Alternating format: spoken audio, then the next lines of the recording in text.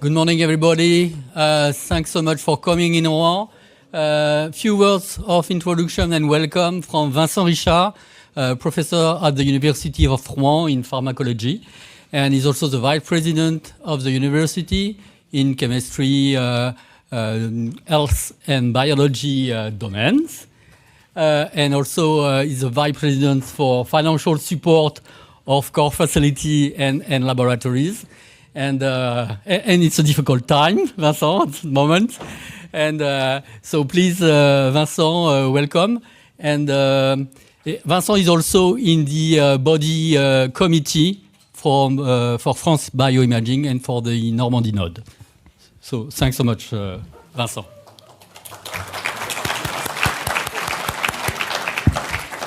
Thank you, Ludovic. You said everything, so I don't have anything to add.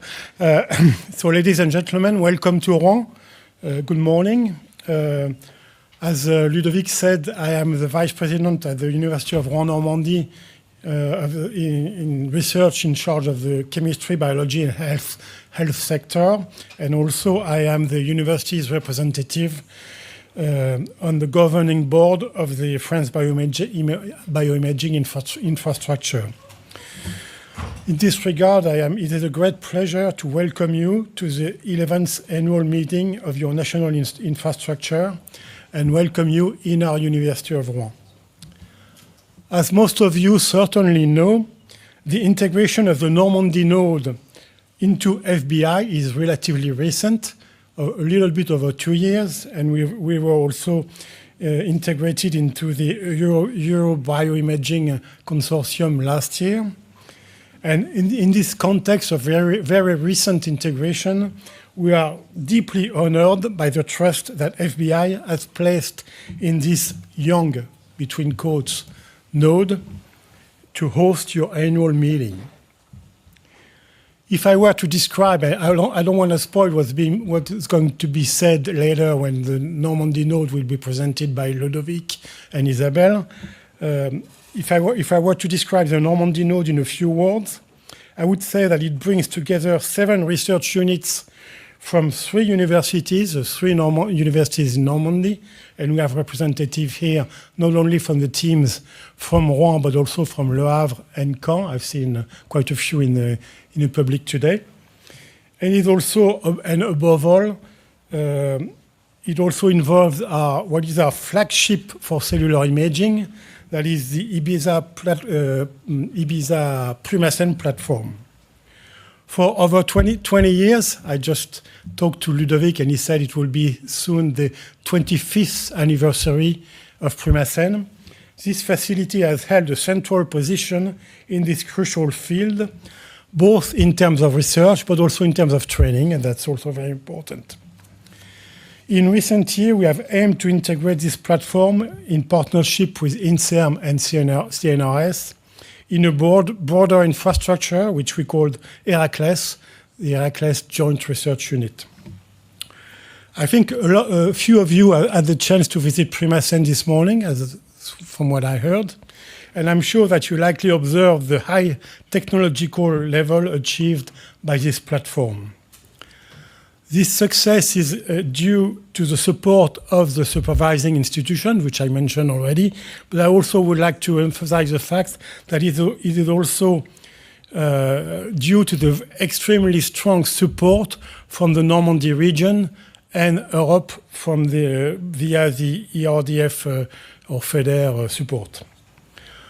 If I want to give you an example, this past Tuesday, I defended a project for 2026 before the Normandie region for the upgrade and renewal of cellular imaging equipment for Plumasen that would represent, if it is accepted, an investment of over 1.6 million euros. Finally, I noted, and I'm not sure whether it is a coincidence or not, that the scientific theme of your 2026 meeting, which is called Multimodalities for Organ and Organism Imaging, is in perfect alignment with the Normandie node, area of expertise within FBI, since this node is recognized for multi-scale imaging, ex vivo and in situ organ imaging. I wish you an excellent meeting, and I hope that during your stay you will only enjoy our redeveloped banks of the Seine River, but also discover or rediscover our beautiful city in Rouen. Thank you very much.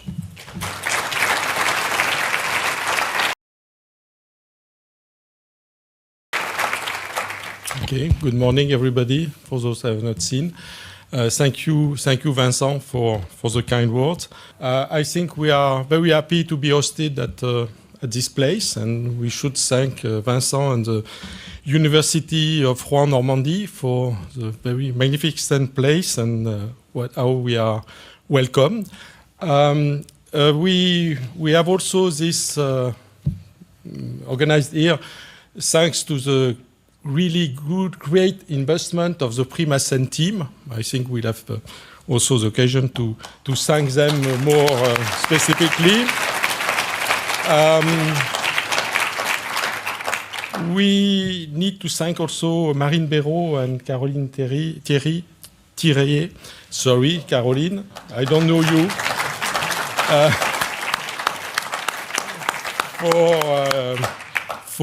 For with the Normandie node and Primasen setting up this, and I think it will be a great meeting. We should also thank two people that are in the room, Edouard Bertrand and Jean Salamero, who are past coordinator of the France-BioImaging, and you will see that what we achieved today is also thanks to their long-term investment and people before them, but these two persons were very, very involved, and I think we should thank them.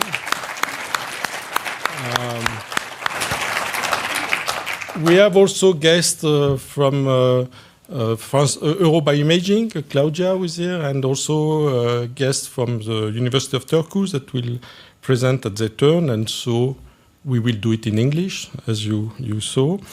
And finally, the last thing is about the help from academic partner and also industrial partner that really were very helpful in setting up this. And you see again the University of Rouen, Normandie that contributed.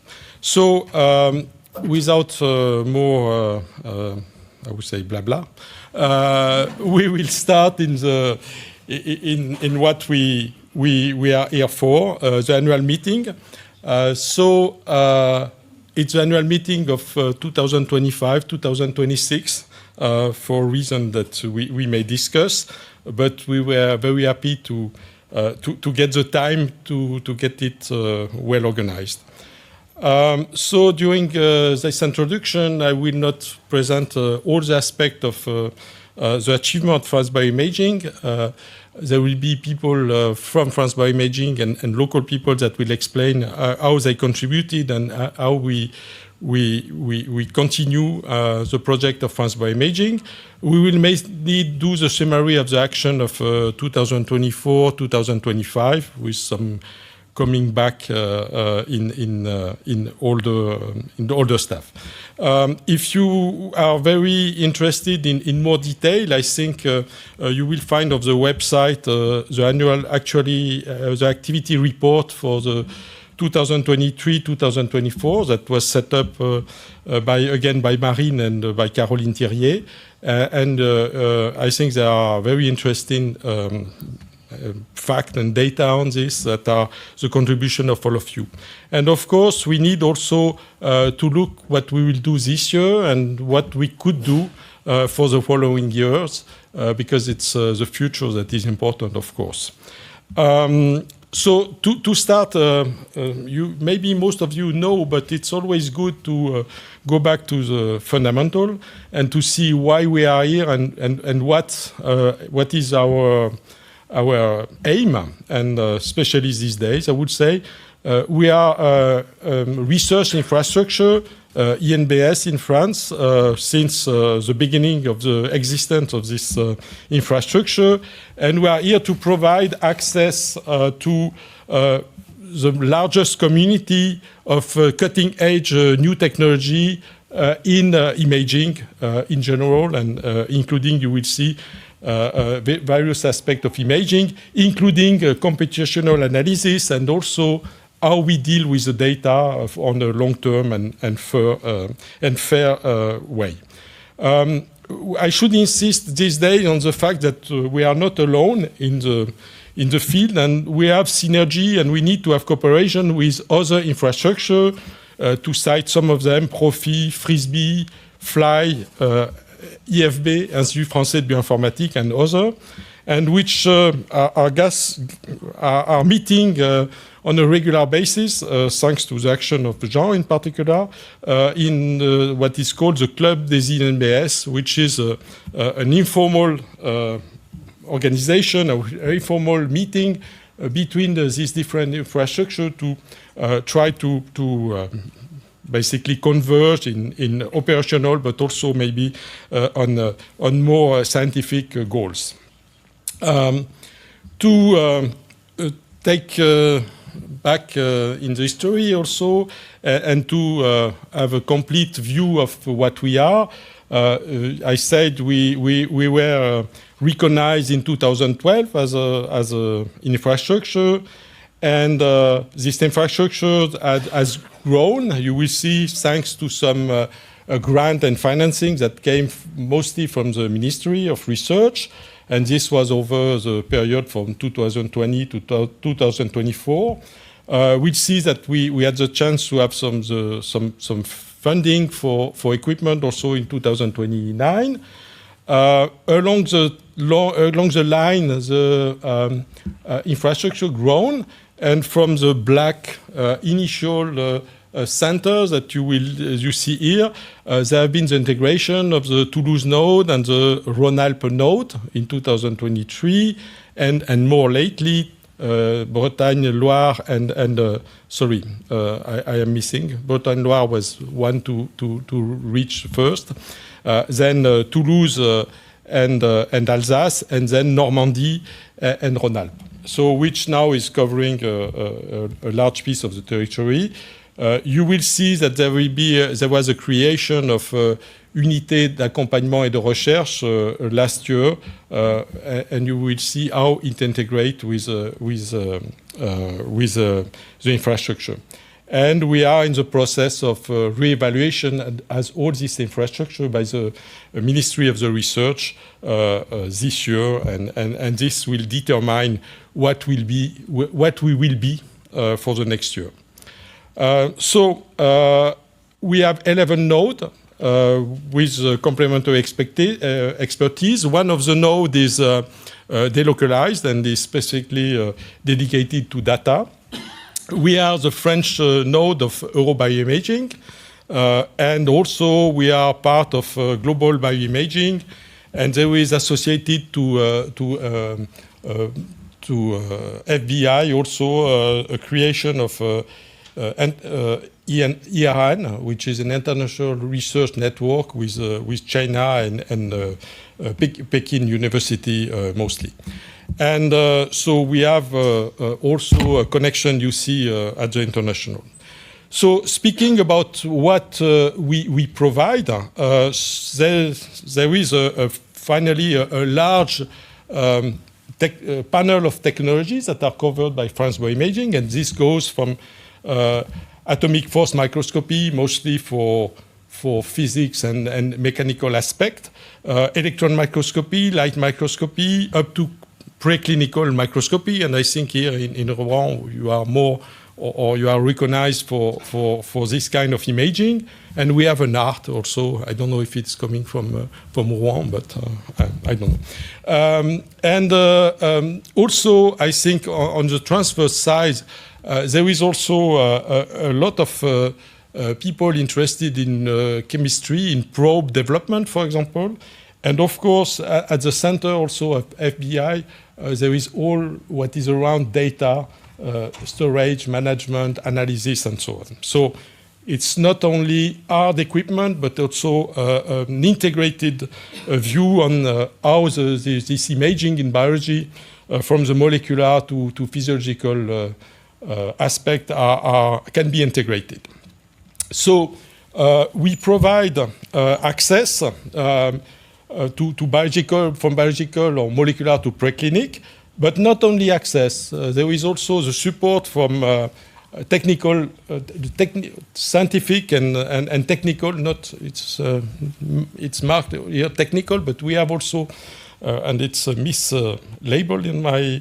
We have a scientific expertise on each node, on each facility, which means that we don't provide only access to equipment, but we have the equipment plus a particular knowledge which is distributed in the different places. And of course, we, as I already said, we are also interested in providing help for data. And also, very important, and specifically in this node, which is well known for this, we have a great action on training that could be local and more integrated, as you will see along this meeting. And the area of application you see are very large. The list is not representing, I'm sure, all the different aspects you are covering, but it's very broad across biology. A little numbers. This means 30 imaging core facility. The thing also from France-BioImaging is that there is not only infrastructure, there are also research and development team that are associated to this facility and that contribute, as you will see, to the action and also to the development in the infrastructure. This means more than 400 setup.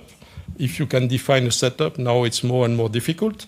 And this means for the last years, quite a number of use of machine, of hour per machine. This means more than 7,000 on-site user, which is quite big. Not as much, but almost. Training for PhD student, for postdoc, for master student in most places, and also for all researcher. We have some industrial user, and we can go back to this, and a few hundred of publications citing your core facility and the contribution of France-BioImaging. So it's quite, I would say, a large panel, a large team. So this has been rendered possible thanks to investment. And so the investment, as I told you, started in 2011, 2012, with a big push from the minister at the beginning. Then you see the different some or different budget tend to diminish, but they were still existing over the year. 4 million at one, 3.2. And the last one was from 9.2 million euro, and it was a budget of the call Biogen that was set up by Edouard Bertrand, that was in 2000, before 2024, that was funded by the ministry for the acquisition of equipment. And you see by this year we will have bought like 60% of the budget. We will have used 60% of the budget. This was also equipment render. This rise was also important, as Vincent told us, by the contribution of other university and other partners that are really helping us. If you put all the sum together to a big amount, and we thank them. I will have no time to cite all our governing body because we have more than 10, 20, 10, 15 or something like this, which is quite a lot. For this, what is our goal? We have 3 goals, which is innovation, to keep things going, to renew, to acquire new equipment, to develop new equipment. The second one, or the first one, depending, is the access. We need to give access to the largest community possible. And the third one, which is also very important, is training, to train from master student and up to researcher, even old researchers as me need some training, I think, in imaging. Okay, I started at a time where imaging was not existing, basically. People were taking photos under the microscope. So things have changed. And we have structuring activities. So up to 24, these structuring activities were also helped by a functional grant that were within this ANR Financement d'Avenir call, and we had both investment and functioning.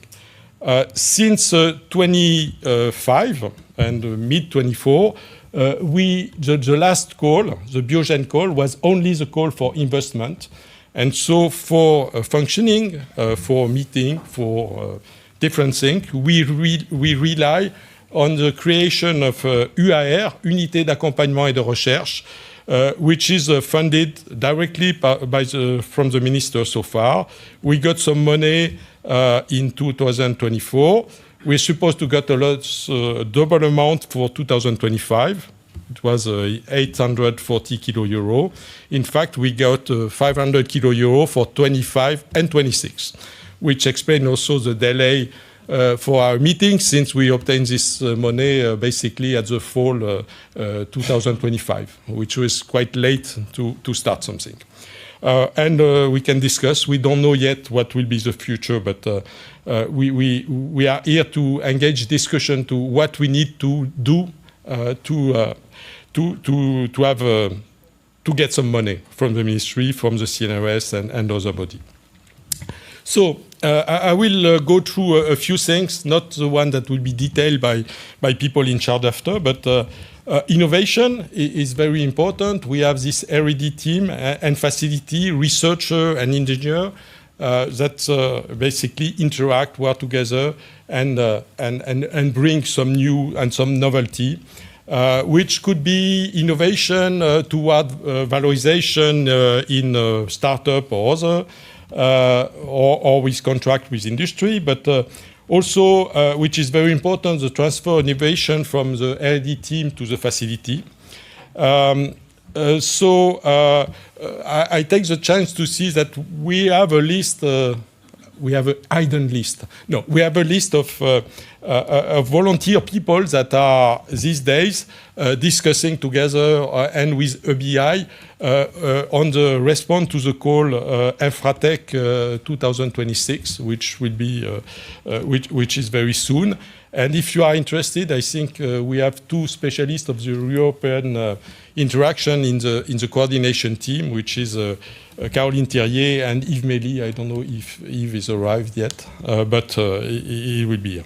So you can discuss this with us and with them if you are interested in participating or in setting up something. So to foster this transfer, we had from 2021 to 2024 a different call almost each year to support different things, but basically interaction and innovation or transfer technology from the R&D team to the core facility. And the last one was on 2024. Of course, you understand that we didn't do anything in 2025, but at a meeting we had in Paris to think about the future of FBI with all the core, the node head and co-head, we decided that we should put some money back on 2026 with what we have, and we will put, basically, we plan to finance 4 projects of tech transfer to core facility. Basically, it will be a salary of 12 months on the core facility with a R&D team to bring a method, to bring a technology, to bring an equipment from the R&D team to a new offer or an increased offer in the core facility. The goal is at the end of the year, there should be something open to the community with some billing and so on. So it's, I would say, late TRL. The other action is access. So there have been different. There is among the users, 7,000 users and so on. Yeah, there is 10% of external user, and they are French or international. Among these 7,000 users, there are little more than 200 industrial or private sector user. I think we could increase, and everybody want to increase this number, but we need to find the good way to do it. And there is funding access to European international opportunity, and this is a list of the different, I would say, calls that we participated in. And so EBI is very useful, and it's where we have the biggest value with EBIs, with this interaction to prepare and to apply or to benefit from coal. We have also national mechanisms contributing to the infrastructure. Different coal, maybe I will not get in detail, but what I can stress that we have participated to a call led by Ibiza for multiple infrastructure usage. We contribute to Afrique-France action limited this year because of budget, and we restart the subsidized access, and you can find the detail on the website. So we had also during the last year huge work by a working group led by Virgile Viasnov on restructuring the offer of the services, and this was to basically bring down to a few hundred, 100 FBI service, and also to go from something which is not center to apparatus, but center of unique workflow, and to increase also the visibility of the infrastructure, and toward industry in particular. And this morning, our business engineer from CNRS will explain how we manage also to bring industrial to us. Structuring activity, we have a communication assistant, Marine. We have the business developer, Sami. We have also some mission officer, integration, training, and data. We have working group, capacity and training. And we have also a central activity around data image analysis. I will not detail this because we will have a specific talk on this this morning and afternoon. And the message here is that FBI Core will contribute to help this mission this year with the money we have. We have also technology-oriented working group. They can change. There are different aspects. They will be very important, and we need to reactivate them. We can support at the minimum this year some, if they want to organize meetings, some help, financial help. I think they will need to evaluate with us the integration of in FBI of the novel technologies that were installed in the past. I think it's good to have a feedback on what was positive, what was less positive. And also, I think it's essential for a prospective point of view to see what we should do next.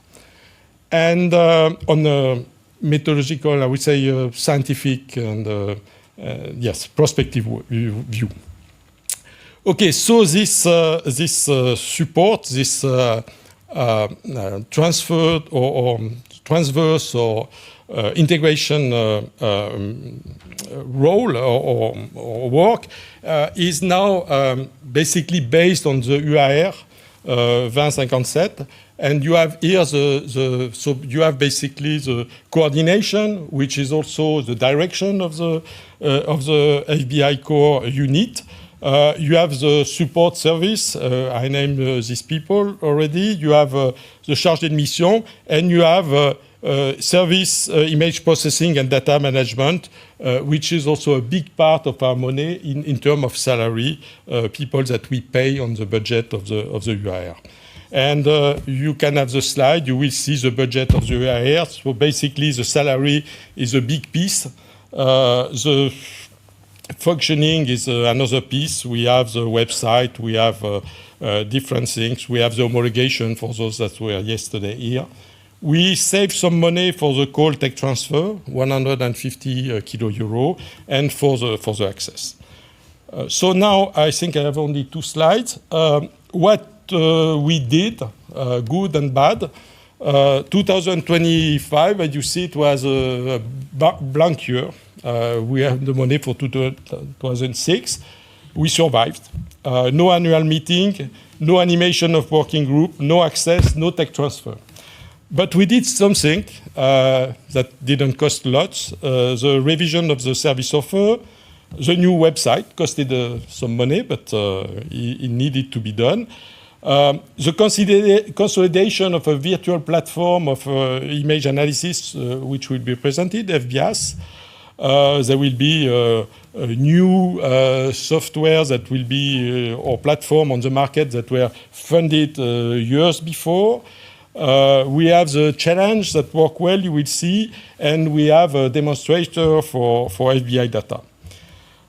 So now, and we got also positive news. Guillaume Gay, which is really instrumental for the data, was hired for good by University of Montpellier, and Guillaume Mocor was hired by Synergies at Bordeaux University. For 2026, with the budget of last year, we can do the annual meeting, we can restart the activity of the working group, we can support tech transfer, and we can continue access and restart access. And we had also good news for a position in Université Paris-Cité, which basically the salary of Raphael was taken over by the university, and we have a position asked at CNRS for an engineer that is pending. We are waiting for the answer. For 26, 27, we have to look on the orientation of FBI. Depending on the money we have to adjust, and we have to find a way to continue. We have to discuss with the other infrastructure on likely larger shared project that will be maybe more easy to fund or more accepted by the ministry. For this, we need the mobilization of the technological working group. But in any case, I think we will need, at the end of this discussion, to make choice according to our budget. We have to fit the budget with our mission. And also, we have to, at the same time, to look at the people and to be able to sustain salary for the people that are involved. And here we need the support of the governing body. And also, it will be the year where we will be evaluated by a BI, and this is something that the coordination will take care, and it may need your help. And with this, I should thank you, and I don't know if there is time for question, or the question will come after, or if there is we need maybe to go on, and anyway, we are here, we can discuss anytime, and thanks all of you.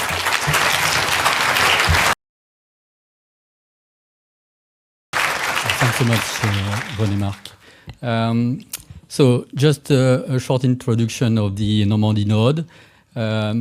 Isabelle Bardou has already presented the Normandie node in Strasbourg during the last meeting, and there will be many Norman speakers, and so I will maybe do it a bit differently today. So after 2 years within France-BioImaging, I will try to give you some additional information, in fact. Oops. So at low resolution, this is what the Normandie node looks like. And when you increase the resolution, you can find 3 universities, as Vincent told before.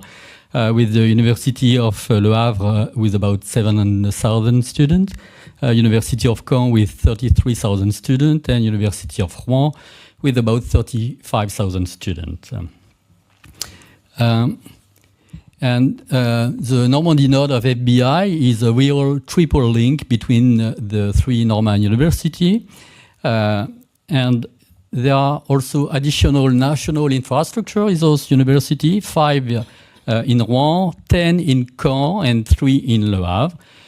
Only one S3 landmark in Rouen and Le Havre, EuroBioImaging, and 2 additional in Caen, mostly in the physical particle domain. And in the domain of imaging, biology, chemistry, and health, at the University of Rouen, they are linked with Invertebrates, METSA, and ChemBioFrance. And in Caen, FLY, and we have a speaker from FLY today. Tomorrow, and in Caen with METSA and ChemBioFrance as well. So the Normandie node is a single facility. Primasen, you have many of those of you visited this morning, and 3 research and development teams. So that's 7 partners and about 60 people involved and 30 imaging devices. So in Mont-Saint-Aignan in Rouen, you have Primasen, an Ibiza platform, which is integrated in Heracles. In Le Havre, you've got the research and development team, so-called CBio, which is also affiliated to Ineris. In Caen, you have the lab so-called FIND, affiliated to INSERM. And with Isabelle and Julie, we are also an Ibiza project to develop a facility over there.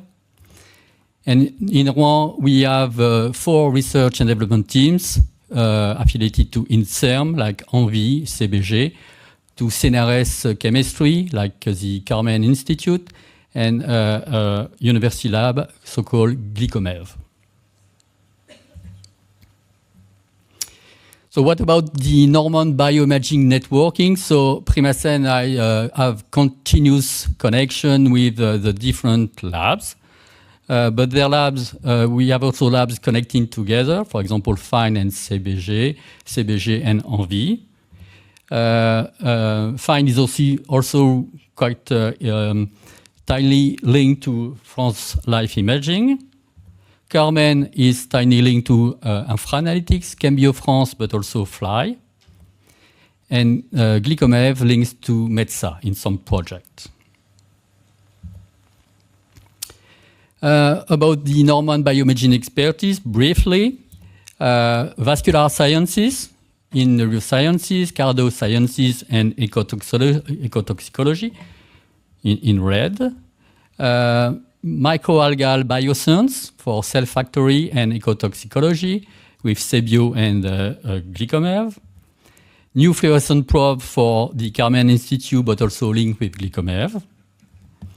And a topic of intercellular communication through synaptic transmission and cell-to-cell communication for Primasen, linked with FIND and CBG.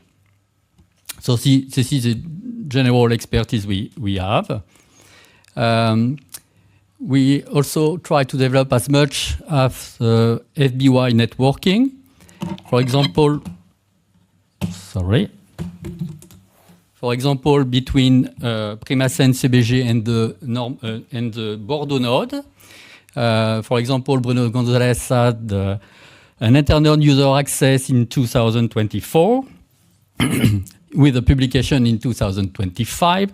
Carole Braslaniel applied for ANR PRC 2026 with Primasen, but also we integrate the Bordeaux node and the BIC for the 3DM with Étienne Gontier. Christophe Chameau and Magali Bénard participate to training and workshop organized by the Bordeaux node. And we have ongoing discussion about internode tech transfer already project. We have also a nice collaboration with Île-de-France Sud Node and Glycomev. I benefit by myself from FBI user access in 2023 and managed by Elodie Rivet from the Glycomev lab. We have a successful ANR PRC in 2025 and Claire Boulogne as a full partner from the Île-de-France Sud for FIBSEM acquisition in particular. Christophe Chanot contribute to training in the node, and Christophe and Damien Chapman contribute to the INRA network. And during some infratech discussion, we have nice discussion with Daniel Stockholm, and maybe we have other projects in the future. We also have connection with the Alsace node, and we have common users, and there is a publication submitted at the moment. Another way to perform FBI networking is through the thesis supervisory committee. For example, Jérémy Taillon, I don't know where is Jérémy, okay, over there, is a member of the Bardou node, but he's also the member of the committee of Aurélien Demonde, a PhD student in Rouen. Audrey Lassalle, yes, you are here. He is a member committee of Thomas Bans, in PhD in Rouen as well. I am a member of the committee of Camille Dos Santos at the Bretagne-Loire node, a PhD student of Marc Tramier and in Scoper. Marc, you are here, I know, I see you. Jérôme Meuterer from the Alsace node is a member of the committee of Camille Racine. Camille Racine is a PhD student of Delphine Burel. And I will be a member of the committee of Victor Marin in the Bardou node.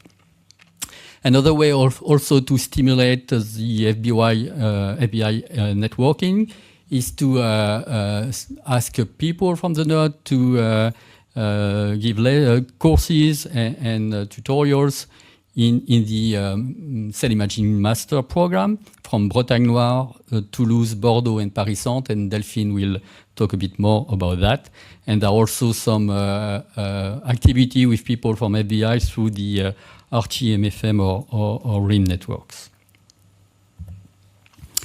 About the involvement of Normandie node members in FBI, so Isabelle and I are in the executive board, Damien as a substitute.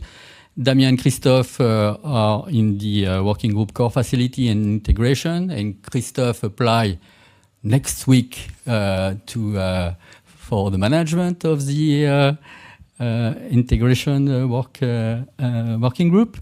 Christophe is also involved in the training and education working group. Sophie Bernard and Marc Ropito in the working group multiscale and correlative microscopy. Isabelle in the preclinical microscopy.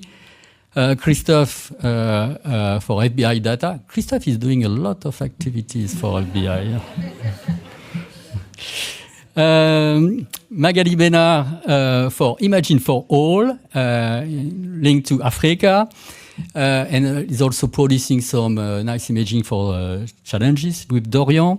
I've been involved in the CNRS ERN bioimage in China, and Magali and I are involved with Sami for the SME industry approach or project or contracts.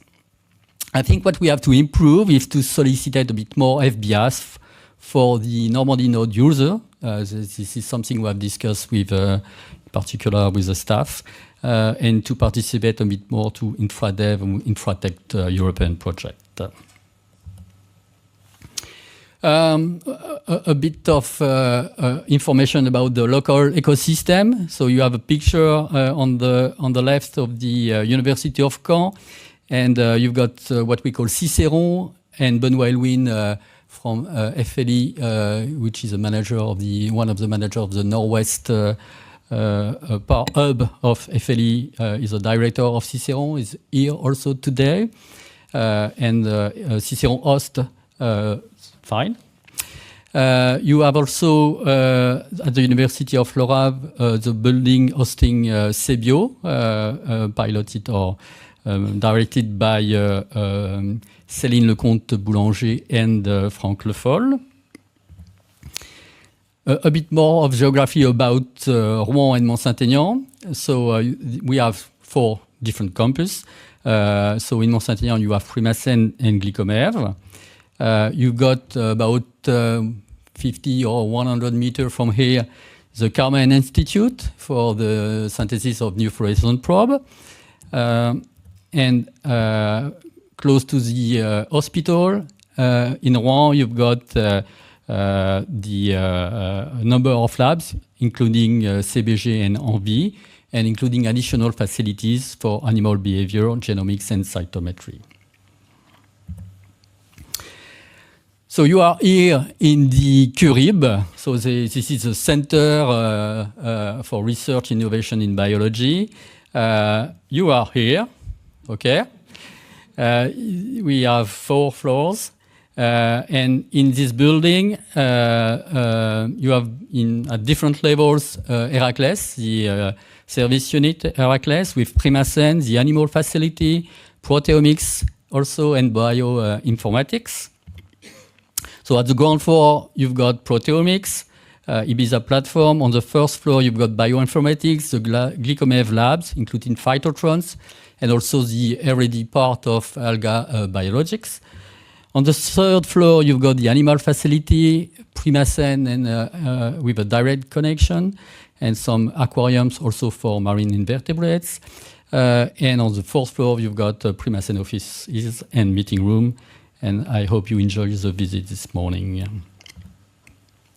Considering Primacène, it's about 13 people, 9 permanent position, 4 non-permanent position, and a full-time equivalent about 10. And this is the organization, but maybe I can save time, and we already discussed about that previously. Just a short focus on new equipment and developments. So we try to develop as much as possible a workflow for clam, microalgae, and plant. Live organ imaging in Rouen for heart and retina, and brain in Caen. And as a close perspective, Vincent told a few words about that. We applied for the facility call and for repressing, upgrading, and to go to smart microscopy and to improve also multiplexing. So during the visit, you see the different equipment. We tried to do TEM, cryoconfocal, cryofilm, film fret, and clam in resin. In particular with Thomas Bans, PhD student, Damien, Sophie, Philippe, and Vincent Lemaitre. But you see the workflow already.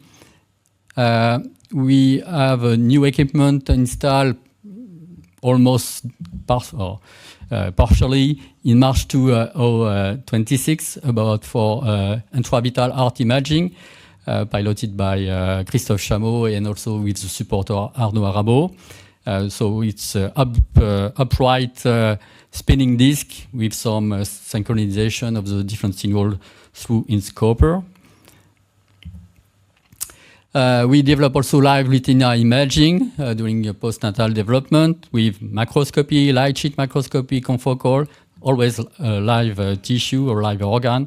And we observe wall flat mounted retina. We can, in fact, identify the 3 vascular plexuses and also the different membrane protrusion connecting cells. And this is the work of Aurélien Debaune, a PhD student, Magali, Christophe, and Damien. Yeah, comment? Yeah. No, too much. Okay. And in Caen, they are developing multi-photon imaging, and they install a new, or they will install. Okay, soonly a new 2-photon laser, multi-photon laser on their Bruker instrument for engaging optogenetics and developing also the detection of new particles in activated endothelial cell. But Maxime Goberti will talk a bit more tomorrow about that. So So about the contribution during annual meeting, people from the Normandie node with different talks. In Strasbourg, Magali Bénard talk about intercellular connection. Xavier Franck about new fluorescent probes. Tomorrow, Igor Kalin will talk about brain imaging. Eba Brakenhilm about heart imaging. Delphine Burel, who is the director of the master program, will present you all the process and all the 20 years of the master program in Rouen. And we have also the pleasure to have Kari Vianola from the University of Turku, who will present the BIMA program.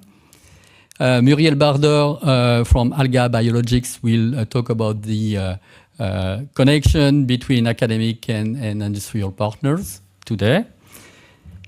And Maxime Gouberti about project linked to France-BioImaging. So during this annual meeting, opening to France-BioImaging, opening to EMBRC with Marie Wald from Roscoff today. Thanks Claudia for coming from Eurobioimaging and to talk about the industry board. We also, so René-Marc already thanks the different sponsor. And another additional sponsor, because Kari Vianola asked for, apply for Erasmus grant for traveling. So thanks for him doing this application. Few also acknowledgement, of course, the France-BioImaging group and Caroline and Marine, but also Sylvie and Sami. At the University of Rouen, Flore Gouel for all the sponsoring contract with the different industrial partner. It was not so easy.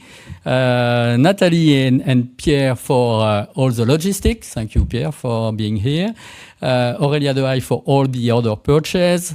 And of course, Magali, Sophie, Christophe, Philippe, Marc, Damien, and others. But also Elisabeth Bella, who helped us, Isabelle and I, for the scientific program. I will also thank, I will sit all the MM1 students, but they'll also participate to the logistic of this meeting. Most of them have already internships, so they do not have to bother you so much during the meeting. So we will have 30 talks for academic and industrial members. 44% are women, 56 are men. We have 40% of chairwomen, 60% of chairmen. So it's not perfect, but I think it's going better. So we have different sessions. Maybe I can save time about that. 75% of the talks will be about photonics, 25% about electron microscopy. 60% of the talk will be given by engineers, 33% of the talk by professor, researcher, or assistant professor, and 8% talks by postdoc and PhD student.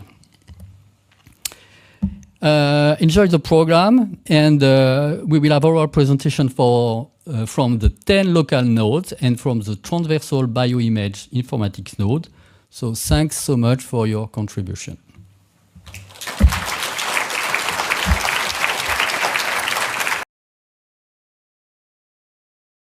Okay. Hello everyone. So I'm Caroline Thirier, and it's my turn to welcome you to Rouen. And thank you for coming to this annual meeting of France-BioImaging. I'm very happy to see you all here. And thank you again to the local organization team. Sorry. It was a pleasure also to organize this event with you. So you have seen an overview of the different ecosystems we are working on, the infrastructure, the nodes, and now we will dive on more specific activities, strategic activities of the infrastructure that we are doing with all the members of the nodes of France-BioImaging.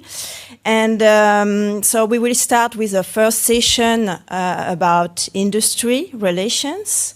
And then this afternoon, you will see a session about training and then on data.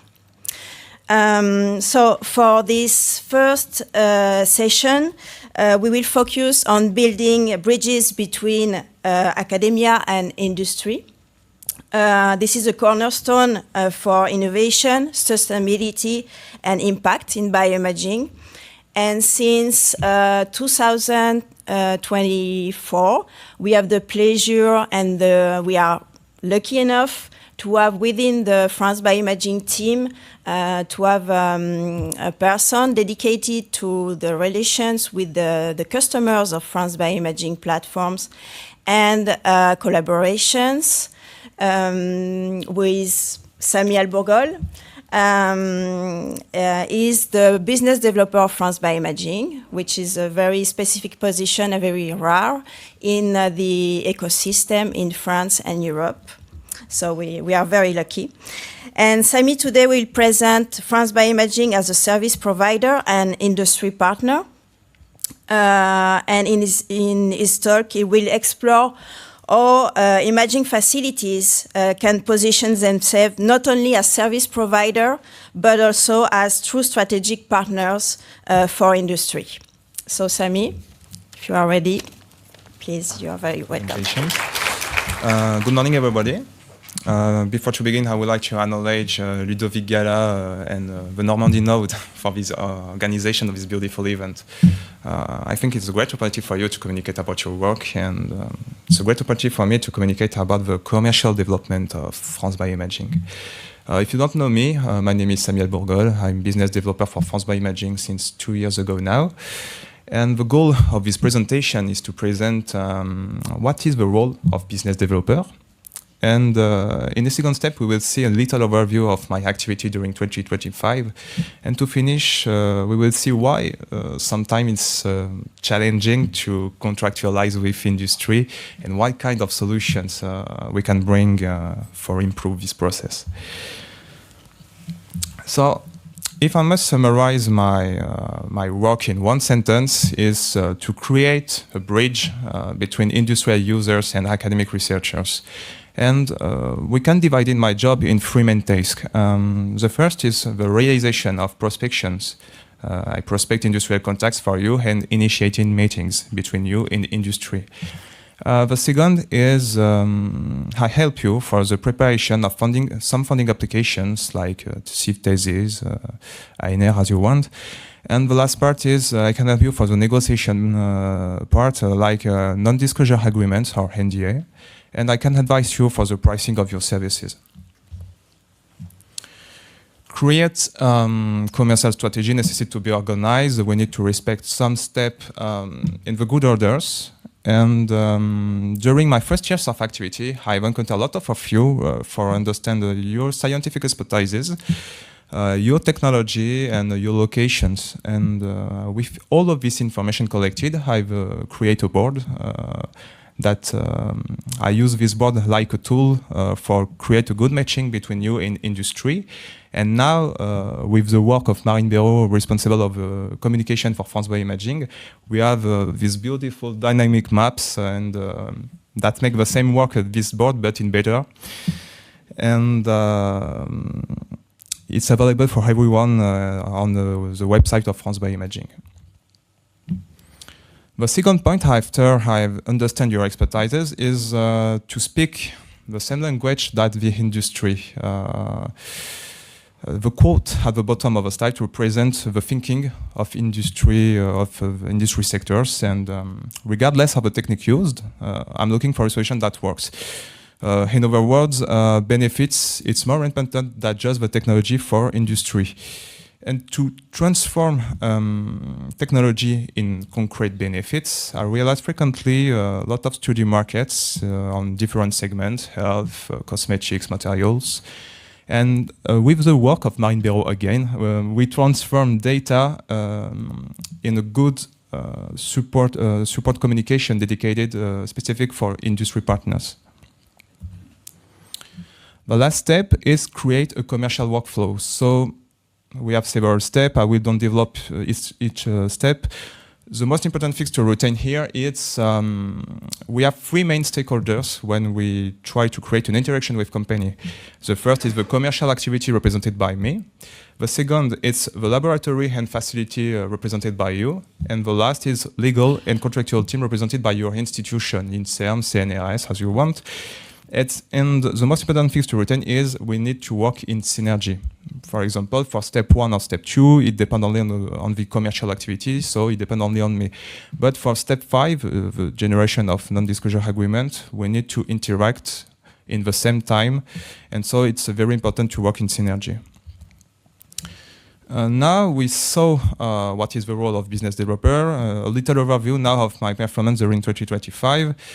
During these years, I've contacted approximately 300 companies, and at the end of the process, I have only 9 customers, so it represents 3.2% of conversion rate, and it seems to be low in first time, but in reality, if you compare this number with this rate with classical commercial activities, it's a good score. And the conclusion of this is, if you need more customers for facility or laboratory, we need to contact a lot of companies. To illustrate this, during these years, I represented France-BioImaging at 9 industry trade shows. I've sent more than 500 mails by years, and I don't count phone calls. And I interact very frequently with a lot of networks like competitiveness clusters or in French, Pôle universitaire d'innovation, PUI. It's very important to be present and rest visible in the landscape of the industry. The interaction between you and the industry generated during these years approximately 180,000 euros. So it's good for starting the activities. The most important thing is services. It's a good way for generate new customers, but I'm conscious that it's not the best way for generate a great scientific and financial value for your laboratory. But in reality, it's indispensable to begin by services. It's a first step for create a trust between you and the industry, and it's more interesting that research collaboration, but it's indispensable to begin by this. In terms of time, approximately we need to have 6 months for realize the contractualization with industry, and in some cases we can reach 9 months or 1 year. So it's a very long process, and we need to anticipate this. We saw a little overview of this activity. Now it's time to speak about why sometimes it's difficult to contractualize with company. The number at the bottom of the slide represents the number of contract loss during 2 years of activity. So it's twice that the number of contracts realized during 2025. And for summarize this, I've realized the top 3 of reasons of why sometimes we don't contract with industry. Third place, we have a problem with non-disclosure agreements. Frequently, company receive the non-disclosure agreement of your institutions, and this company won't change one word on some terms of this contract. And we enter in the negotiation 2 months just for change one word. And at the end, infrequently, the company leave the table of the negotiation after 2 weeks. So it's a big problem. The second place is the company changes its mind after receiving the quote. And in reality, it's very frequent for the cosmetic market specifically. And my hypothesis of this is the need bring by the cosmetic market are not crucial, it's more marketing needs. And globally, I think industry are not conscious or don't have a good idea of your works, and the reference of your price are not good for the company. And in the first place, we have budget of a company was never released.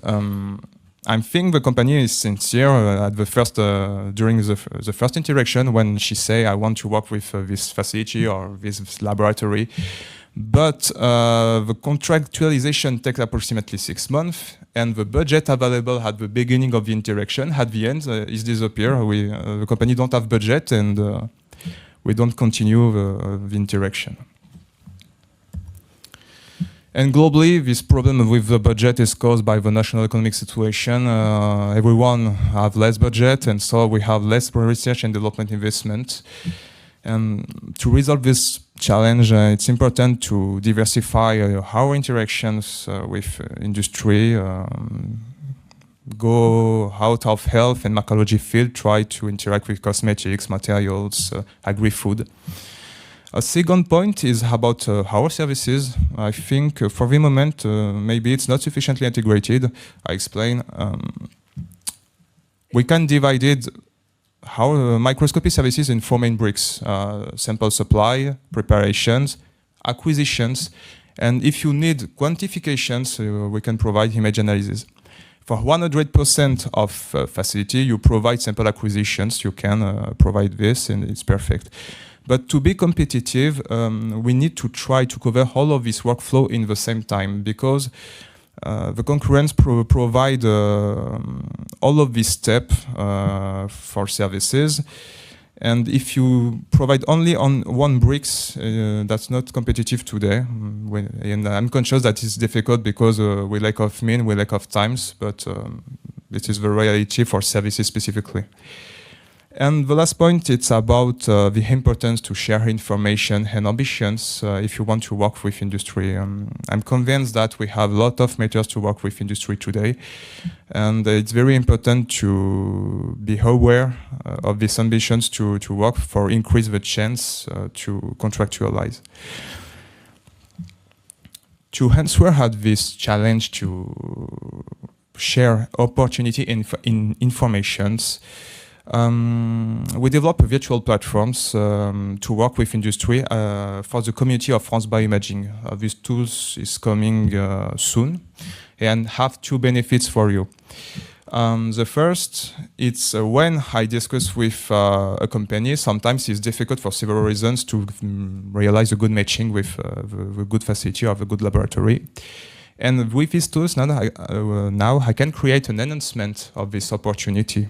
With some details of the need, and if you subscribe at this platform, you will notificate of this opportunity, and in only one click you can share your interest to interact with this industry.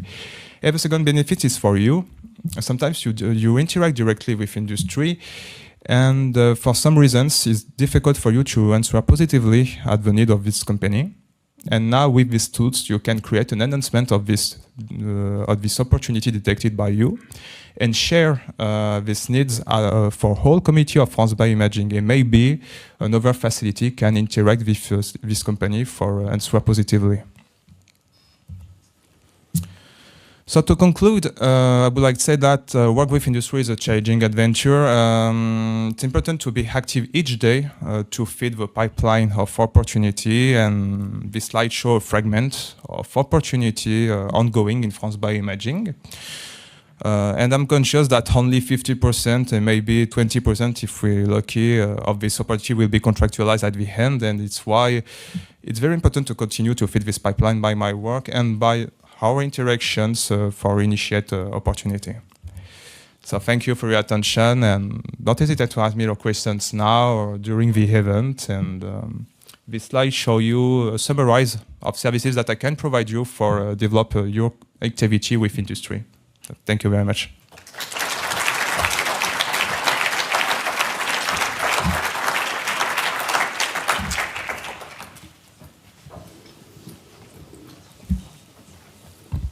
Do we have any burning question for Sami in the audience? Claudia. Yes, I have a question because we are, of course, looking at...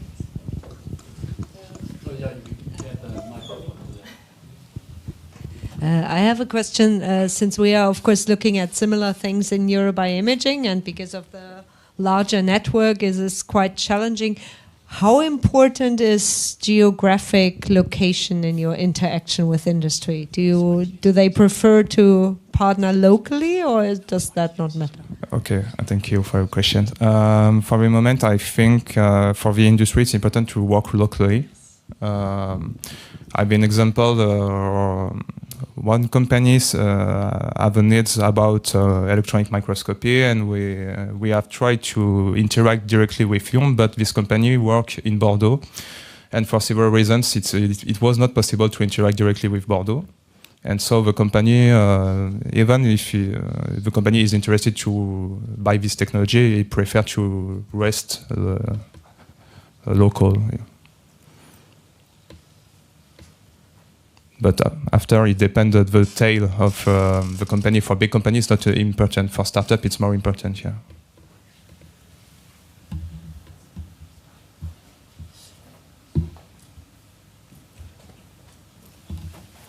No more questions? No? Maybe I have one for everybody. You talked about collaborations and how it can benefit both the industry and the facilities or labs working with them.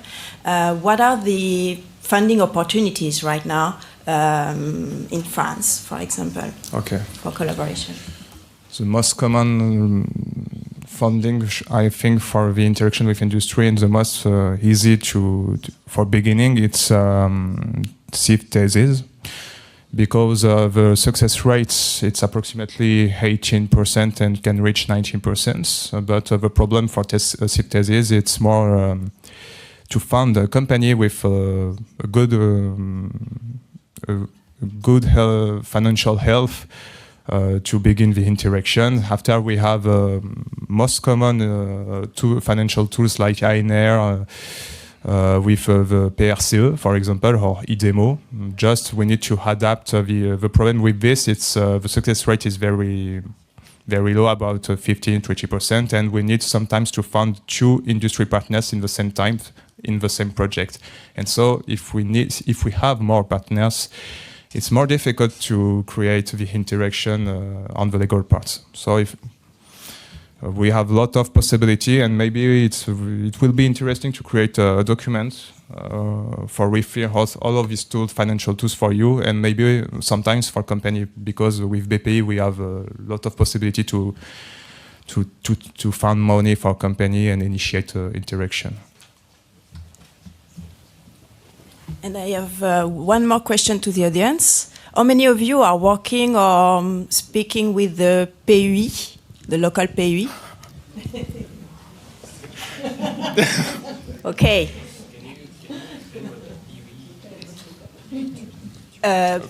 Pôle universitaire d'innovation. Okay. It was just a quick pull. It's a complex concept. Thank you very much, Sami. I think we can go on.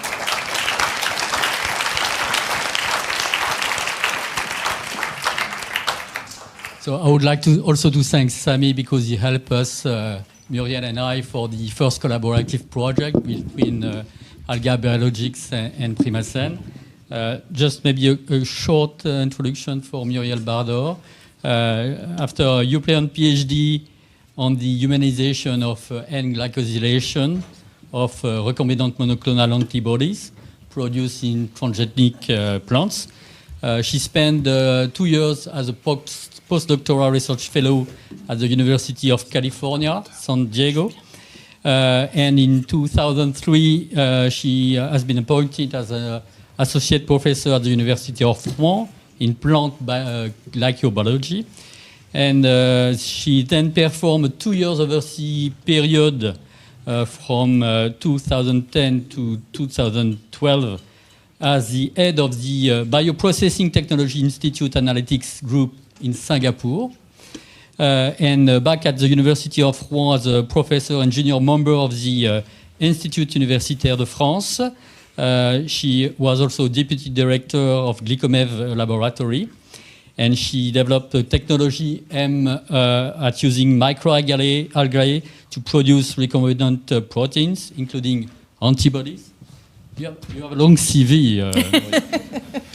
And now she, in fact, she exploited this approach through Alga Biologics, and she's now the president and the scientific director of Alga Biologics, co-founded in November 2021. Yes. Okay. And I realized that we published the first paper together in 2003. So you see. So it's a long time ago. Please, Muriel. So thank you very much, Ludovic, for the kind introduction. Thank you to all the organizing committee for giving me the opportunity to present today some of the work that we are doing. So before going into the detail of the project that we managed to secure with the help of Sami and Ludovic, and which is currently funded by the Région Normandie, I would like to come back a little bit on the history of the creation of Alga Biologics. Because Alga Biologics, of course, is a young startup, as you understand, but it's a specific startup that we call a deep tech, meaning that we are exploiting in the company some technology and some of the results and patents which are coming out from the university, and in our case, especially from the University of Rouen, Normandie. So maybe that's something which came out from Sami's presentation and the difficulty that he encounters. Maybe some of your first target should be the deep tech startup, because of course they are more familiar with the way the academia is working and developing their project. So that can be probably some focus that we should have or prioritize in the next months. So Alga Biologics is coming and exploiting the result from the University of Rouen, Normandie, so where you are right now, and especially the work that has been done in the GlycoMève lab, which is a plant glycobiology lab, which is developing 3 axes of research. 2 axes of research which are developed by my colleagues, Professor Jean-Claude Mollet and Professor Arnaud Lehner, which is dedicated to the understanding of the role of a polysaccharide with regards to the development of the plant and especially the reproduction systems.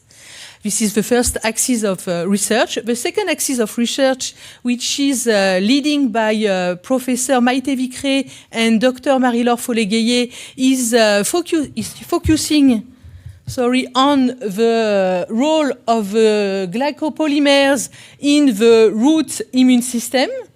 And the third axis that I started a few years back in the GlycoMève and which led to the creation of Alga Biologics is the third axis, which is now directed by Professor Elodie Rivet, which is focusing on the understanding of the biosynthesis of glycoprotein within macroalgae.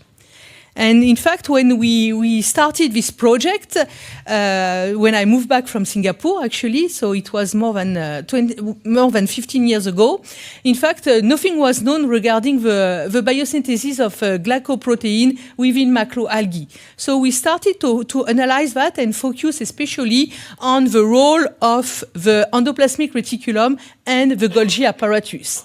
And at the beginning, of course, we were a plant glycobiology lab, so we didn't know anything about macroalgae.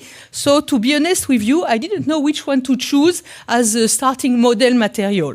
So by discussing with a colleague from IFREMER, we decided that we will study different macroalgae, which are coming from different phylum in the tree of life, and we started to analyze the glycosylation of the protein of all this strain of macroalgae. And the discovery that we did, which was quite interesting in terms of applied science, we discovered a particular strain of macroalgae, which is called Phaeodactylum, which is a marine macroalgae, which is able to synthesize some glycoprotein, which are bearing exactly the same type of glycans that you can find in human proteins, and that you have here, which are called oligomonocytes. So by making this discovery, we decided that this particular macroalgae could be a good alternative in order to produce some recombinant protein, which are currently produced by using mammalian cells, which cause a lot of problems that I will go into it a little bit later on. And so that was the beginning, I will say, of a more applied project within GlycoMève. And we were lucky at that time to be funded by the European community on a European project that we developed with Professor Uwe Meyer in Germany and Professor Julian Ma in London. And we started to work on the production of recombinant antibodies by using this particular bacteria macroalgae, which is Phaeodactylum. And in fact, it came out from this collaborative work that Phaeodactylum was able to produce some complex recombinant protein, like this particular antibody that we choose as a model at the beginning, which was directed against hepatitis B virus antigen.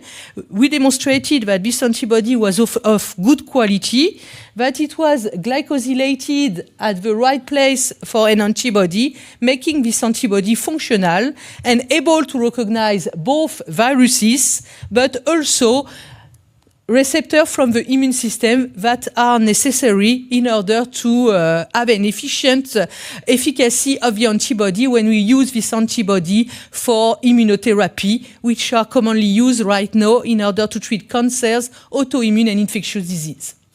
And based on this result and with the help of the PUI, we started to think a little bit before COVID what to do with this technology.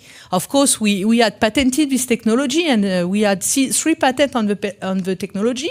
And a little bit like Sami is doing right now, at that time, with the help of Normandie valorization, we started to discuss with pharmaceutical company about this technology in order to get their opinion and to see whether or not they would be willing to use this technology.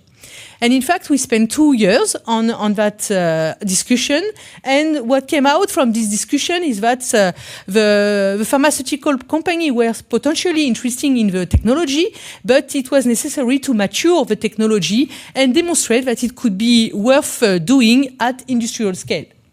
So this is the reason why we decided to create the company in order to work on the industrialization of the technology and mature the technology, because this was not the mission of our academic lab. So since this period, I am leading Alga Biologics, and in fact our mission in Alga Biologics, as you understand, is to harness the natural power of marine macroalgae as a cell biofactory to produce sustainable, safer, and more affordable for more patients recombinant protein. So of course, when we started the activity of the company, we make use of the proof of concept that we were having already, and we started to work with the production of antibodies. But now, since we had a lot of discussion with different industry from different domains, like the domain of the cosmetic, of the life science, of the diagnostic, and also of the pharmaceutical field, we are extending our activity towards the production of cytokine and peptides. And in fact, the problem that we would like to solve is currently most of its proteins and peptides are produced by using mammalian cell bacteria or yeast, which is very expensive. There is a limited capacity worldwide. It's very polluting. The environmental impact is very, very high. And there is always some risk of viral or endotoxin contamination, whereas this risk is reduced to 0 with our macroalgae production system. So we want to propose our patented innovative solution as an alternative, and we want also, of course, to have a positive impact on the environment and to answer some of the sustainable development goals which has been defined by the ONU, the Nations Unies. So when we started the company, we decided to produce some antibody for research and diagnostic field, and we especially choose to produce 2 antibodies which are very well known in the diagnostic field as well as in the pharmaceutical field, which are rituximab and trastuzumab. So rituximab is currently used in order to detect some CD20 antigen, which is overexpressed both in autoimmune disease as well as in different cancers, like lymphoma, for example. And the trastuzumab is an antibody which is targeting the HER2 positive antigen, which is overexpressed in breast cancer as well as in stomach cancers. So we use our macroalgae, and here you have an example of a production batch which is occurring in a photobioreactor. So we are using our macroalgae in order to produce the rituximab, for example. Then we have a purification step, which is a chromatography affinity step, and we demonstrated that these antibodies was functional and able to recognize the antigen on the cell surface. We did similar analysis and production for the trastuzumab, and we demonstrated that this trastuzumab can be used as well in order to detect HER2 positive antigen by FACS analysis, by Western blot analysis, and it was also used by one of our partners, which is another biotech company, which is called Polydetect, in order to prove that we can use this antibody in ELISA kit for diagnostic. And in fact, when we got all this demonstration, I was feeling really frustrating because I wanted to demonstrate that this trastuzumab can also be used for immunohistochemistry. But we don't have any kind of expertise within the company, and we don't have any equipment in order to do some imaging. So that's the first collaborative project that we initiated with Ludovic and Primacen. I came to see Ludovic and I asked him, can you help us to demonstrate that our antibody produced in macroalgae can be used for immunohistochemistry? So of course he was very happy about these possibilities, and we decided to work on this project. So in fact it's a three-parted project because we also discussed with some colleagues from the anapathology services of the hospital, of Rouen Hospital, who provide us with the tissue from human. And here you can see the results which are coming out from this collaborative work. We demonstrated through this work that the trastuzumab produced in macroalgae were able to recognize specifically the human breast tumor, which are overexpressing HER2 positive, and we did exactly the same by using some human stomach tumor, which are here labeled with the trastuzumab produced in macroalgae. So all this work is currently under review for publication in the Plant Biotech Journal. And right now we are ready, so this last demonstration of this trastuzumab gives us some good commercial argument to be able to start selling these antibodies for research and diagnostic application. And now we want to go further because, of course, as you probably understand, what we want to reach is to be able to reach the pharmaceutical market. So in order to reach this market in the company, we are also in parallel developing an antibodies which is targeting a pediatric cancer which is called neuroblastoma. And this cancer is affecting 25 children worldwide every year, and with an increase of 1 to 2% every year. And what's happened today with this pathology is that there is currently 2 antibodies which are commercialized, which are produced by using CHO cells, mammalian cells, and these antibodies are very, very costly. It's more than 400,000 € per kids per year. And it's not really efficient because the kids have, as you can see here, a survival rate below 50%. So we want to develop, by using our technology, an antibody which is much more efficient and that can cure more kids affected by these cancers. So we have produced this an antibody which is targeting neuroblastoma, which is an antibody targeting some ganglioside. And for this antibody, we scale up the technology, and we are able right now to produce these antibodies at 200-liter scale. So here, as Ludovic mentioned, we have 2 sites currently on the company. One site which is on the first floor of this building, because it's where we started the activity of the company thanks to the help of the university. And last year, we set up a bioproduction space, which is 10 minutes from this area in Rouen neighborhood. And in this one, we have all the photobioreactor going from 1 liter to 200 liters. And what we have starting to do on this antibody is that we're starting to demonstrate that it was functional and able to remove or to decrease the size of a tumor in zebrafish animal, as you can see here. And now we need to go further on this development because we need to improve the production yield of these antibodies. And this is a deliverable that needs to be done in the next 2 years for the companies. So in order to improve the yield, we set up a huge investment plan with different strategies that we would like to work on in order to be able to achieve this improvement of the yield. And one of the strategy that we want to develop is to understand better the secretion pathway of the antibody within the macroalgae. And with this idea in mind, we started to discuss with Sami and with Ludovic in order to work together to set up a project which is called C-SMART, which is aiming to understand the secretion of antibodies at 200 liter scales, because that's what is important for us, is to be able to improve this production yield at 200 liter scale. So we work together and we write this project that we propose at the Région Normandie under the call Innovation and Collaborative Project, because the Normandie is supporting some collaborative project between company and academia, and we were lucky to be granted funding. So this project has just been started because we had the kickoff meeting actually on the 4th of February, and we are starting the experiment right now. But so far it has been very smooth and very easy to work with Primacen and very efficient.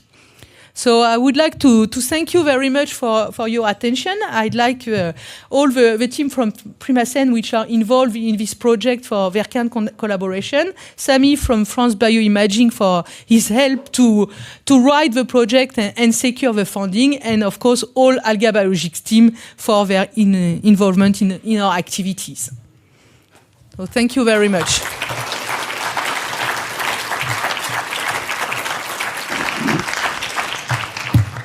Thanks so much, Muriel. Any question for Muriel? Yeah, Edouard? Yeah, very naive question. Why this alga is doing the same duplication as the... So is this particular macroalgae? Because if you are looking to other kind of macroalgae like Chlorella, for example, or Chlamydomonas, they are doing very, very different glycosylation pathway. But Phaeodactylum, the more we understand its biology, the more we realize that it's like an hybrid between some organisms which are able to do some photosynthesis, for example. But now we know that Phaeodactylum is also able to do an urea cycle. So it seems to be like a mixed between mammalians and plants. But this is specific from this particular macroalgae.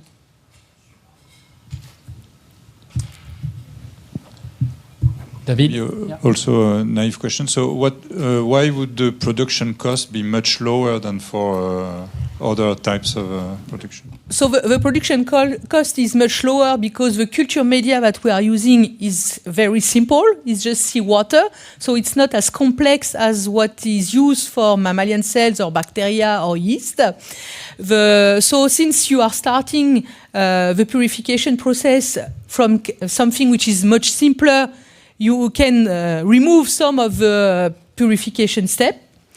And the other things which is very important and that make us decrease the production cost is also the fact that we have no risk of viral contamination, so that we can remove the steps which are aiming to inactivate viruses and which are mandatory for the production in mammalian cells, whereas for us, and this has been validated by the ANSM, so we can remove such steps, which are representing 30% of the purification step, and of course all the quality control which are going with these steps.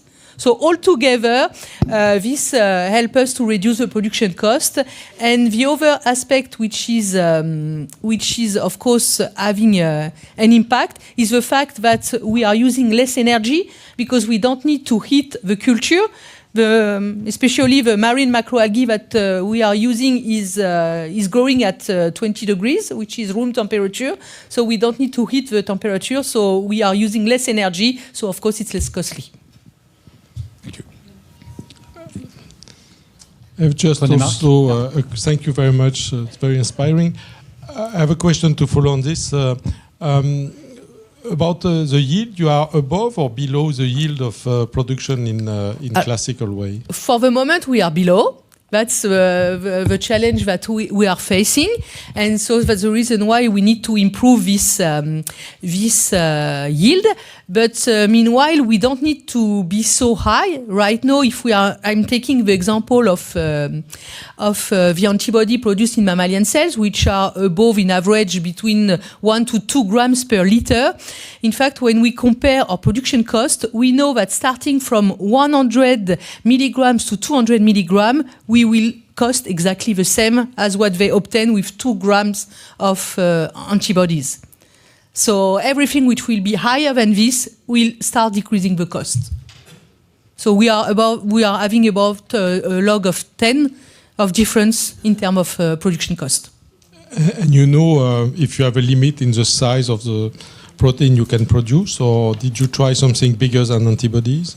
For example? So for the moment, we are trying something smaller than antibodies. Antibodies are the biggest protein, and so far we are having about, even with something smaller, like for example, we have produced recently some VHH or mini bodies, and it's about the same production yield as antibodies. Thank you. Thanks so much again, Muriel. Thank you very much.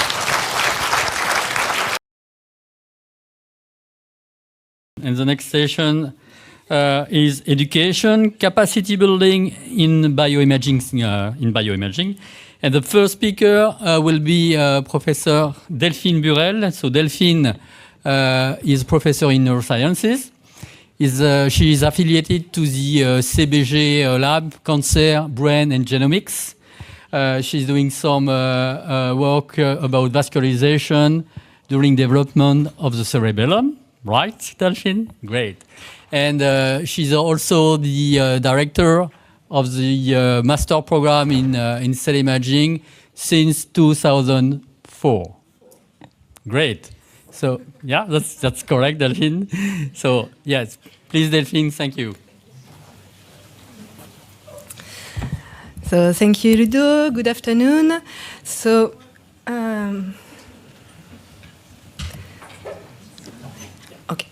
So I will present you the master's degree in cell imaging we propose in Rouen. So this master is called Master IMAC. And I am the head director of this master, but I co-direct it with Oana Chever and Ludovic Galas. So the IMAC Masters program has developed in parallel with Primacen. And in 2001, when Primacen has been identified as an operational platform by the RIO, we thought about proposing a training program in cell imaging in Rouen. So the time to create the program, we launched this master's degree in 2004. And during the first years, we tried to adjust the program to best suit imaging needs, and we promoted it so in France, but also in Europe. So it was a success work because in 2013, the master's degree has been identified in the work package training of EuroBioimaging. And so we started to open this master's degree to international students. In 2024, so Primacen integrated FBI, and it corresponded to the 20-year birthday of the master's program. So at this time, it corresponded to almost 150 students trained. And almost all of these students are now employed. Since 2025, so Primacen integrated EuroBioimaging, and since this date, we have been considering creating a co-diploma with Finnish university. So why Finnish universities? Because Abo and Turku universities propose a bioimaging program in Turku, Carrie will present it you just after. And the two masters, both masters, have been identified by the Euro bioimaging program. And since this date, we started a dynamic collaboration with between the two universities. So thanks to Rouen University support, so to grants, I went twice to Turku, and we started to try to identify similar courses, but also complementary courses between both master's degree, to try to really join our first to train the students. We also try to increase visibility of both master via some presentation to Euro bioimaging. And in 2023, thanks to a Maupertuis program, we really opened this collaboration to research. And this meeting, this Maupertuis meeting, also gave us the opportunity to propose some courses for Finnish students. And in 2024, I think 10 Finnish students came in Rouen to have some quality assessment courses. We also always try to expand bilateral internship exchange for students. And so today, Carrie is here, and from the integration of Primasen in EBO, we really think about a double diploma between both masters. So, what are the skills we teach in the master's program? We try really to cover all the aspects of cell imaging, so from sample preparation with cell culture, slices, labeling, imaging techniques, of course, so conventional imaging techniques, but also a more innovative imaging system. Students are also trained to image analysis, thanks to software such as Imagion or Imaris, but also they learn to have computing and to have some knowledge in Python. So just to try to really have image processing. One of specificity of our masters is also to train in quality assessments. So the students really have these courses on almost all Primasen devices. So thanks to Damien, I think he's really happy to hear about that. And really to complete the program, we add some more transversal skills, such as English, of course, but also law. And sales and marketing for students who want to become a sales engineer or application engineer. So thanks to this program and the opening, international opening, we place our students on job market quite easily with around 90% of full employment, and they can access to engineer or assistant engineer job, sale application engineer, and they can also pursue a PhD, even if it's not really the main goal of this master's degree. So where they are hosted, they can join companies such as Leica, Zeiss, Exelon, Inscoper, Abelite, Nanolive, and so on. And we always try to really expand this connection between companies and students. And to do that, we have really significant support of Eurobioimaging, and in particular, so Claudia Fender, she will explain you how just after.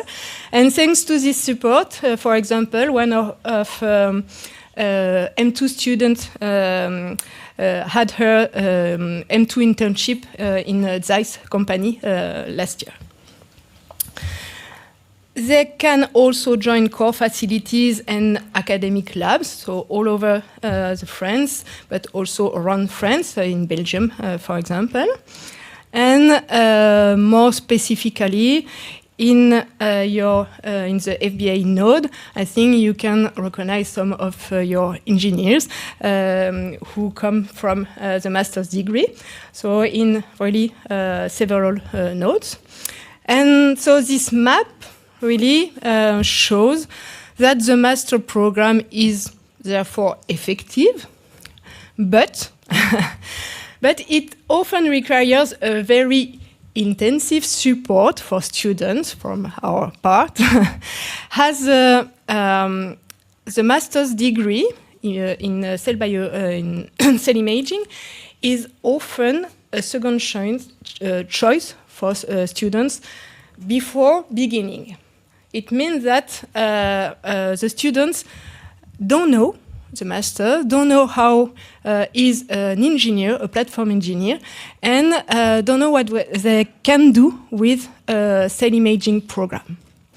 So I think that we can help each other. So it means that the master's degree can help FBI node, but FBI nodes can also help the master's degree. The one way is to identify some students really early that are who are interested in imaging, for example, during some internship in license, in your lab, in your university. And if students are really interested in imaging, you can maybe guide these students towards the IMAC master's degree. And we can train them for 2 years, and they can go back to your lab, to your platform, to your core facilities to help you after. So they can go back for their internship, but also as engineer. So in this way, you will be able to welcome back students you know and who are specifically trained in your field into your node. So I think it could be a really virtuous circle. Another way, and we will talk about that after, it may be to you to participate in IMAC lectures, because we have some specificities in Rouen, but we can't cover all imaging approach. And so some of you already participate in IMAC lecture, so thank you.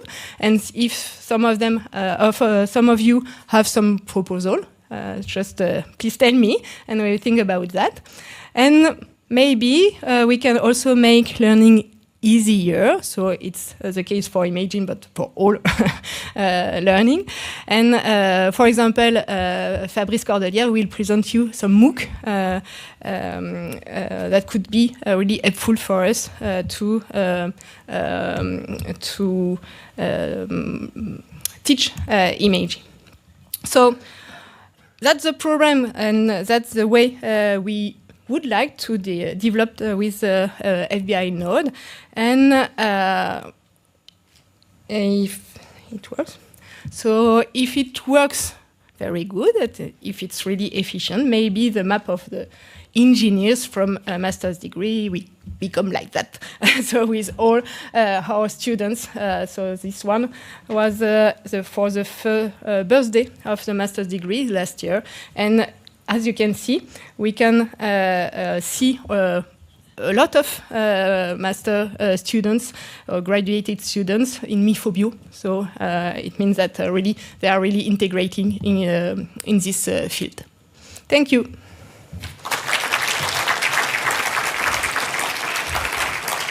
Thank you, Delphine. I have a question regarding the difference between M1 and M2. If there is a student that is interested in microscopy, but in fact it's during his M1 internship, is it possible for him to join at M2 level?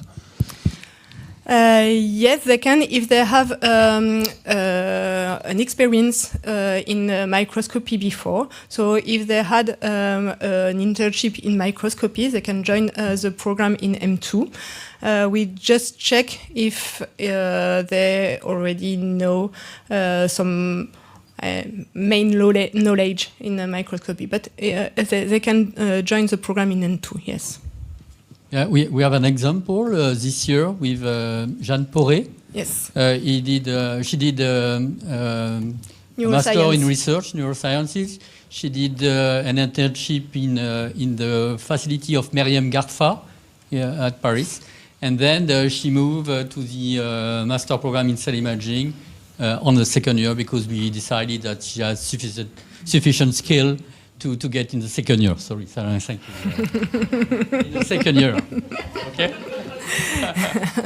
The program is also open to physicians if they have some experiments in optic, for example. Okay, thanks so much, Delphine. So the next speaker is Carrie Vianola. Thanks so much again, Carrie, for coming.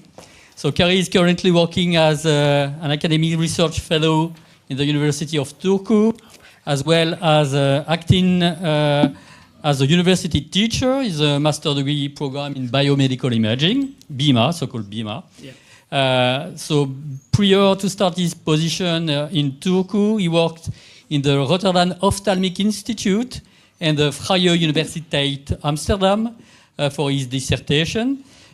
He was also a postdoctoral associate in the University of Pittsburgh and a postdoctoral scholar at the University of California in Davis, close to Sacramento. And beside his teaching activity, his areas of expertise is functional retinal imaging and development of new retinal imaging techniques.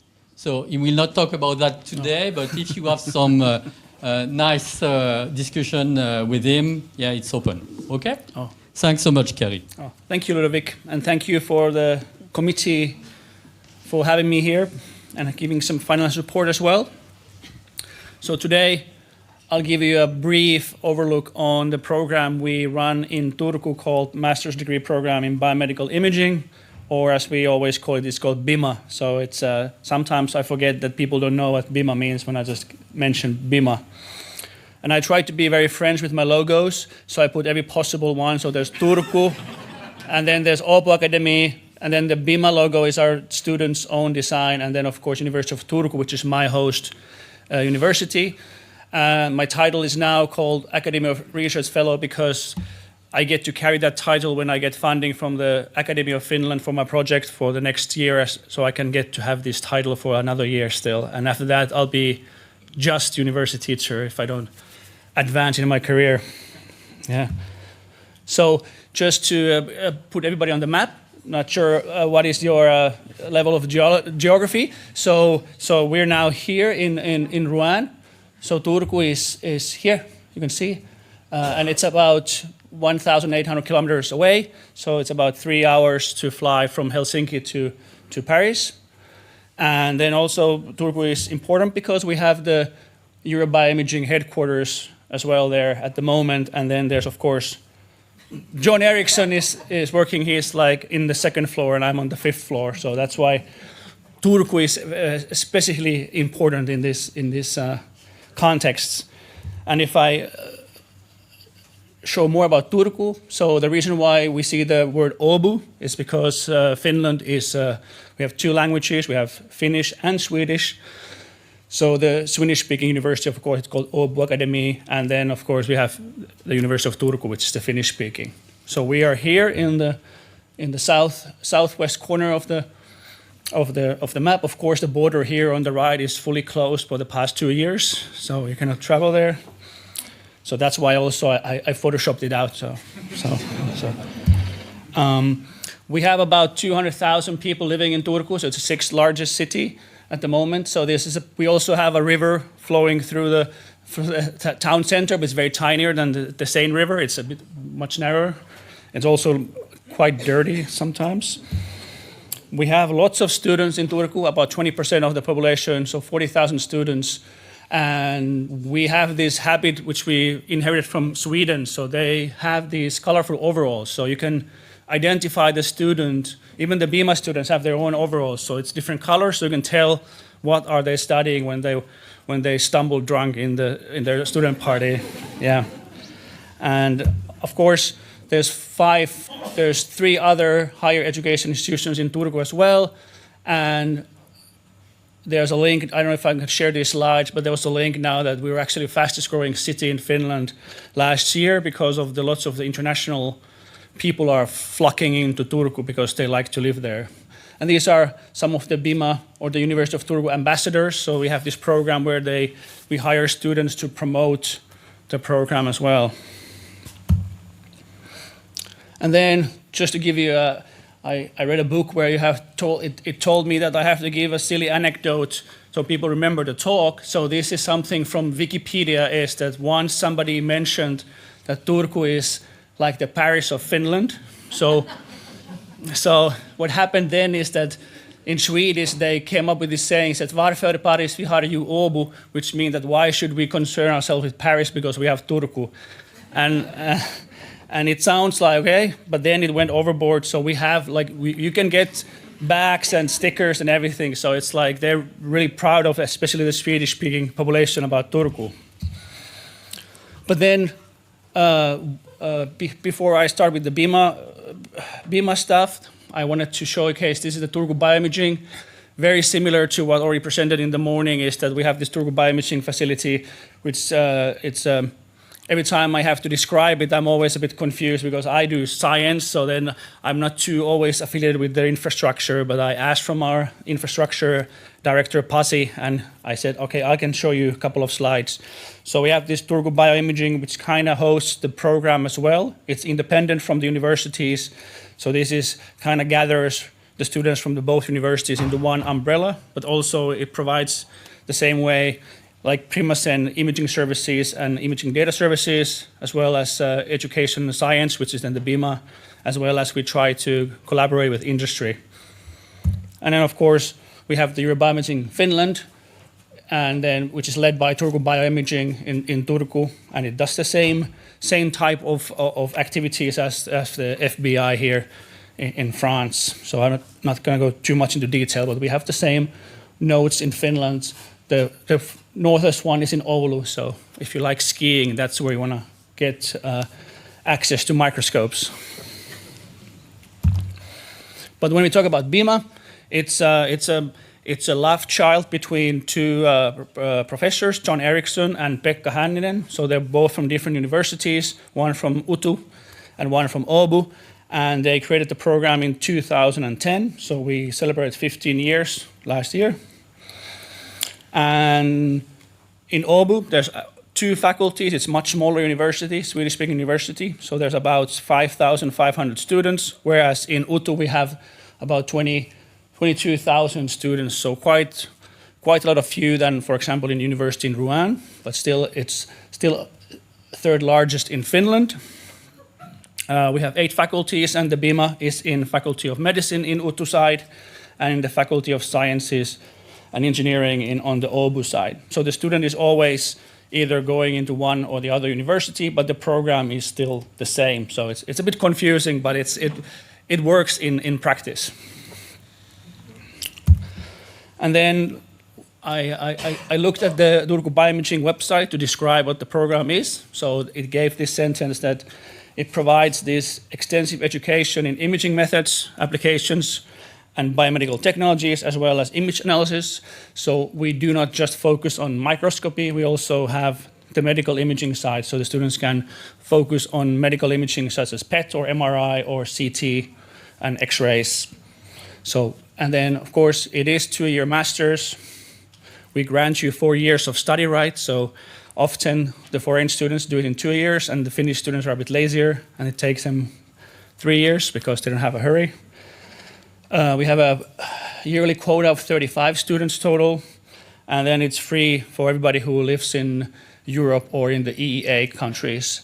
And nowadays we have a 12,000 euro fee per year for students outside the European Union, which is a bit, I have my opinions about it, but the Finnish government overruled my opinion, so that's, yeah. And then of course, the general requirements is that you have a bachelor's degree. It could be engineering degree as well. We are very flexible. I'll show you in the next slide. And then of course you have to have the English language skills. So typically the TOEFL or IETLS, you have to show us that you can speak English. Of course, if your degree is already from an English-speaking university, then that's waived, of course. And then we have a relevant field of study, which is, I'll show in the next slide, which is very long list. So we don't discriminate. So you can apply almost from any bio-related field. And then when we interview, when we rank the candidates, we take into account what type of background you have, you get scoring, and then we determine based on your transcripts like what type of, we call them supplementary courses or bridging courses.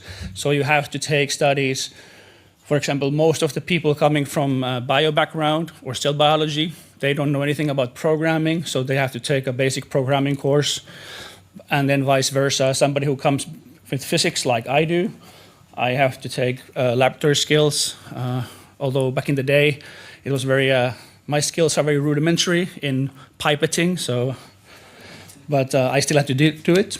And rarely like one student takes all of the 4 courses, because that means that we failed in our initial screening, because that would be like a candidate who is not really applicable. And then the program is run by, there's a really small team. There's 4 imagers in both sides of the universities, because we had our coordinator Nina, she just had a baby, so she's now on leave, and Anni is now the acting education coordinator.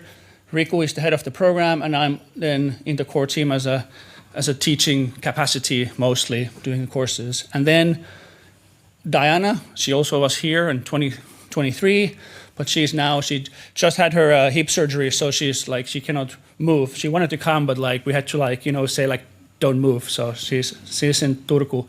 And Lauri is the acting head for now for the next 6 months. And then we have another as well, our colleague Mario is joining us as a teacher, and Anna is then from the OBU side, the education coordinator. So we have lots of double staffing. And then just a few numbers. We have, in 2024, we had a huge increase in applicants as well. That's purely because of the dynamics. In the gray one is actually OBU. I forgot to put the legend, but that's when OBU decided to give 80% scholarship for all the students coming abroad. So they get lots of more applicants because they are financed. And then also in 2024, the Finnish government allowed the spouses and the children of the applicants to also come with the same visa. So the number of applicants, of course, rose.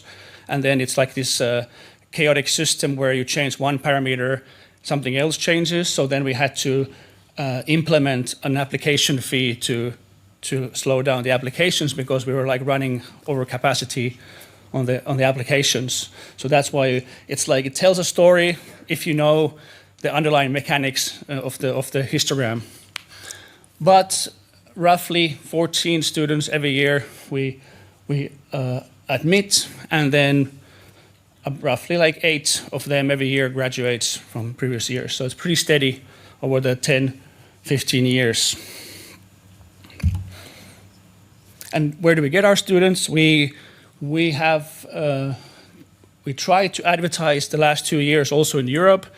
But mainly the student population is coming from Iran and India, Bangladesh, and also also China, but also Nigeria as well. But you can see that I think it's Pakistan is the most dominant, and I think this year as well we had 15 applicants from Pakistan as well. But they're good students, all of them. And so far we have 53 different countries. I don't think France is there yet, so you can send someone. This is just roughly divide how the program is going. So we have in our program we have lots of flexibility. I don't know if that's a French thing, like if you like flexibility, but like the student has really a lot of own will to affect his or her courses. So we only have the mandatory subjects, which are giving the basics of like a bioimage informatics, electron microscopy, fluorescence microscopy, medical imaging, and then they can select 3 different modules. They can focus on medical imaging, cell biology and microscopy, or also data analysis, and now we have all AI included. And then we have these elective studies, which are also, the supplementary courses are included, but this is where you can choose whatever you like. So even if you would be interested in Finnish history, you could include it here in this slot.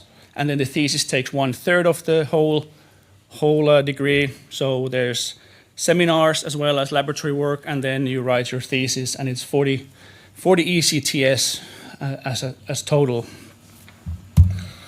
And then if I quickly just showcase what type of courses we have in the different modules. So medical imaging focuses on, again, we like practical stuff. So there's project works where the student finds their own projects and executes it. We have then MRI as well, and PET basics and medical instrumentation, mostly in vivo focused human imaging or mice imaging as well, I think, in the practical training course. Then in cell biology, it's probably very familiar to everybody here. So we have cell signaling, we have courses in cytoskeleton. There's some text there. Okay, well, there's laboratory animal science courses, and then there's histology and histopathology, but the list continues. So like if the student finds a course in one of the universities, they can add it in the module. So we just have to run it by the head of the program. And in the data analysis, we nowadays have lots of AI. So the students are really into trying to use AI to enhance the microscope images and the medical images. So this is, when we interviewed the students this year, we have a pre-task for them to read articles, 3 different articles, and most of them read AI, and they really want to utilize AI, even though they're just passionate about AI, and then they don't know how to program yet, but they still love AI, so it's good. So, and just give you a few examples of the. I just took this from the university website or the repository. So there's different type of. You can see that the students will find the thesis topic themselves. So we help them if they can't find it, but they have a deadline in the second year in the autumn, which they will find their own project, their own supervisor, and then they start their project. They write a research plan, and then execute their topics. But it ranges from there's electron microscopy, there's folate receptors, there's MRI, there's PET as well. So it's wide variety of different theses, and then I think all of these are actually available online as well. And then just to show something similar as Delphine is that we want 2/3 of the students most likely to often go to PhD. We don't know 100% because the European GDPR rules, we cannot really track the information, so that's illegal. But mainly from the we have LinkedIn pages when we can talk to people. So this is a rough estimate. So, and then 1/3 goes to teaching in core facilities, coordination infrastructure, and lab technicians, and so on. But very high percentage wants to stay always in Europe as well. So then sometimes they go abroad, they move to Germany or somewhere else, but they're really motivated to stay in Europe, which makes sense. Like we have lots of students from Iran, and it was very horrible now because we had interviews, so we couldn't interview the students. They were like sending us emails that they cannot Zoom because USA is bombing them. So I was like, yeah, it's a valid reason not to. So we had to then use phones, but they're very motivated to stay. And then this is maybe more relevant to people in here is that we have laboratory internships. So far we have I think I had to confirm this from Diana and Delphine, so 2 students from Rouen has been in Turku doing their laboratory internship, and there's 1 student been from Turku in Rouen. So in our case, the internship is only like max 3 months, maybe 4, when we have the BIMA students, but we also have internship positions in Finland, and they can be then longer, and often they are then supported by the Erasmus Plus, so you get to have some funding for your accommodation and so. So if you're ever interested in coming to Finland, you can just contact Delphine or Ludovic, or if you remember my name, you can contact me as well. It's easy. And then I think to entice you to come to Finland, I put a slide which says how much it costs money to live in Finland. So this is from the university webpage. It says that if you have 600 to 900 euros a month, you should be comfortable. The rent is from the student places, ranges from the level of privacy you want, of course. And then if you have a private renter, the rent is roughly about 550 upwards. I don't know. I have no idea what the rent prices are in Rouen. So like, I don't know if this is good or bad. So. And of course, one thing is that we have subsidized meals for students in Finland. So they only pay 3 euros for every meal they have in the cafeteria, and I pay 12 euros. So for the same stuff. So. But I think that's the short story of the program. It's very light. I try to entice you to come to Finland. So this is the archipelago. It's not a UNESCO heritage site, but it's close, and you can actually rent bicycles, and you can drive this bicycle route around the archipelago in the summer. Just be aware of ticks because they spread borreliosis. So that's the only thing I have to warn you about. But that's it. Thank you.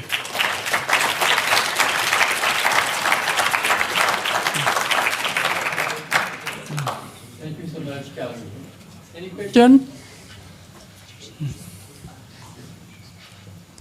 So everybody wants to go to Turku. Yeah. So 66% of the students, they follow a PhD program. Yeah, it's a bit skewed if you look at the underlying data, because most of them are coming from the outside European Union. So in order to continue with their residency permit, that's the easiest way. So that's why also. But I mean, I'm not saying that they don't want to, but it's a very high motivator too, because it is easier to get a PhD project than a company as well in Finland, because we speak Finnish. A lot of the times the company wants you to at least speak a little bit of Finnish, and then it's just more. It's like a more likely route to go to PhD. Okay. Thanks so much. Thanks so much, Kerry.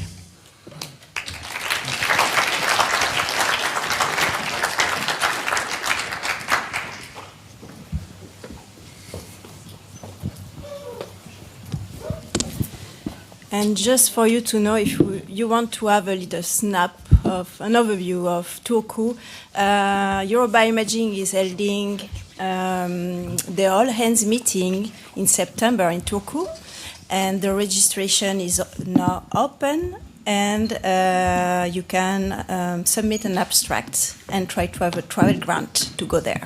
So if there is any initiative from your part, please go ahead. And now, I don't know if I need to introduce this guy. I think that everybody already knows Fabrice. For the sake of the presentation, I will just say that Fabrice is France-BioImaging extraordinaire mission officer for training. And so today he will present the initiative we have within France-BioImaging. So the new title is An Explanatory Space for Next Generation Training Material Production and Farization. And it will present how we are working with the working group about training at transforming training materials into modular units of knowledge that can be reused and recombined to create new educational resources. The floor is yours. Wow, now I'm scared. Okay, so the thing I will present is something that I've already presented, because this is basically what we are doing as part of the mission related to training as part of France-BioImaging. But you will see that this time I've decided to change a bit the way I'm displaying the kind of thing we are doing. I've always thought about the training mission as working with Legos, and you will see this will be the topic of this presentation. We are quite lucky in France because we have this huge national ecosystem made of networks, infrastructures, groupes de recherche, where we all are experts in microscopy and already producing a lot of training material. The only problem is, even though we are doing a lot of trainings, producing a lot of training material, the problem is the reusability of the training material. We share slides, book chapters, long videos, but we only reuse part of it, small bricks, hence the logo thing. We all have this, spoiler.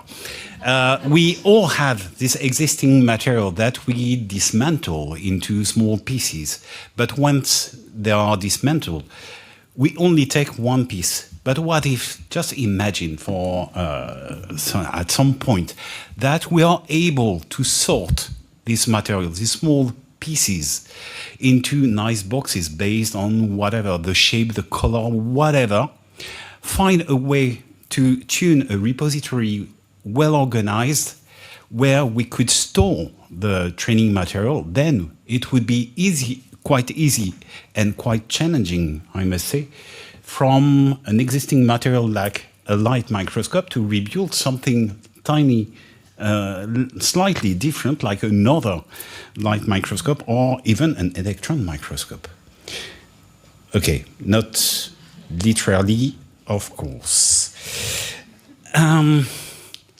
This is a principle that is behind what we're doing as part of the training mission. And our solution, the thing that we are proposing, is by essence fair, meaning findable. If we add to all individual pieces enough metadata, it will be easier to find back individual pieces of the training material. Accessible, this is something that we must work on. We must work on making this material accessible through a dedicated web portal on which we have already ideas. Interoperable. Once more, it goes through a dedicated web portal and reusable.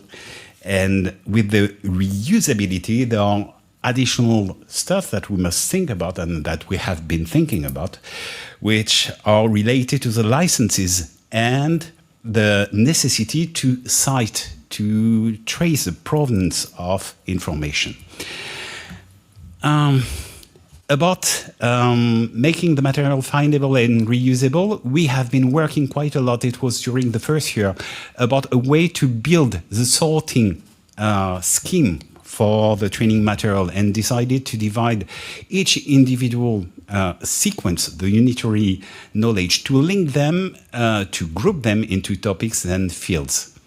And this ended up building a primary ontology to navigate the training material.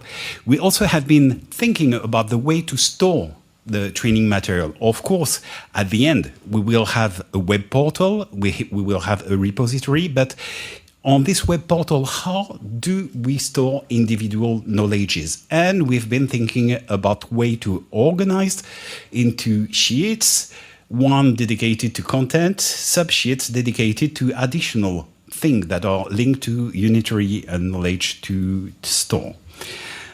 Overall, this is the kind of plan that we have about the web portal and repository, where you would have contributors, trainers, and users, the three roles, the three types of users for the portal that one would create some content, shop for content, reference some program, keep track of the acquired skills, and access content in a Wikipedia manner. And behind this portal, you would have the technical part, the repository that would in particular, would make the training material interoperable. If you store it somewhere in a well-designed way, you can think about some machine actionable process in order to extract, convert, and make the material interoperable. This is the concepts. The concepts, we've been working on it for quite a while, and once we have been figuring out the concepts, we decided to test the concept. And to do that, our approach to testing our model is to create MOOCs, massively open online courses. So we decided to create MOOCs to expose them through an institutional portal, Fun MOOC, France Numerical University stuff. So this is the thing that we've been working on. The web portal is, for now, it's theoretical, it's well designed, but still theoretical. Once we will have exposed the MOOCs, we will feed the web portal with individual knowledges and then review the full process. As for MOOCs, we've got 4 concept MOOCs under the hood.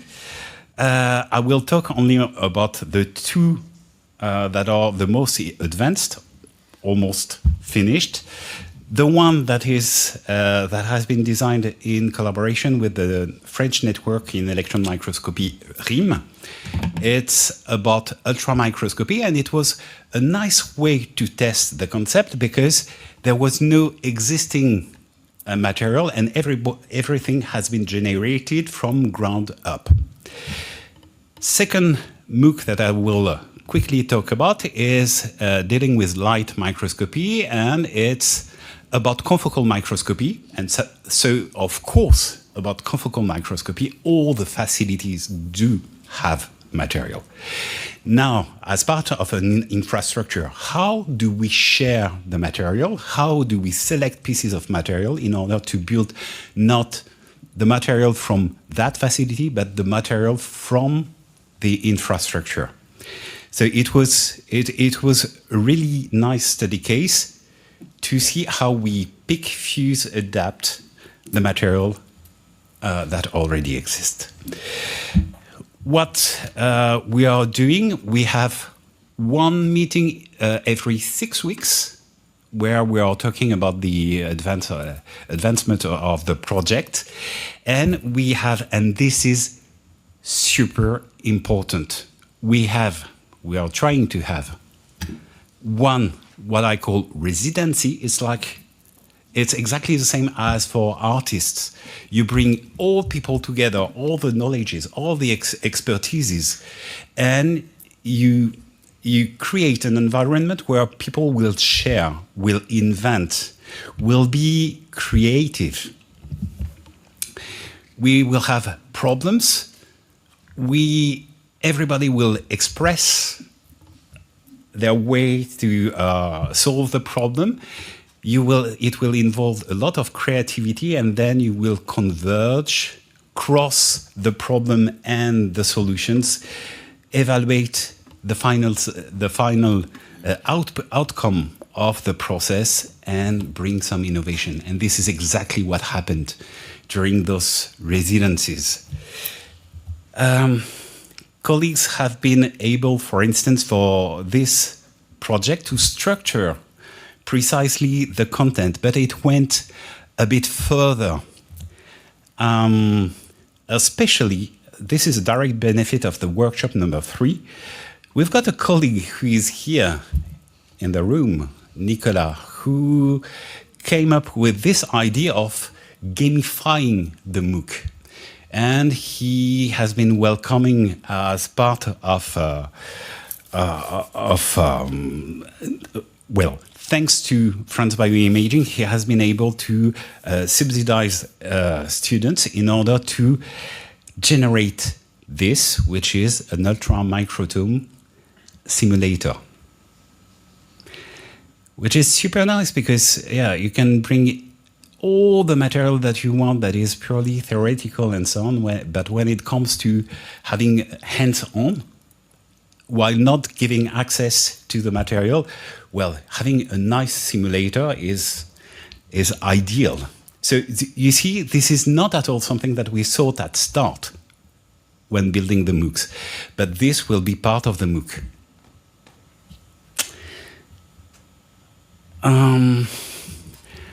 How is it important to have this residency, this workshop?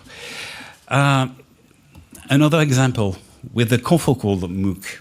With the confocal MOOC, we started like trying to cherry pick material from what was existing on all the facilities. We've got plenty of it. And finally, we converge into trying to not directly pick up those things, recreate, readapt, and then produce some illustrative videos. And some of the colleagues were quite good at using AI for scripting, of course, to translate, to make all the content accessible and not just in French.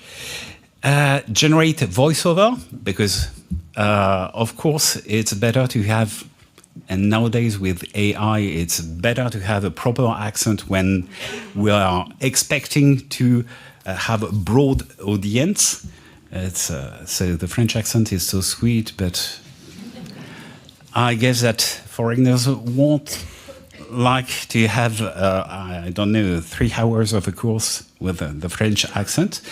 We've been exploring AI to generate some illustration, and video editing is still something that is done by experts.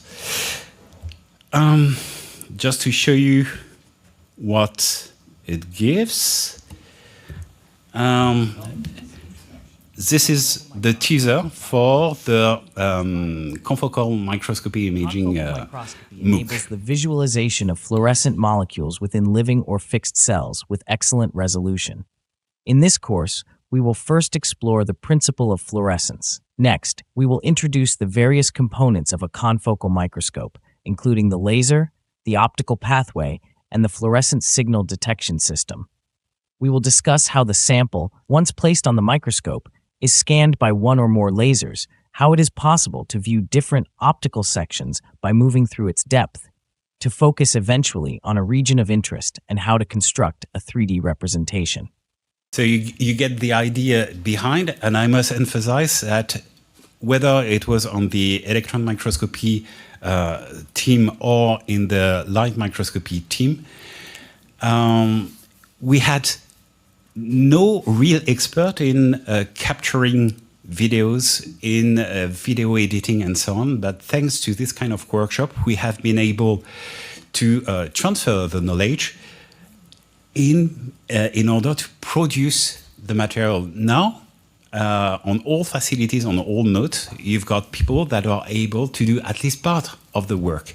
And bringing those people together, well, we can do MOOCs. The people I'm talking about are present and past, are hopefully all listed here. If you are not satisfied with only names, these are faces. And I'm done with the presentation, but not with the Lego part. Thank you, Fabrice. Do we have any questions for Fabrice? It was very smooth, I think. Thank you, Fabrice.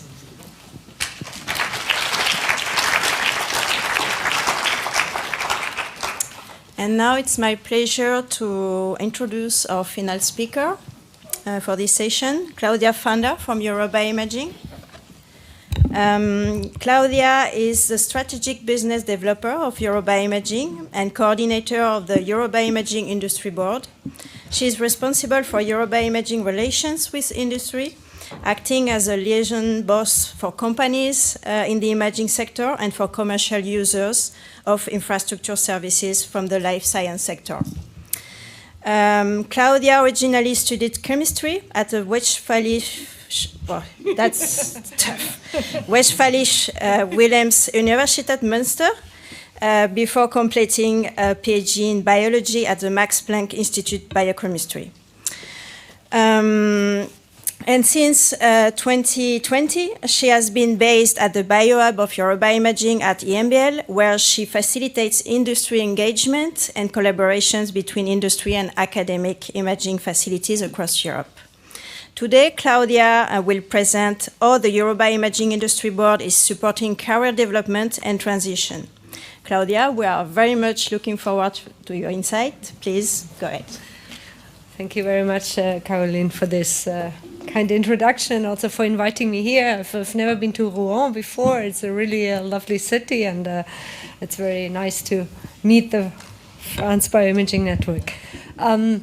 As Caroline said, I'm here from Eurobioimaging, and I don't think Eurobioimaging really needs an introduction, but just as a brief reminder, since we've also recently grown, Eurobioimaging has now 295 sites in Europe. We recently added a node in Madrid and also the France Life Imaging Network. As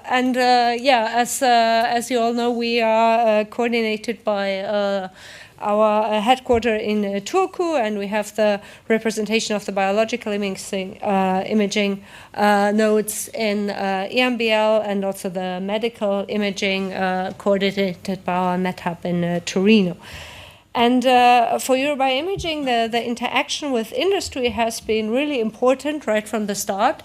So we have had an industry board since 2014, actually. So the industry board was already assembled before Eurobioimaging even officially became an ERIC. And you can see all the industry partners that are members of the board here.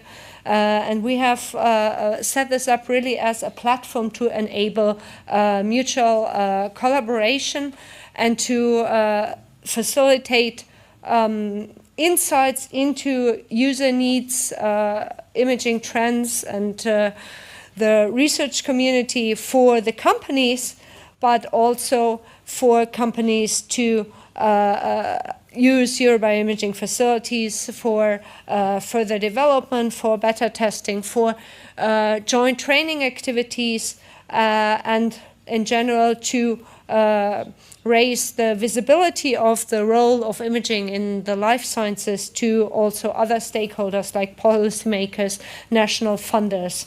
And recently we've been engaging more and more in different R&D collaborations with our industry partners. And this is really set up as a long-term collaboration, which is very nice that many of the industry representatives on our board have been involved with Eurobioimaging now for almost a decade, so it provides some continuity. It helps really build this very personal interaction between our facility heads and facility staff and the company representatives. And we have a number of activities, so both for industry to gain insight into the community, but also for the facilities to lower the hurdles to really identify who are the people to talk to and to provide an entry point into the companies. And we also have exchange of experience on innovation and technology development. We have industry partners join our experts groups. We have the industry internship program that I will talk about. Job shadowing pilot. So really a lot of activities together with our industry board, which is always very very motivated to engage. And because this is about the training, the session is about the training, I just want to highlight that EuroBioImaging really invests very strongly into the development of the imaging experts at our facilities, so at all different career levels. So we have a job shadowing program that probably some of you have already made use of, or at least are familiar with, to connect facility staff across the nodes and also connect them with the industry board. We have mentoring and expert groups that enhance collaboration and professional growth. We have support for technical and soft skills training for node staff, and Fabrice, who just presented, he knows firsthand from this, for example, Train the Trainer program, which we set up to help nodes exchange not just on content of training, but also how to best deliver this training, how to build resources, sustainable resources for coping with the demand in user training that many of the facilities experience. And we also have this industry internship program for master students. And this has really been made possible by the EVOLVE project, which is a 3.5-year project funded by the European Union with 1 million euros co-fund investment from EuroBioImaging that is bringing, on one hand, all the training opportunities to the facilities, but also investing into widening the community and just strengthening our services, for example, in the area of data training and also the coordination. And that there is a need for such a program is really demonstrated by the number of applications we received. So far we had 2 calls for job shadowing, for example, and also 2 rounds of mentoring program, and we received 70 applications from our nodes, and we were able to fund 28 cross-node visits and connections. And you can see here that this really increases the mobility as well and allows the staff to exchange with their colleagues in different parts of Europe on quite diverse topics. And it's not just restricted to the node visit, but we also wanted to do a pilot program with industry. And for lack of a better word, we called it industry job shadowing. Although it has been quite complex to set up. It's not, industry job shadowing is not like the facility-to-facility visit. There's the range of topics is much broader. The framework is sometimes difficult to set up. So we really did this quite intensive matchmaking phase where we interviewed the nodes, what their interest really is, interviewed the companies, what they wanted to talk about. And we came up with, in this pilot, with these 6 matches, basically.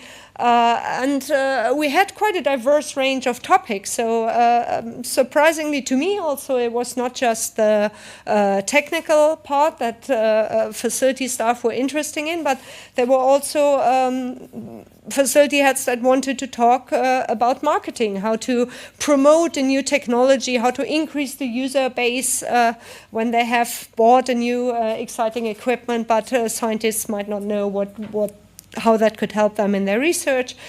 Topics of talking about quality control in MRI was, for example, one project, but also then discussing user needs and getting these deep insights, which is also what motivates the companies to really get a better understanding of applications that are currently in demand. And so just to have some examples here, we had, you can see here the team from Bordeaux, which recently met up with a group from SAIS to discuss more various technical developments. But we also had the team, somebody from PicoQuant visiting 2 nodes, both in Amsterdam and in Debrecen, to talk about marketing, how to operate a facility, how to work with strategic challenges in facility operation.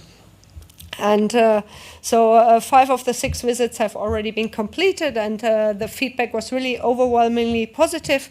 We would really like to continue this, but are still trying to now look back at the program and analyze which format is the most suitable for this kind of matchmaking and interaction.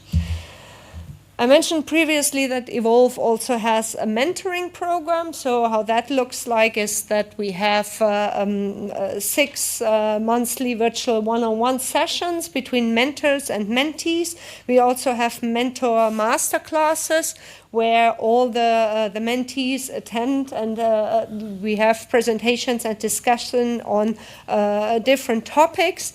And here we also had involvement participation from our industry board. So we have in the current program we have 4 industry mentors and 5 mentees that were interested in talking to an expert in a company. And this also ranged from an exchange on technology development and what the differences are in doing that in a facility or in a company, but also facility staff who was exploring different career options and wanted to know what are job profiles in industry, how do I make this transition to industry. And the mentors here will also be contributing to the training content of the new mentoring masterclasses. We also partner up with our industry board for workshops. These are mainly online, but I'll come to this in a minute. So we had, for example, a series in workshops about remote access to electron microscopy, which we organized with 3 major vendors. We have an upcoming workshop on STEM tomography, but we also organized, for example, a FLIM workshop at our all-hands meeting, and some online webinars on different topics. So we had a webinar which was all focusing about the whole development chain from early concept to actually creating a startup and bringing in imaging technology to the market and covering different steps of this with participation from both nodes that have experience in this area, but also companies in the field. And just to show you that also these activities that they really cross-fertilize, and sometimes from a joint workshop and training, quite a bigger and longer interaction can develop. I want to pick out this one example of the smart microscopy, where we initially had a joint workshop at the MBL in 2022 with some of our industry board members and the nodes, which then led to actually the establishment of a working group on smart microscopy, which has been meeting monthly ever since to exchange on workflow solutions and standardization of smart microscopy workflows and commands, data management.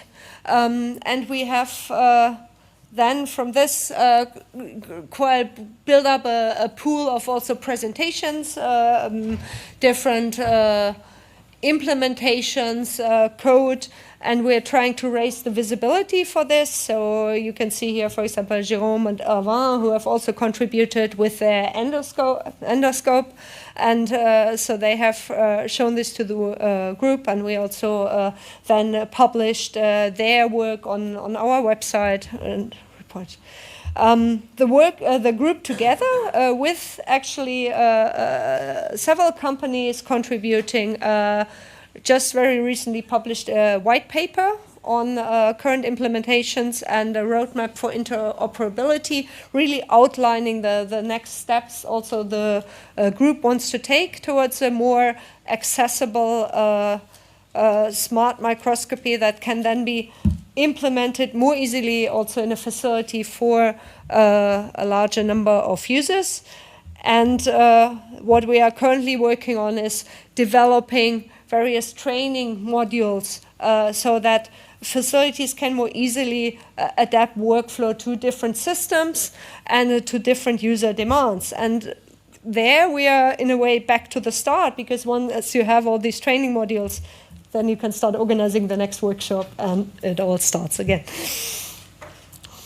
I want to briefly mention also the internship program we have with partners from our industry board. So with the biomedical imaging program in Turku that you now heard so much about, and we already had 5 application rounds there, which resulted in placements of students at the company, and one even in a joint master's thesis between the company and the university. Also, Delphine kindly mentioned that there has been some additional matchmaking, because those actually Turku has an official memorandum of understanding with us. So we have basically SAIS, for example, is guaranteeing. Well, they still have an application, but they are committed to 1 industry placement per year. While with Rouen, for example, that was more like spontaneous interaction, also allowing us in the end to send one of the master students to ZEISS for an internship. We also have a collaboration between PicoQuant and the Masters for Cell Biology and Advanced Microscopy in Amsterdam. And we are always looking for additional partnerships. So if you want to explore how you could send more students to our industry board members for internships, we are happy to facilitate and define the framework, when to apply, when to have the project description available, and so on. So this is open for expansion. I want to finish very briefly just with the 2 announcements for you, actually. So one is the job shadowing in Evolve that I mentioned. I want to highlight that we currently have another call open. So if you are interested to visit another facility and get your costs reimbursed, please apply by May 1st for the next round. And also what we're very excited about, we have managed to secure a continuation of funding for this Evolve project. So we had recently received word that we get funded for Thrive, which will be another 2.5-year project, a bit smaller in scale, but we will focus really on the training here. And we will have week-long workshops also together with companies. We will continue the job shadowing, mentoring, so there will be more opportunities for you to benefit from Thrive and interaction with other facilities and companies.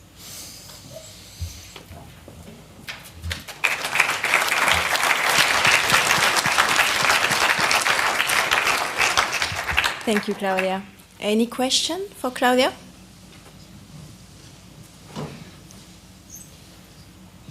No? Okay, so thank you again. Thank you. And I think we can go on with the program. So I think we are switching to data now with Guillaume. So, as a preamble, I'd like to read you a short excerpt from a blog post by Lionel Dricot. It's a French writer and engineer. I really enjoy. And that's the topic of the next session. It's related. Yeah, I'm not going anywhere. Computer science education is the main target because computer science has become the backbone of capitalist society. Not understanding computer science issues renders even the most engaged citizens completely powerless. The promise of AI is precisely to reduce the need for education while maintaining the same level of production. Any employee can become a low-skilled, interchangeable worker. Okay? The people you're going to hear from are exactly the opposite from that, okay? It's about spreading knowledge, and it's about spreading computer science knowledge, and it's very important for us. So take care about it. This particular guy, Guillaume Gay, comes initially from Toulouse, I think. I was very surprised that you go in Bogota, yep, at the Universidad of Los Andes, sí, en el grupo de unificación de biofísica. Sí. ¿Sí? See, you creo okay. And then you go back to Toulouse again, and a small experience in creating a society. Yeah, for 7 years. Okay, and then go back to Montpellier, and then you are hired by France-BioImaging. Yeah. Finally.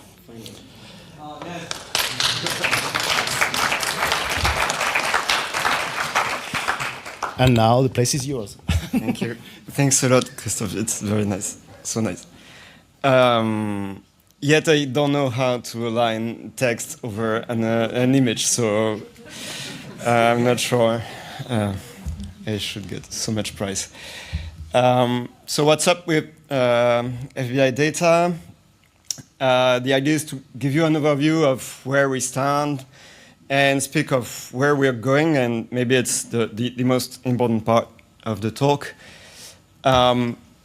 Just to mention briefly the project members, Theo is the IT guy, the sysadmin. Emmanuel and Perrine are the mission officer for France-BioImaging, and Guillaume and Marc are working on developing the code together with me. And Guillaume is working also with the user interactions, and he's very sorry not to be here today. We came up with a cool name, so that's a big step for us, because Bioimage Cloud sounds cool, at least to me. And what's the idea? What are we trying to do? We're trying to treat your microscopy data as a package.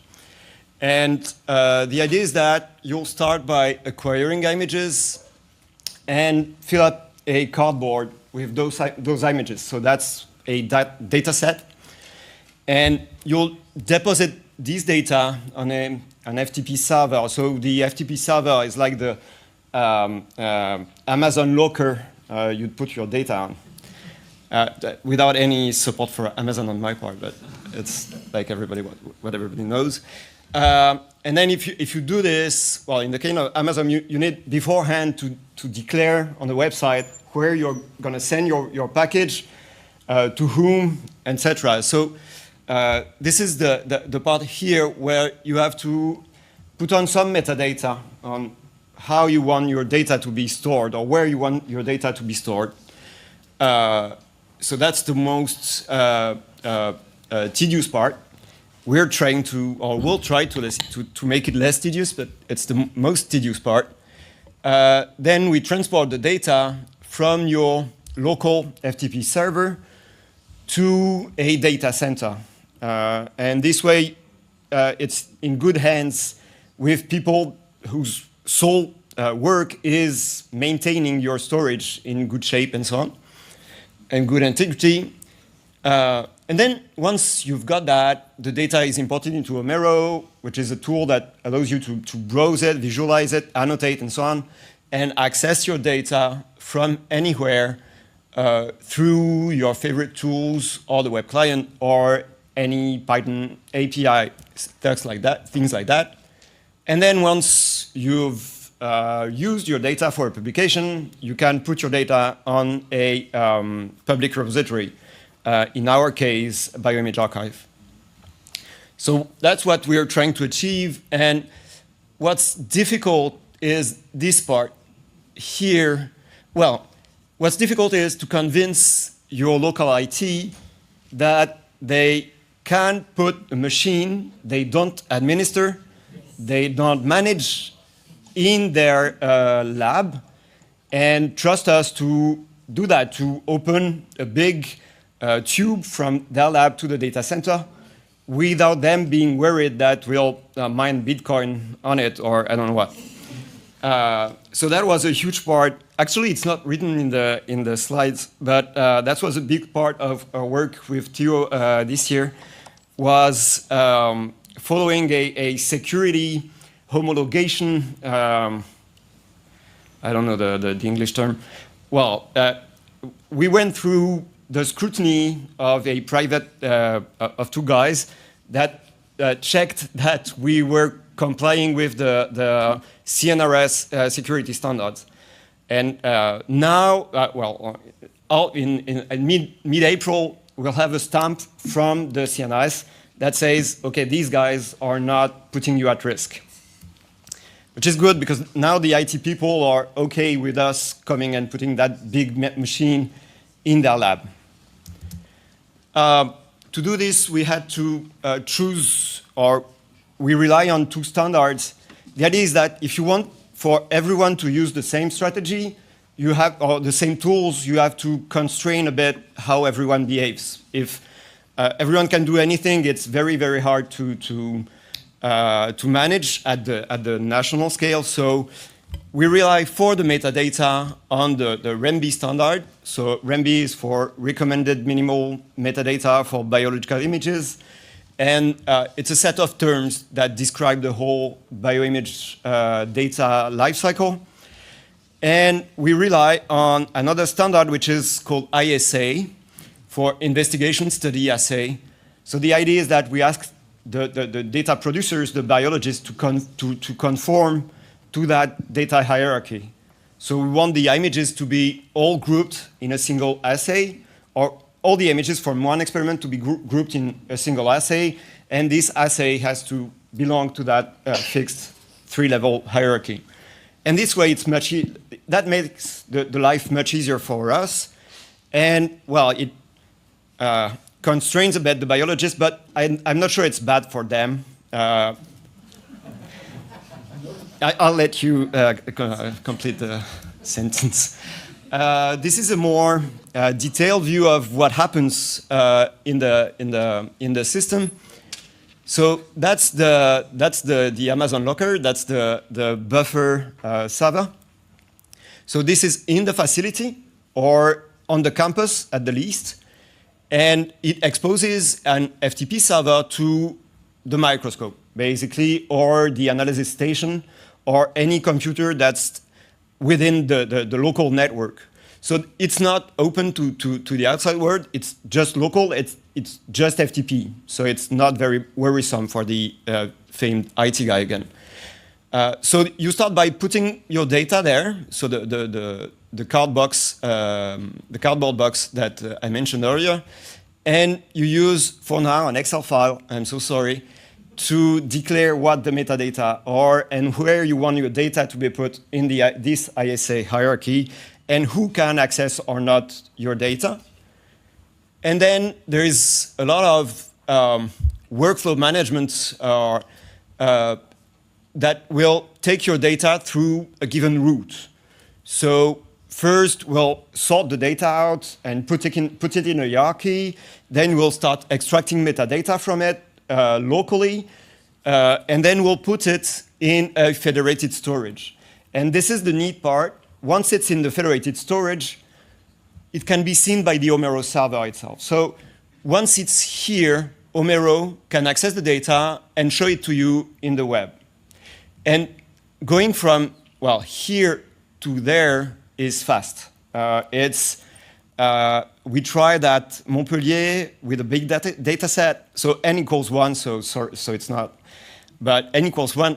Nevertheless, we transferred 200 gigabytes in 15 minutes because we have big tubes and very fast writing software, so that's fast. And now you can look at the data in Homero directly, and maybe even more importantly, you can put the data anywhere you want in that federated storage without Homero, without the user knowing it.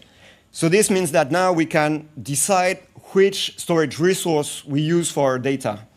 And it's nice because storage is expensive, it's hard to fund. There are places where storage is free, actually. So it's nice to be able to choose where you store your data without the user changing its way to their way to access it. And so the take-away message is that we define routes, and that's one route for the data. So it's the classical route. We store it and we put it in Homero the classical way. But what we want to do is, what we are able to do is define more routes as to really feed the needs of a special platform, for example. For example, a high throughput or a phenotyping platform will have a much simpler route because the work is always the same. So maybe we don't need the Excel file. We can just directly from the microscope go to Homero because it's easier. So that's the kind of flexibility we put into the system.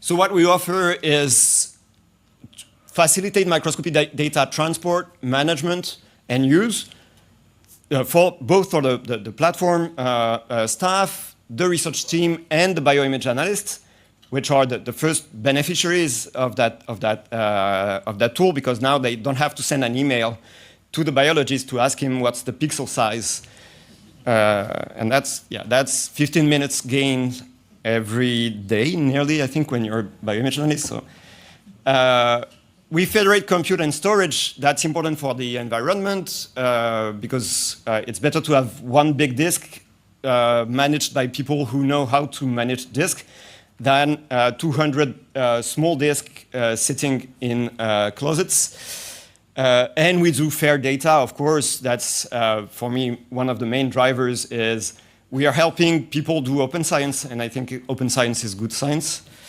And we hope, so we are working on that, we hope to achieve like one-click publishing to Bioimage Archive if you did the cool metadata annotation early on. That would be really nice. What's the state of the deployment? So thanks to France-BioImaging, 2 years ago, we had money to buy those Amazon lockers, those buffers, and put them into facilities. So we have 12 of them. And so we dispatched them in two parts, so southeast and northwest. And I'll show you a list of the ones that are deployed already. So we have two main hubs for the data. That's where Homero sits. But then the local storage are dispatched everywhere. And as I said, we are able to also dispatch the storage resources. So that's the state of the deployment today. So in Montpellier, we have one that's fully deployed at MRI. We have a virtual one at the Mesocenter. In Nantes, the one where Theo works is, of course, operational. And we've got one in Marseille for Pixel and one in Strasbourg. In progress are Rennes, Paris, and Lyon. And early stages are the rest. Early stages means we don't have the about 12 contact points with the people we need to talk to in order to have that server racked, plugged, and accessible from the internet. It's a like between the platform staff and us. There is usually there is some computer guy at the institute level, then some computer guy at the campus level, and then some computer guys at the university level, and everybody's got to know us and trust us that we are not mining Bitcoin, and so on. So it's kind of a lot of emails and meetings and so on. But it's going on, and now we've got the more or less the how do you say the protocol is in place, so it's getting easier and easier. Oh yeah, and sorry. We also have two collaborations outside of FBI, and this is super nice because those people are not going to rely on us to administer their server, but they are going to administer them themselves, and so it kind of spreads out the knowledge and the know-how of our tools, and that's super nice for us because it means we can talk of our problems not only between Theo and I, but also with those guys, and it's cool. So this is within FBI, but also within a microscopy data and open data ecosystem. And part of that ecosystem is the work from Raphaël and Pierre that Raphaël is going to present just after me, called OpenCID, which is useful, maybe more useful at within the institute to manage the data once they just out of the microscope. Then we have Homero and the whole open microscopy environment ecosystem and community, and it's super important. One of the great big challenges of this year is to link compute and high performance computing to the data directly within the data center. We work with Dorian, and we hope that the challenges can benefit from our solution, so that the people that are training their data can access the data directly from our mesocenter. And of course, all that comes down to Bioimage Archive in the end, and can be used for AI training, which is one of the great challenges of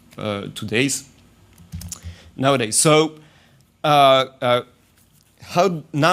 are we? Our goal today is to go through 2026, and it's a very cornerstone year for us, because we've been at it for 4 years now. We are production ready. At least we're early production ready. I don't know how to say this. So now what we want is adoption from the users. But for that, first we need to improve our communication because it's lagging today. We want to be this year to be very available to users to answer their question, because for now we developed that without really concrete use cases. So now we want to understand what are the users' needs and how we can adapt to them. Also, this would be great to have a power user community, because all the system can be accessed through Python directly. And I think that one of the way to make it really useful is that if locally you have someone who knows the system, who is able to write a 10-line script to import automatically your data, because you're doing always the same data. So I think there's a lot of room for automation that can be done, but only with the knowledge of what's going on locally. So I hope we can have at some point a nice developer community around the tools. Concretely for the communication, we have docs, and they are getting nicer and nicer with time. You're encouraged to go read them and send us an email if there's anything that's not fitting or not clear. We are, since a few weeks, on CHAP, so the chat from the Synergies. We have a mailing list, and we have an email. So the last line is an email that goes to us directly. So if you have an issue, send us an email. And I'm late, is it? Okay, I don't know. I see the people getting down. So the team is thus now, and what we want to do this year is create a working group to help us decide on the priorities, to help us decide what feature should come first, and so on and so forth. And so we're looking for delegates from research teams, from platform staff, IT, bioimage analysts, and code contributors. And that was supposed to be next slide. It's not.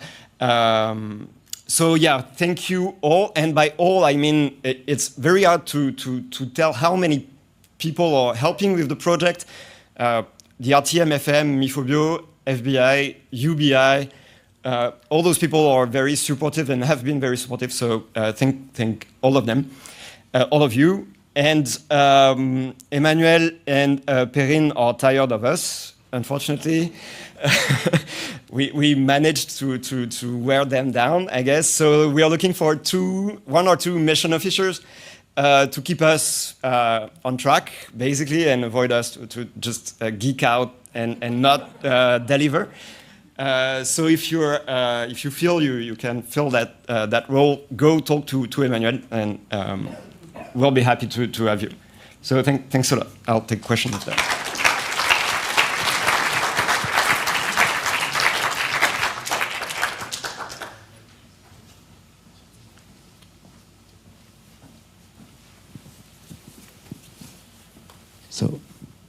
Guillaume, it's not a question, it's just a remark. You said it's time-consuming to convince the IT of the University Extra. Yesterday, you did the job with the full matroshka, because we have the big IT and the unit IT, let's say, and you convinced them. So they say, nice, okay, fire. Good, that's nice. Let's go. Good. So you can put Rouen on the list. Okay, on the I'll split it on the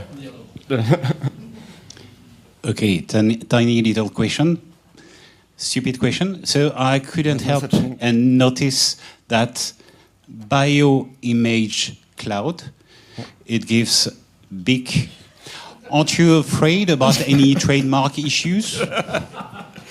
I was thinking of shortening it as Biclou, and then we don't come on your turf this way.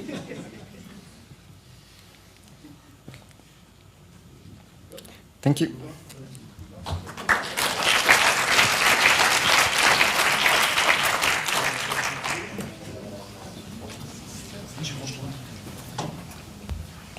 On va changer de PC là.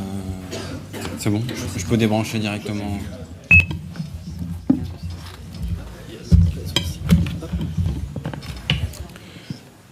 I'll be shorter for you, Raphael. Sorry. I know you're responsible for creating an algorithm in Cochin Institute, in the Imagic team, for sure. But I didn't think I found anything else about it. You precise on your LinkedIn profile that you work in the University of Montpellier afterward. You passed your master student there. Yeah. Focused on image processing, computer vision, and AI also? Exactly. Yeah, absolutely. So you're going to talk about the former, Guillaume said, talk about OpenCID. OpenCID, yeah. So the floor is yours. Thank you. Well, so I'm going to talk about OpenCID, which is a more local solution to store, manage, and process your data onto your core facilities. First, I will start with DMP, which stands for Data Management Plan. This is really trendy, and everyone has to have a data management plan, and OpenCID helps really well to achieve this. For instance, at Cochin Institute, every core facility are using OpenCID to respond to the DMP problematic. So you can use this solution to complete about every little round that you see just right there. And yes, so here you can see every core facilities that we have in Cochin, which are working with OpenCID, and we have those partners that are working too with OpenCID to get back their data. So we are pushing data on OpenCID locally on our own data server, and then those third parties, can get their data back using the web. Just a few numbers about OpenCID. So we've got the solution since 2016, and we have more than 1,000 users and a lot of files, of course. As you can see, the solution is growing, and it's more and more trendy at the institute. We're dealing currently with about 10 terabytes of data each month. Each month since October 25. So about the team, just a quick remark. In 2024, we were 2 engineers working on the solution, and of course some students, internship or apprentice.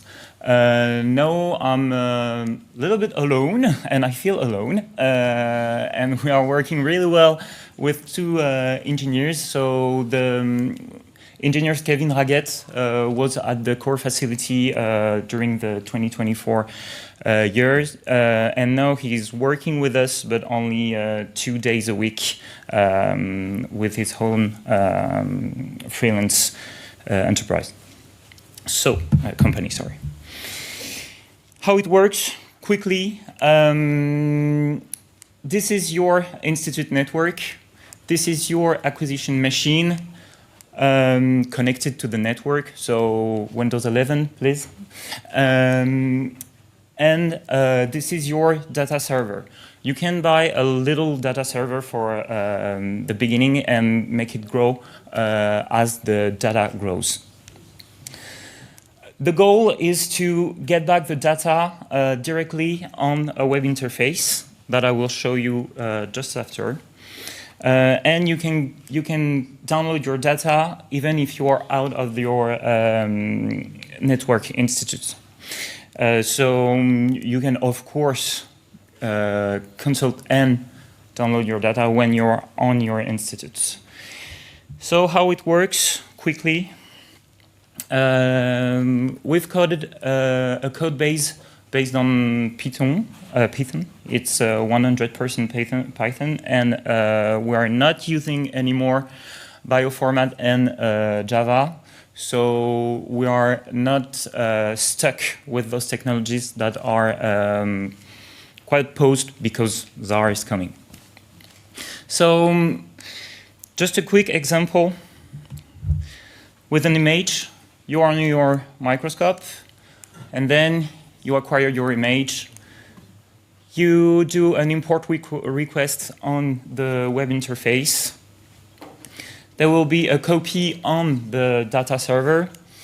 Then a format dispatcher will change the base connector onto a leaf connector coded in Python.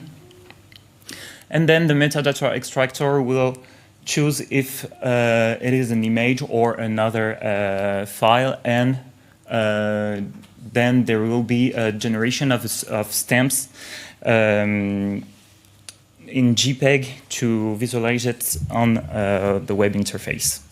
A more complex example is with VSI. As you know, some file formats are a bit complex, and VSI is always linked to a folder. So at the copy, we've got a function that copies the VSI, especially with the folder. Of course, we've got the VSI connector.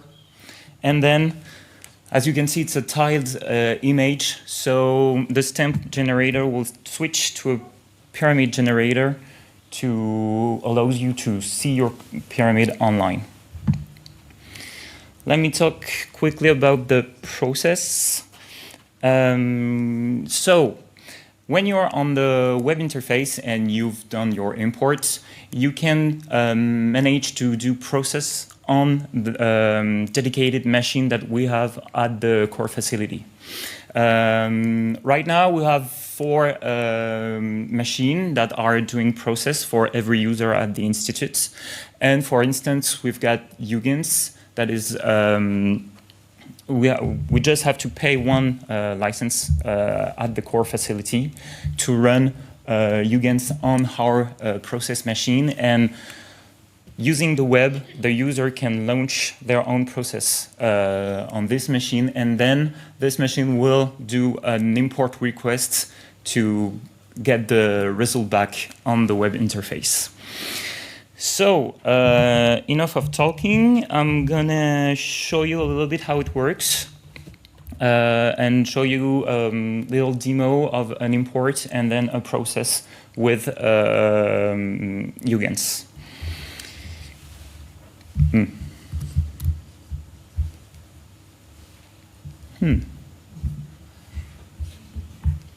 Wait.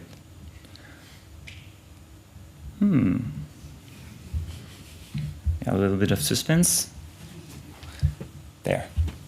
So here you have the OpenCID interface. You can search for a data set, for instance, FBI Rouen 2026, really cool data set. And here you have some images, and also you can download, as I said, other files. Here is a FESQ.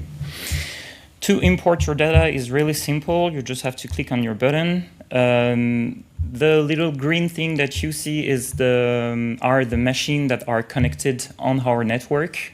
So I can see every machine connected at the Cochin network. And for instance, I will go on a shared space on our network where we put our data. If it works. Well, let's say it's a demo effect. Well, you will maybe not see Huygens today. Let's try with this image. Please stop browsing on WhatsApp. Yeah, please stop downloading. No, I think it's a network issue, and it's a Cochin Institute network issue because I cannot connect to the network. Oh, wait. Well, Cochin network is well now. So I'm going to go on Imagic, which is the core facility, the images core facility at Cochin. Raphael, it's me. And then I have my little leaf right there. I just click to proceed. We don't have the exhaustive list of instruments yet. Let's say it's a Leica file. And then it will proceed the import. While it's importing, I will show you that you can visualize your data by clicking on it, and you can go over your Z-stack or your time lapse. The import are quite quick, so it's maybe, yeah, it's done. I've got my file right there, the mège.lif. And then I just have to select my file. Click on this little tool. I see my file that I just selected. And there I can select a workflow. So I'm going to use Huygens. You can complete some parameters here. I'm going to launch just row like that. And then I launch the analysis. It's quite quick too. So while it's charging, it's running. So you can follow your process just right there. The loading bar is not finished. So yeah, as you can see, 0% is full. And normally, if everything works well, you have the path of your dataset right there. So if I follow the path at images demo, I go on FBI Rouen, and then I click on Huygens. You've got your deconvolution right there. And of course, you can download it by selecting a file right there, for instance. Better. And you can download it directly on your computer or on your institute network. So this was for the demo. Yeah. So to install the solution, we've got two configurations. One with 3 VM that we recommend because it's smoother, and one with one PC. If you cannot have 3 VM, you just have to buy a PC with some storage, and then you can install the solution directly on the PC. Of course, we recommend 3 VM to split the web, the MySQL, so the database, and the data server. In 2026, at the end of 2026, we would like to have directly on-web mesh manipulation, segmentation, and vectorization to analyze and to interpolate data. This is actually in beta test, and this has been done by a student that is working at the core facility. And as Guillaume said, by 2026 or 2027, we would like to make OpenCID interoperable with the BioImage Cloud solution of FBI data.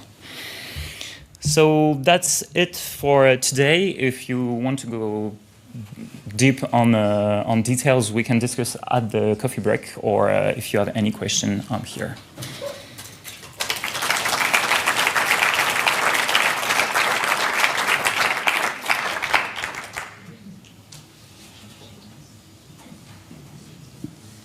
Yeah, coffee break.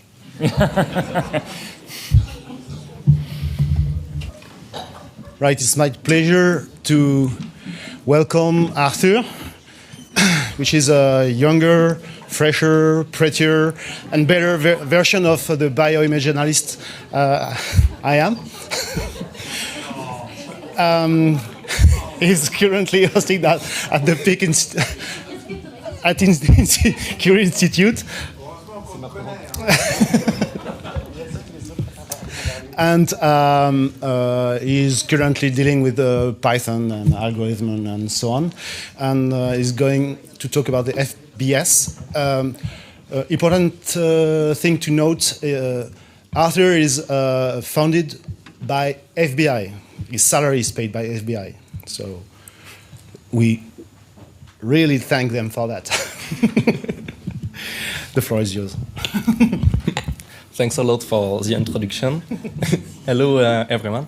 So, yes, I'm going to present briefly FBS and illustrate what we can propose to the user of France-BioImaging with a use case. So, maybe if I do now. Okay. Yes. All style, my style. So, FBS is the group of image analysis of France-BioImaging. Often, usually, bioimage analysts are isolated in a microscopy facility or team. And sometimes we lack a colleague that also do image analysis. So that was the first goal of FBS, that stands for France BioImage Analysis Services. It was to gather a community of the bioimage analysts of France BioImage. And concretely, what we are doing is a monthly meeting where we can exchange about daily problems and address technical points. And we have also a chat on Mattermost, where we can exchange regularly.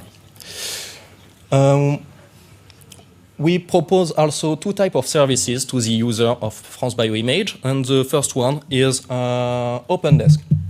So OpenDesk are free sessions where a user can, a biologist, for example, can meet remotely 2 or 3 analysts of FBS and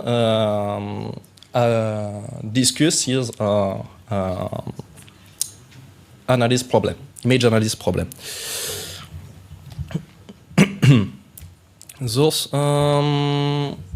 formats are free, remote, and the format is strict.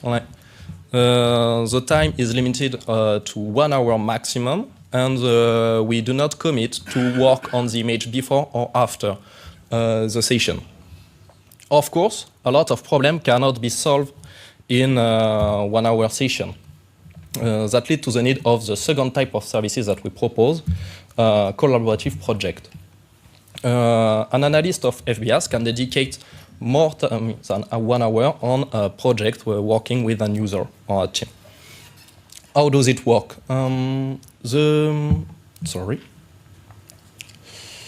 The user submits a project request on the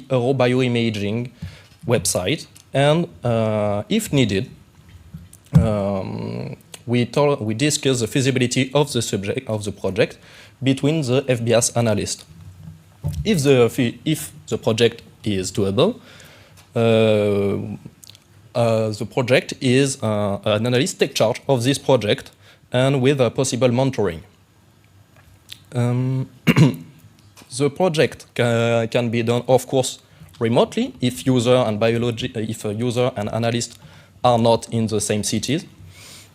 And if there is any doubt about the feasibility of the project, FBS can also propose a small first feasibility study as the first project. All projects are built with at the price that is 60 euros an hour, and the quote is emitted before the start of every project. Since 2024, we set up 15 collaborative projects, and this project management is possible thanks to FBI that funded two fixed-term contracts, one at Institut Curie, which is me, and another at Institut Pasteur. Now, I will illustrate what can be a collaborative project with a use case, the latest one. So, I'm talking about, I'm talking about a collaboration with team of Institut Jacques Monod, the Paul Conduit Lab, and especially Akila Mera, and who is a postdoctoral researcher in this team. And this is a collaboration between them and Anne-Sophie Massé and I, who both work, who both are located at Institut Curie. Their problem was the following. They made movies actually, of neurons, in vivo neurons, where we can see EB1, so microtubule tips, moving inside the neuron. And in the past, they have already manually tracked those microtubules. And now the problem is to automatically analyze the trajectory of the microtubule inside the cell. More precisely, their needs are the following. They need to know how many microtubules start in the soma, how many of them reach what they call the axon entrance, and from those that reach the axon entrance, what is the percentage that continue through the axon? And they have the same problematic, but regarding dendrites. So the first step of this project is to find those zones. And so we asked the user to draw what is the soma, what is an axon entrance, what is a dendrite entrance, and what are the dendrites and axon. But to avoid the burden of annotating 80 frames by movie and dozens of movies, we proposed to only generate one ROI set, one set of region of interest by movie. But then we have another problem, is that because it's a movie, the cells move, and because the cell moves, it can get out of the region of interest. So that's where we need to have a pre-process step called the registration to stabilize the neuron and avoid it getting out of the designated zone. Actually, they before contacting us, they already tried to do registration, but it was not sufficient to obtain good result. So we needed to improve their registration workflow. And to do so, we segment before the cell to simplify the registration using Weka. And we register this mask using a plugin in Fiji called Multistack-Reg. But then we have another problem, because if we obtain registered movie, the prealably tracked microtubules are now outside the cells. So of course we need to apply the same registration that we applied on the image on the microtubule. Once we have a good pre-process workflow when we can obtain well-registered movies, arrays correct and good trajectories, exact trajectories, because it's the experts that did, we can work on the core analysis of the workflow, the core of the analysis. And its analysis rather simple now, because if we have good aligned movies, good region of interest and good trajectory, we just need to check for each track of each movie, where does it start and where does it end, and compile the result in tables that are stored in CSV files, and that's what the user obtains. Another dimension of this project is to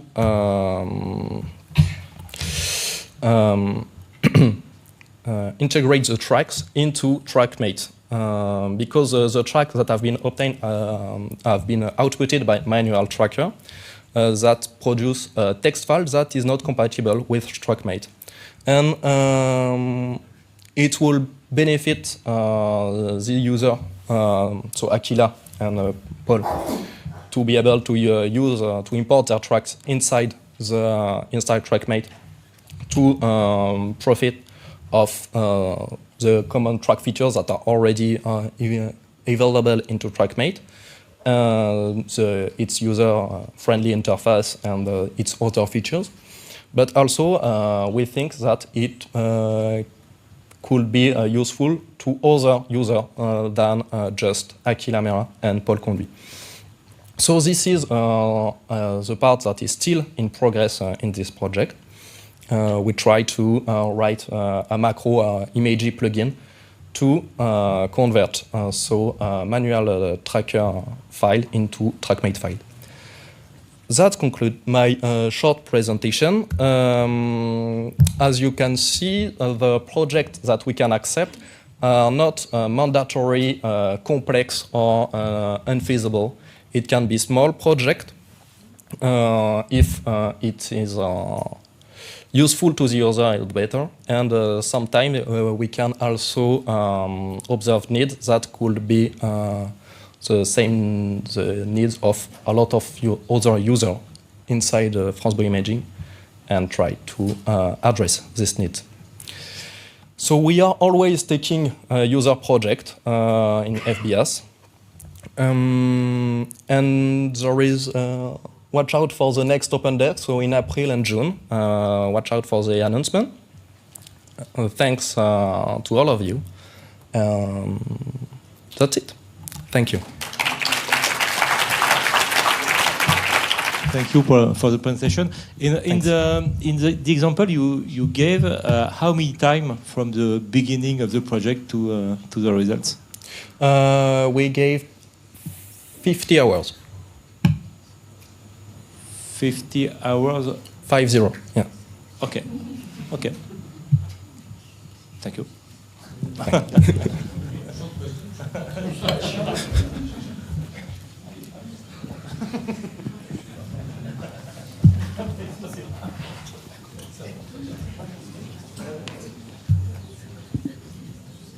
Thank you very much for the presentation. Just a simple question. Did you have some project from volume electron microscopy? Not me. Did we have in... The backup. The backup.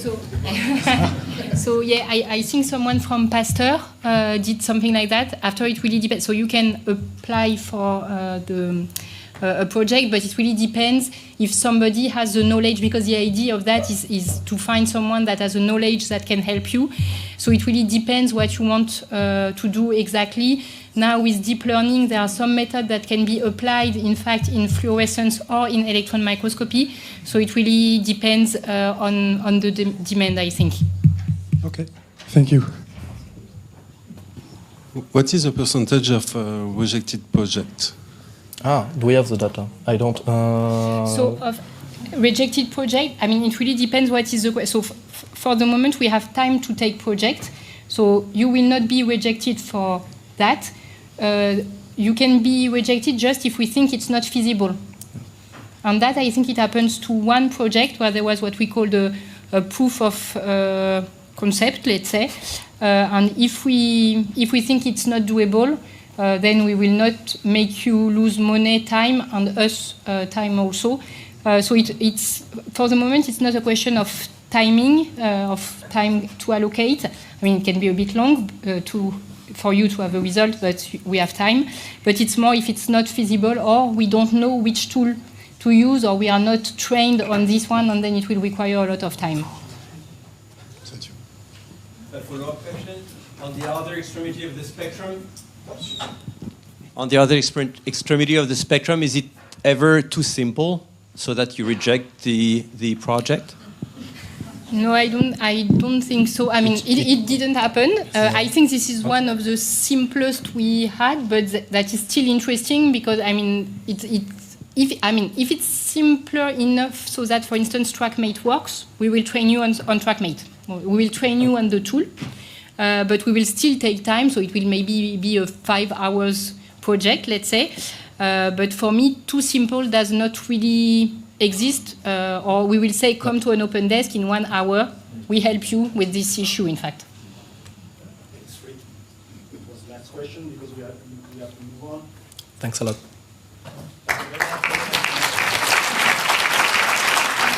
So the next speaker is Dorian. Dorian Kaufman. Probably you know, if you work on a facility, it's the guy who bothers you about the challenges, saying, "Hey, give me some data, give me some data, please." That's me. It's this guy. The floor is yours. Yeah. Thank you. We love it. Yeah. Thank you for the okay. kind introduction. Yeah. Thank you very much. I just want to So- make you react. So you can put a face on the mails about having data. It's me, and so I will present an overview because I have few minutes to present, and if you have questions, I can answer after. So this is the FBI Challenge team, with me and Emmanuel, with the support of FBI Data and FBS, and the scientific advice of Edouard and Thomas. And that's all. And that's really nice because challenge for a lot of presentations are like things that you want to do. And here, this is just like AI competitions. And here it's in bioimaging. So why we want to do challenges and why FBI wants to organize challenge? It's first time because thanks to the structuring role across the whole France and parts of Eurobioimaging, we can acquire a lot of images with a lot of microscopes into one dataset, and this is quite strong for papers on the research. And after that, create open source databases with the challenge benchmark with evaluations and all the stuff. And at the end, we want to bring back methods to the community, so the France-BioImaging community, but the worldwide community as well in bioimaging. And the goal is to do one challenge per year. It's really hard, but... So the past challenge are here. Okay. There are two images here, but okay. So the first one was light micelles. We made that in 10 months with Emmanuel and in Guillaume. And the purpose was to recover fluorescence images from transmitted light images. So the challenge would be more complicated, but this is like an overview. And in 10 months, we presented this at ISB, a big conference. And the second one was fuse micelles, and it was to recover light sheet images from multi-view from one view. And the name of light masses was by Fabrice Cordelière after a few drinks, so thank you. And the images here, it's a big thanks about Tudor Manoliu because he acquired one image with the 4 organelles, so thanks to him. And here it was from Pierre Bensitoun and Sylvain Desrossi at Montpellier. So this was the past challenges, and okay, the images. And the challenge, the both challenge was successful because we reached worldwide participants with more than 200 for the first one and more than 100 for the second one, with at the end for submitted algorithm 11 teams here and like 6 teams here. Here is a 3D challenge, so few people are working on 3D because it's really hard in deep learning. So 16 is really great. And for a first one, 11 teams are impressive. So it's few numbers, but it's really impressive. And so, yeah. The results, the winners of the first one and the second one, presented at Athens 2 years ago and in Houston last year. But what are the implications of making that? Because it's just facts for now. And I have a pleasure to show you that we submitted in scientific data just the database of the Light Micelle Challenge, and we was accepted, so it's a great paper. And for one challenge, we can do both one data paper and one challenge paper. So that's great for one project, having 2 papers. And about speaking data, for fuse micelles is in progress. And about speaking data, we published the first database in Biomage archive, and we did, and I did a lot of works about metadata. So here you have like more than 200 acquisition sets. So you have like pairs of transmitted light and fluorescence for a total number of more than 56,000 images. And for every images, you have a standardized metadata with bioimage models, samples, name, pixel size, everything you want. So it's really nice. And after having this data, thanks to the help of FBIAS, so Anne-Sophie and Arthur, we are publishing notebooks to help users. So for example, you want to take your transmitted light image and having a fluorescence, you can use notebooks and the top 3 ranked model. And the Napari plugin is in progress. So this is like a prediction. I wanted to make a live, but it's quite having error in live, so just a screenshot. So this is like the input image, and this is the prediction from the top one, the winner of Light Micelles. And this is like the ground truth image.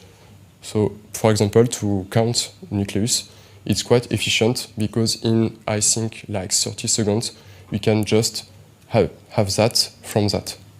It's quite impressive. So it's be ready soon.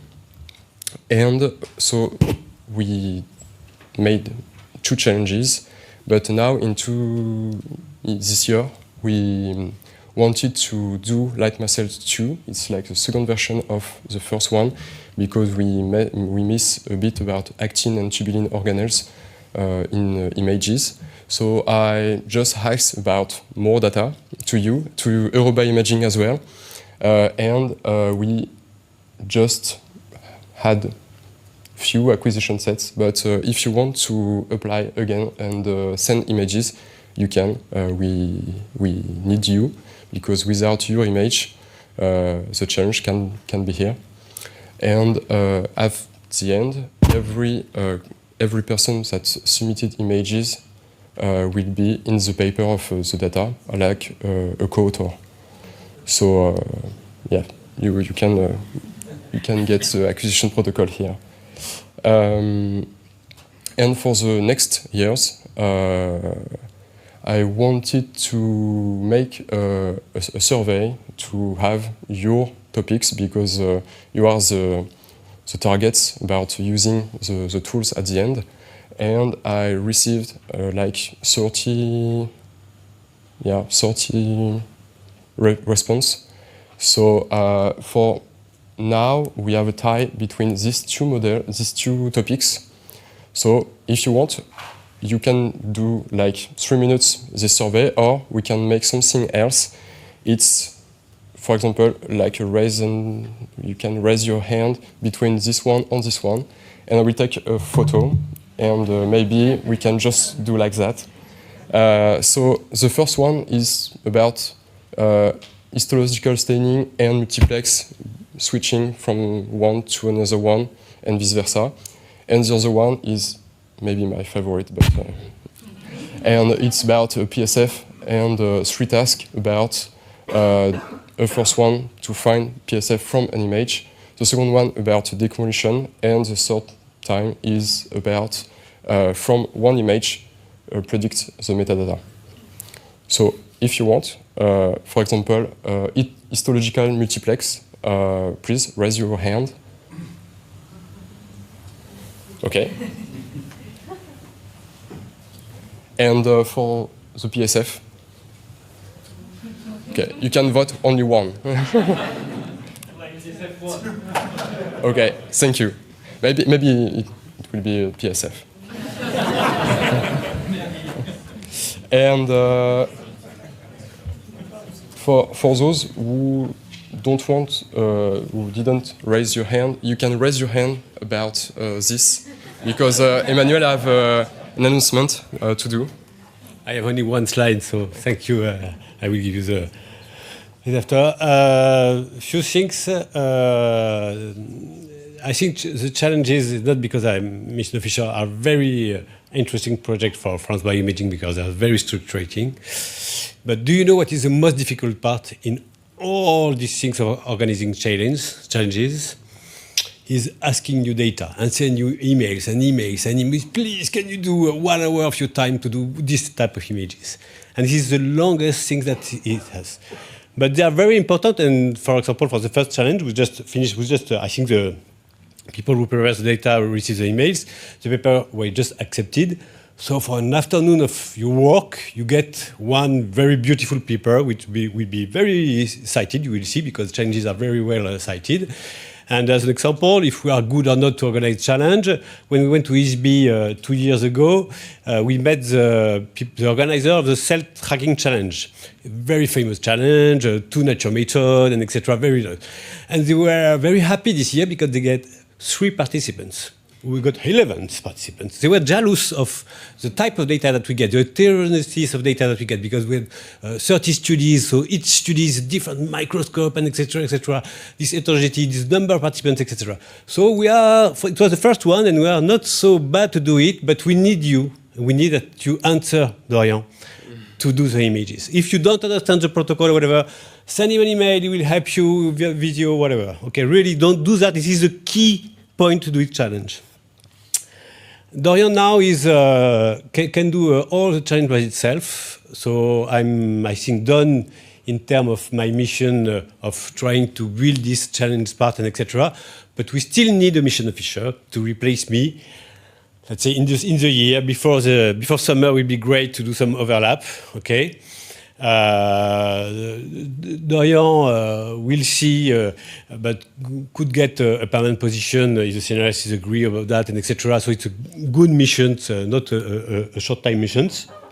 So please send us an emails if you want to try this mission. It's very nice, very, very nice, because you learn many different things. Okay, so that was my first announcement. The second one is that each time we organize challenge, people say, "Oh, why you didn't organize a challenge on electron microscopy or that and that and that and that?" We got plenty of ideas. That you are completely right, and we don't want to decide. And actually, we do not decide. We organize survey each time. We ask you and etc.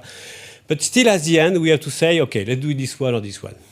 What we want to do now is to have a proper, formal scientific committee that decide with all the expertise, not only the expertise in two-photon microscopy or whatever, all the expertise in microscopy and biology, but also in deep learning, thanks to the FBS, etc., to decide what could be the next challenge that we organize. So now, because we get some advance with Light Message 2, we are able to organize a challenge in 2 years. So we have a bit more time, okay? Because we have Light Message 2, which is in this year, so we are organizing the next one.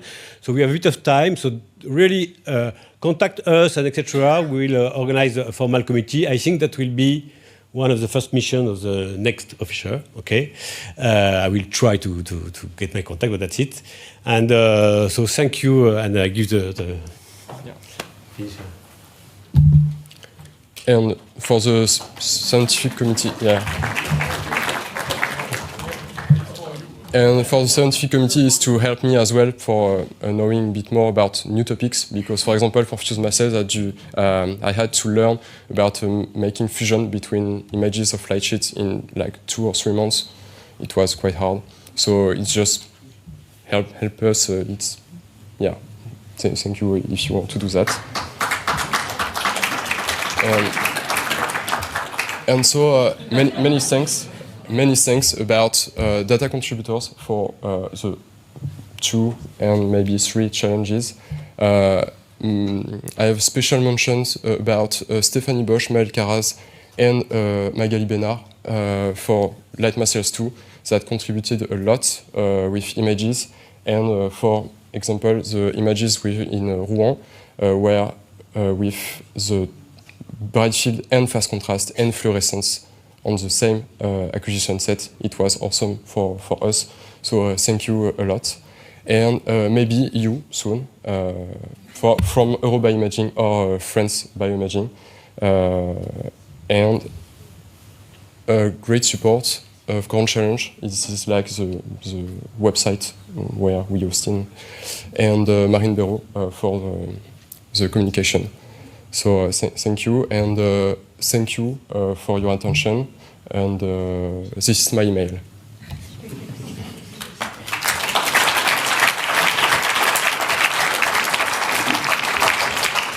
So if you have quick question, yeah. Thank you very much for the presentation. Could you explain in 3 words what exactly you want to do, which is multiplexing and edgy staining? Yeah. I mean, because you want, which target you want to see? Everything? The targets, for now, we have just ideas, and we want to specify a bit after the survey about experts, because for now it's quite, for me, I don't really know about that, and I want experts to tell me what is possible to do, because in the survey a lot of people are wanting to make this topic of challenge, because I present like 10 topics, but it's like 80% that can't do the data. So this is quite complex, and we can just discuss about this and precise a bit more. And I was just yeah, the example with this MXEF Orion and H and E staining, and the idea was just to switch from one to another one by computer. It's just an idea. Okay, thanks.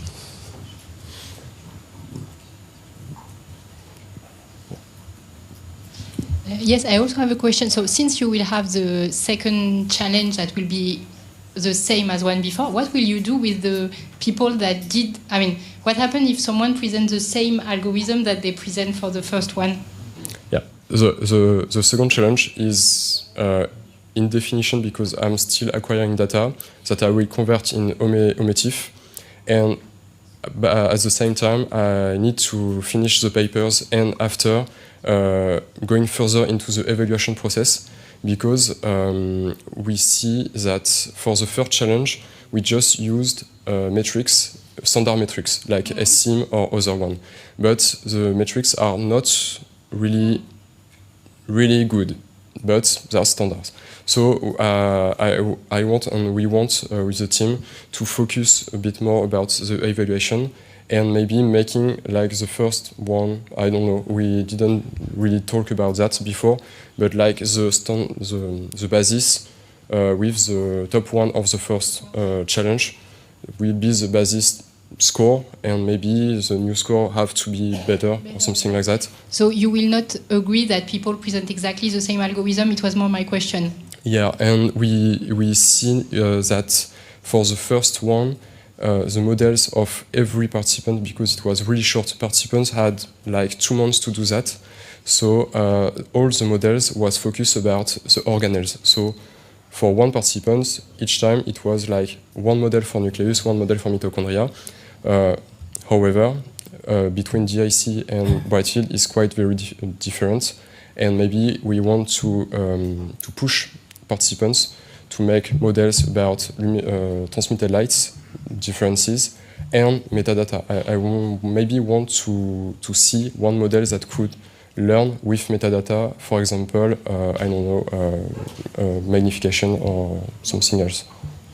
So we want to improve that, and we try as well to add one organelle, cytoplasm, and maybe according to your data that we can receive, making a second task about time for transmitted light, and we want to see if time, for example, you have 5 time step for lumière transmitted light in input, maybe help to predict actin, because it's quite hard to see actin in lumière transmise.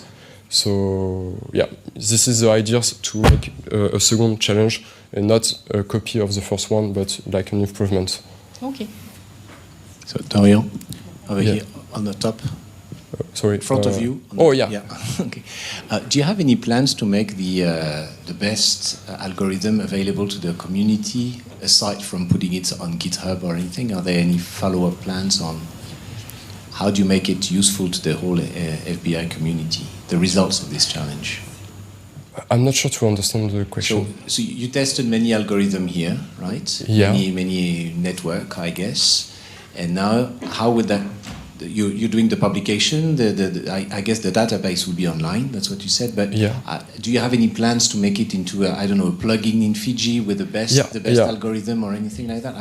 That was this part, and that's what you want to include in Napari. Okay. Yeah. So this in Napari here you can see the model of the first top ranking, and Arthur was working about making 3 models available in Napari plugin, and so you can just use it, and it is really simple. You upload your transmitted light image, you are here with your image, you put run, and 30 seconds after you have the prediction.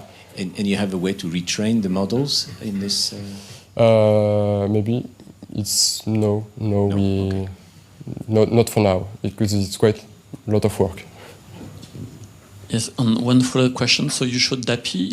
You will have the other organelle as well?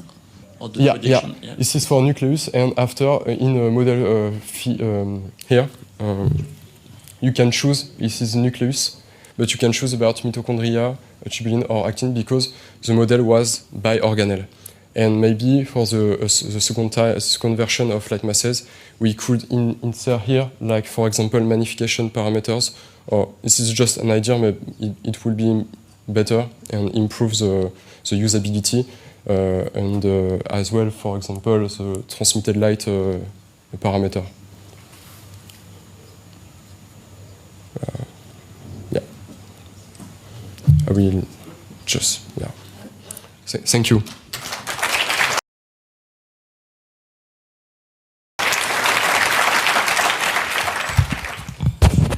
Hello everyone, my name is Marc Propito, but today Bonjour, Marc. I don't present my imaging self. So, but my three speakers will be present wonderful images today, and it's a pleasure to introduce the first scientific session devoted plants and invertebrates. The first talk today will focus on systematic 3D analysis of metaphase cells and spindles in the root of Arabidopsis thaliana, presented by Jasmine Burguet into the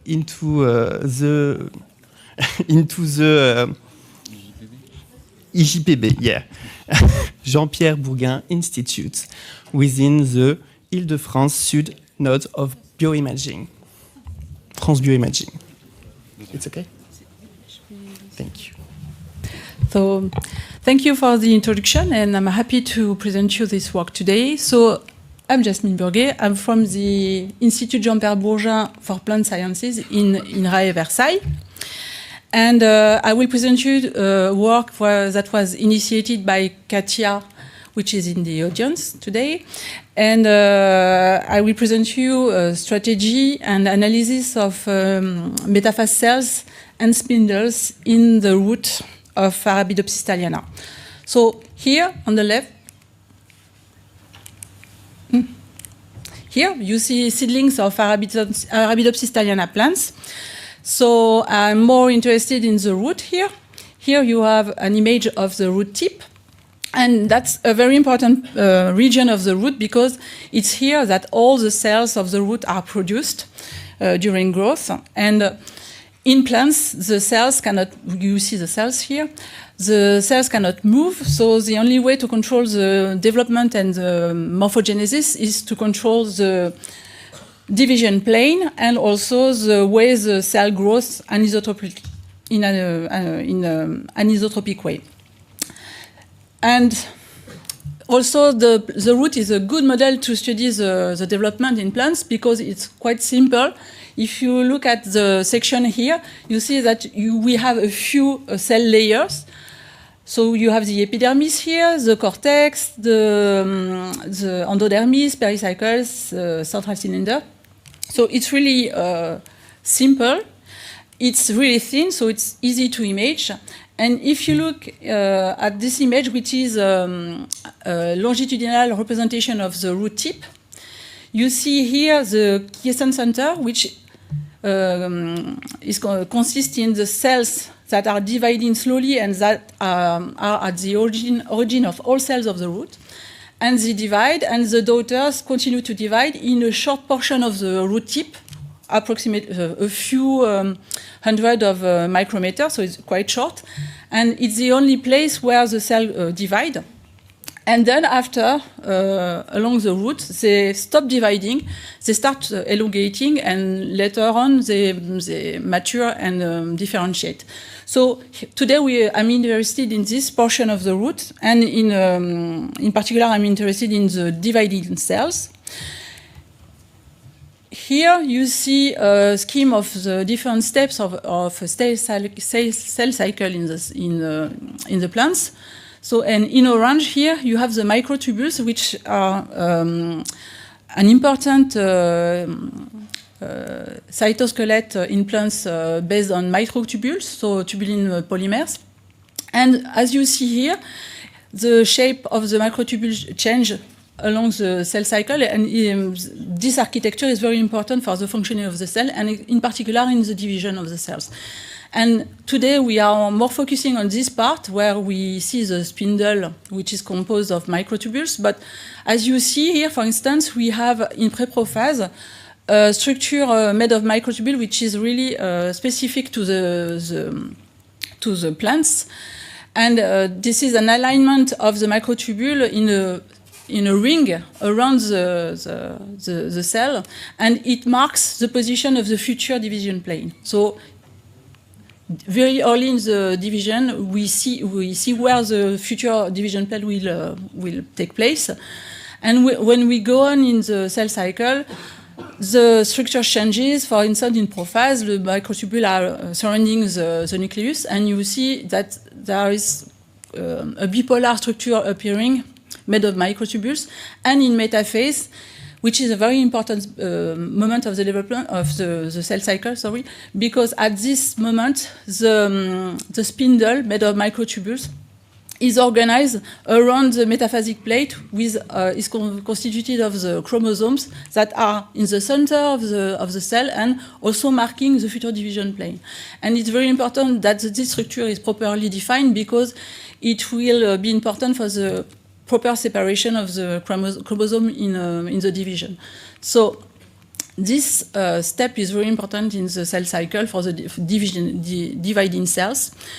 And because I said that and you have seen here that the microtubules are really dynamic, there are motors, microtubule-based motors that are involved in the dynamics of the microtubule, in the growth or shrinkage of the tubulin polymers, the bundling, the sliding of microtubules. For instance, here, you see that this motor is operating an anti-parallel sliding of microtubules.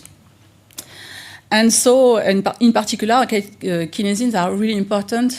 These motors are very important in the formation and the maintenance of the structure, the spindle, the mitotic spindle. And the spindle also is bipolar, but in animals, we have organizing center, which are the centrosome for the spindle, and in plants, we don't have a clear structure organizing the poles of the spindle. So it's also a difference between the animals and the plants. So the main objective of this work that I will present to you is to define tools, image processing tools, in order to analyze in 3D cellular structures. And we will use this to characterize the spindles and the cells in the root apical meristem. The root apical meristem is the division zone of the root. In the wild type, and also in a mutant of a kinesin, which is this one, and which is an orthologue in the plant of a very important kinesin in the animal for the spindle formation and maintenance. So this gene in particular was studied in the plants and in a recent study, and this is a protein which is well characterized in animals but not in plants. So in this study, they try to investigate where is the protein corresponding to the gene in relation with the spindle. So here you have an image taken from this study. You see the microtubules here. So this is a spindle, this is a metaphase cell. And we see that the protein is mostly in the central part of the spindle. And they also found that in the mutant of this kinesin, the division takes longer, and also the spindle is smaller. And for this, they used 2D quantifications. They measured the area in 2D of the spindle and also the major axis of the fitted ellipse on the spindle. And they found that the spindle indeed is smaller, and also it's smaller also in this dimension and this dimension. So, but the problem in this, one limitation of such studies is that it was made in 2D here because it's simpler, and also it was not replaced in the cellular context because here we don't have a marker of the cell wall to define the cell volume. So here, Katia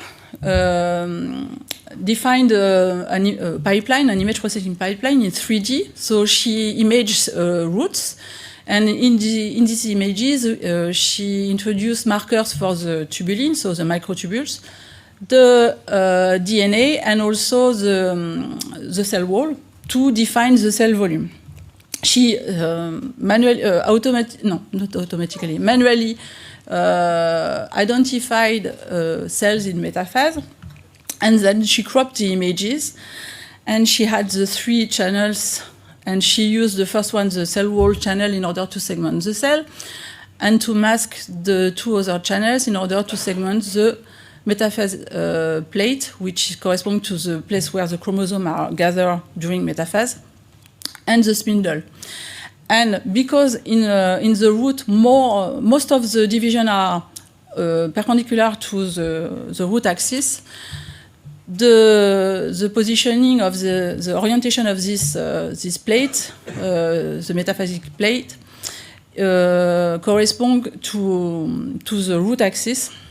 The axis orthogonal to this plate is correspond to the root axis, and so it's a way to define automatically and quite easily the orientation of each cell without having the need to go back to the whole organ. After that, we just fitted ellipsoid onto the 3 structures we segmented, so the DNA in the middle, the spindle, and the cell. And we use the minor axis of the ellipse fitted on the plate here to define the spindle axis perpendicular to this plate. And then we were able to measure the volume, the length along the spindle axis, so along the root axis, and the width of the cell or of the spindle, which is along this plate here. So we measure different things. So first in the cells, we compared. So we measure for each cell type the different parameters. So here's the volume in the first line, and so the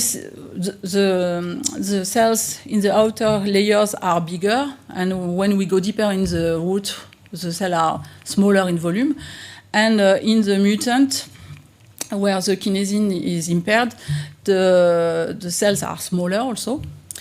We measured the length along the spindle axis, so the root axis, and here we also found, and also we measured the equatorial area, and we found that they are globally also smaller in these 2 dimensions.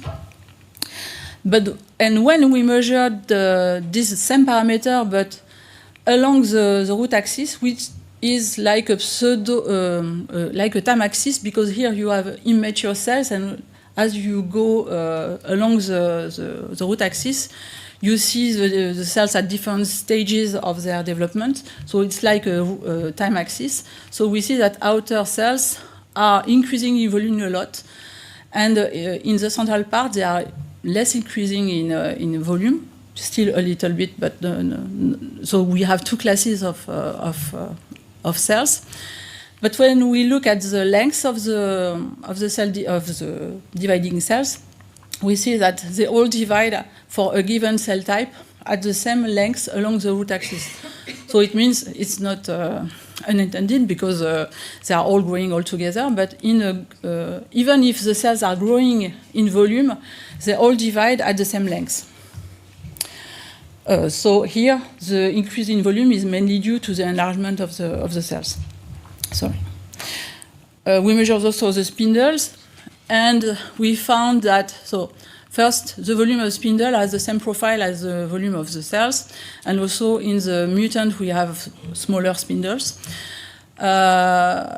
When we normalize the volume of spindle with the volume of the cell, we see that they are still sometimes different, but not that much. But it may be only that the cells are smaller and the spindle are smaller in the same way. But it's not that simple. But because when we compare the elongation of the cells, we see that in the mutant, so what is below 0 here is a measure of elongation. What is below 0 means that the structure is flat along the root axis. So here we see that the spindle are flatter in the mutant compared with wild type. And when we measure the same thing with the cell, we see that they are elongated the same. So it seems that something is specific to the spindle in this mutant, and not only a scale change because the cell is has not the same size. So the spindles in the mutant are smaller and flatter. And what is really interesting in this study is that when we measured along the root axis the length of the spindle, so for the volume of the spindle, we have the same profile as the volume of the cells, so it increases more in the outer layers. But when we look at the length of the spindle, it's always the same independently of the cell type. So it means that this is really a constant in the root. For the wild type or the mutant, the spindle has always the same length, but not always the same width. So it seems that really it's a biological constant in a given genotype. And finally, we measure the occupation of the spindle within the cell. So here, on the left, you have the wild type, and here the mutant. The same here, the wild type and the mutant here. And we see that indeed, even if the cell is increasing in size, the spindle is quite constant in both genotype. But the width is at first constrained by the width of the cell, because the spindle is touching small cells. But at some point, the spindle reach preferred size and stops growing, even if the cell is still growing. Here it's constant. And when we normalize the length or the width of the spindle by the one of the cell, we see that here, in this region of the cell, there is a forbidden region for the spindle. So this is a region where maybe there is something else, or it's intersect to the spindle, it's smaller, and it never reached the limit of the cells in this direction. But even if the mutant has smaller cells, this region is even bigger. So it's really something that is specific to the mutant. So all of these measures, and so we have a lot of information that are new, so some constant and some information about the spatial organization of the spindle within the cell volume. And it was done with really easy tools, so not very complex tools in 3D. So it's really feasible to apply analysis in 3D. And because in 2D we are missing a lot of information that we can have back in 3D analysis. So it's really to stress that it's important to work in 3D, not all of the time, but it's often the case that we have new information in 3D, and it's feasible. These are only simple manipulations of the images. And I would like to finish with, we are in my team, we are working on to allow people that are not specialists to work with 3D images. And so we are, in the world of image processing tools, we have very low level applications which are quite hard for non-specialists to use. So it's coding, it's not easily readable. And we also have image processing tools like Fiji, which nice interface and such as. And here we are trying to fill a gap in between these two worlds by introducing. It's called BIP, so it's developed in the team, biological image processing, and it's something that we can use like a protocol, like a biological protocol.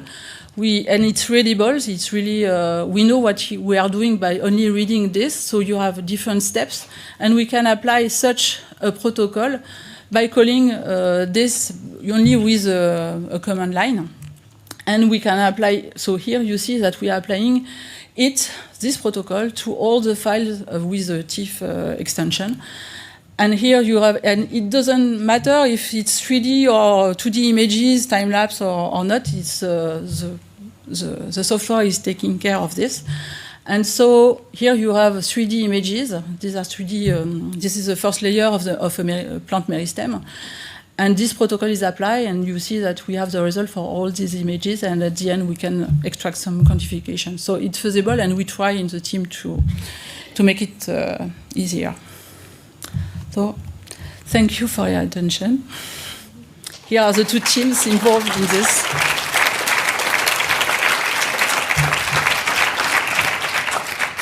Thank you for presentation. Only one question.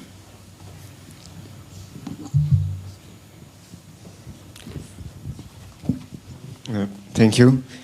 Do you have an idea of the consequences of why is the mutant shorting? It's just because the kinesins don't work. Yeah, it doesn't. It's still working because the plant is developing, but we don't know if the difference in size is really intrinsic to the kinesin, because it could be the case, or if it's because something else is touched by the mutation. We don't know it yet. We would like to have a marker of what is in the forbidden area, because it seems that it's something that we don't know. We don't know why this region is bigger in smaller cells. We don't know, but it's quite constant. So, thank you.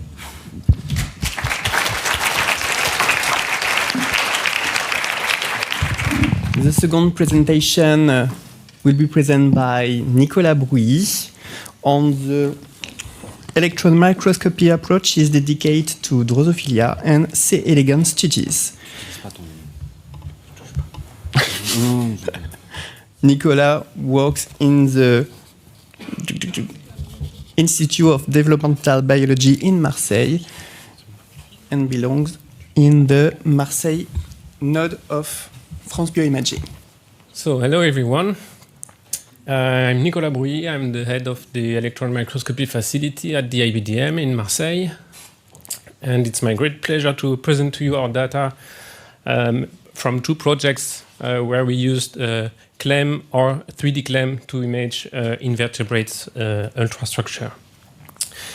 So I will really thank the organizers for inviting me talking about this today, because it's my main passion to take light information into EM datasets. So first of all, I wanted to make a little bit overview about the Marseille FBI node. So together with 4 R&D labs, we have the Pixel facility, which gathers instrument, people, and their expertise from 4 different labs: CIML for immunology, InMed for neurobiology, IMM for microbiology, and IBDM, where I belong, for developmental biology. On the IBDN electron microscopy, beyond regular 2D, TEM, and SEM, we are now specialized into immuno-EM, CLEM, and 3D EM. The Marseille FBI node is badged on the website as the node for multimodal imaging and new contrast. And this will make soon even more sense, because we will offer 2 new imaging modalities, as the interferometry with the arrival of an OCT microscope in the Pierre-François Laine lab, and X-ray imaging with the arrival of a micro-CT scanner on my facility.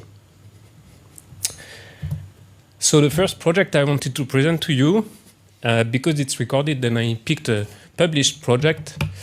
It's easier, and I gave it the nickname EM gives it all for a worm, because it's basically a project where we try to almost do everything that is feasible in room temperature EM.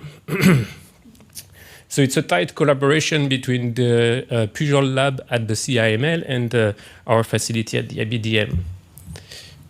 So C. elegans can live in a very dangerous environment, such as this fakir nail bed of nails, or even in wildlife, where it has predators such as mites, fungi, and bacteria. And its best protection is its cuticle, which is relatively stronger than Kevlar. But of course, having such a sturdy protection also means that it has to do something when the worm wants to grow. And evolution found the solution, it's molting. So along the life cycle of the worm, it molts several times so that it can grow, but still have a very sturdy protection. And in the visual lab, they want to understand how the worm can orchestrate the production of the cuticle, the molting, together with keeping the link between the cuticle and the hypodermis in order to give the link for movement. This anchoring,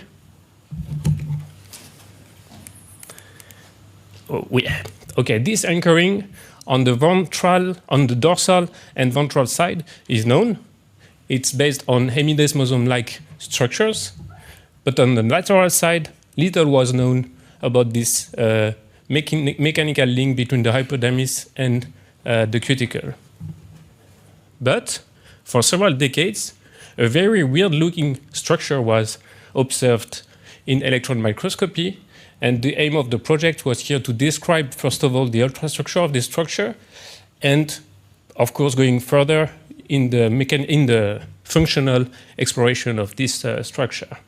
So to do that, we prepared the sample by cryomethods in order to keep it as close as possible to the native state, but also with the ease of room temperature imaging. We realized that this structure was a bit complex, so we went to electron tomography because it has a weird 3D shape. And because it's, in the end, a little bit too big, we had to carry out serial electron tomography to cover almost a full structure. On this image, you can see that this structure is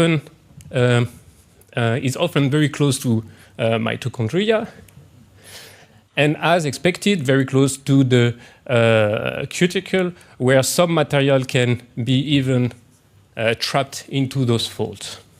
So great, but only descriptive. And the next step was to find a name to this structure.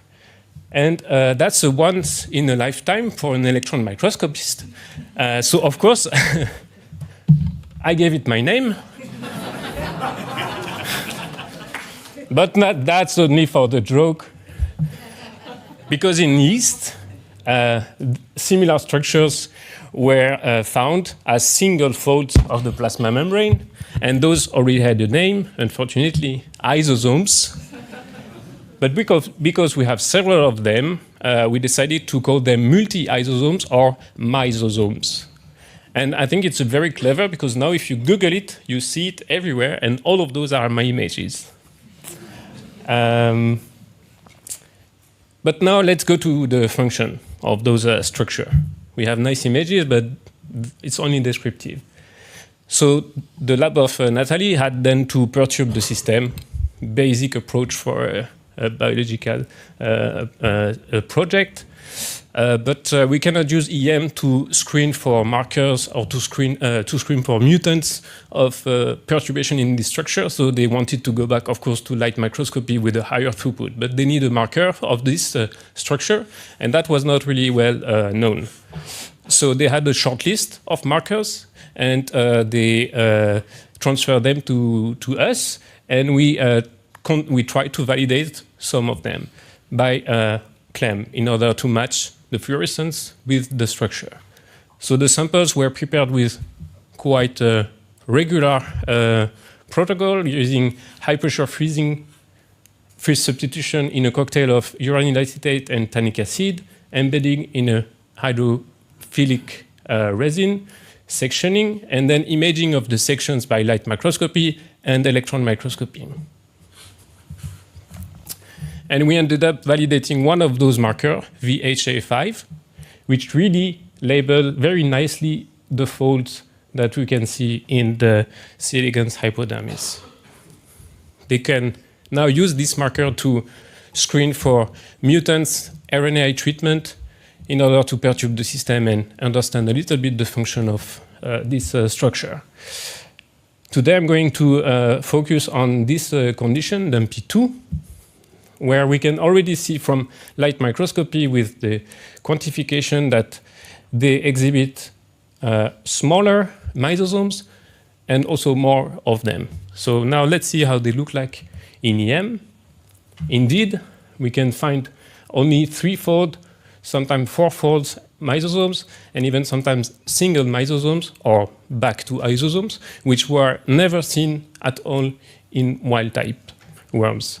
But stepping back a little bit in resolution, looking at the big picture, we can see that the consequence of this RNAi treatment is the detachment of the cuticle from the hypodermis, really, really specifically at the lateral sides, and really not at all at the ventral and dorsal side where it's based on hemidesmosomes. So this is really guiding us to the function of this structure. They went a bit further doing atomic force microscopy. They could indicate that the stiffness of the cuticle is decreased, and the link between the stiffness and the immune signaling pathways are known already in C. elegans. So now in the future, they want to explore this link in order to increase our knowledge about the function of these lysosomes. So that's it for the first project. And now the second one, which is not published, but so preliminary that there is nothing to steal, is a collaboration between the CBI in Toulouse, the lab of Michel Crozatier, and our facility, where we did a 3D CLEM to dissect multi-tissue interactions underlying the hematopoietic niche functions. So hematopoiesis is the process by which an organism produces its blood cells, immune cells, and it's regulated by a very tight balance between proliferation and differentiation. And in the field of hematopoiesis, a big question at the moment is how does the microenvironment of the niche gives clue to the niche towards either proliferation or differentiation. In the lab of Michel, they use Drosophila as a model, and it's a very powerful model because the whole hematopoiesis process happens during the larval stage of the life cycle, and in the larva, all the hematopoiesis happens in this pair of organs that are named the lymph gland. So basically, by imaging this structure, you learn everything that concerns hematopoiesis in this animal. So here, the challenge was to look at the ultrastructure of this region, where you have the interplay between alary muscles, cardiac tubes, and these lymph glands, which are themselves composed of 3 territories with different functions, etc. Unfortunately, in an EM image, you don't have the color and you don't have the name on the cells. But fortunately, we have 3D CLEM in pre-embedding, where we can get the fluorescence information in wet, let's say, then prepare the sample for EM, and compare the 2 data sets. So the workflow is like this. So they generated flies with endogenous fluorescence, GFP for PSC cells, tomato for alary muscles. The sample is dissected, fixed and mounted on the plate, labeled with DAPI, because this is going to help us for the registration, because the nucleus is a nucleus in EM, as well as in DAPI. Confocal imaging, sample preparation for serial block phase SEM using the OTO protocol, shipping to Marseille, and then I receive the sample, I trim them, I mount them, do the approach on a desktop ultramicrotome, and go to the serial block phase SEM. The 2 data sets are then registered in Amira and Dragonfly. You segment all this information, and you start over. So this is one of those data sets. So here is, of course, the light microscopy. Okay, the DAPI is a bit faint. We can align it with the serial block phase ultrastructure information, align the 2 data sets. And when we zoom in, we now are able to say this is a positive, GFP positive cell, therefore PSC cell. this is a GFP negative cell, therefore progenitor cell. Then we go to the segmentation in order to investigate the overall organization of the tissue. Green cells for the PSC, red for the muscle. And on this very first data set, so it's still very preliminary, we can clearly see that those cells really grasp the muscle, and the amount of interaction between those two different types of tissue is quite high and really seems to be dedicated and not arbitrary. Next step is to increase the number of samples, segment everyone, and potentially to run a new SBF acquisition until we reach a region of interest, stop the acquisition, go back to bench ultramicrotome, make semi-thin sections in order to do electron tomography. Because as you can see, serial block phase doesn't reach the best resolution, but still the tissue is there, the block is there. We can just put it out of the microscope and do electron tomography. And thanks to the big data, we actually know where we are regarding the fluorescence data set. So I'm done for today, and I would like to thank the people on the facility and all the institution fundings and infrastructure and networks. And thank you for your attention.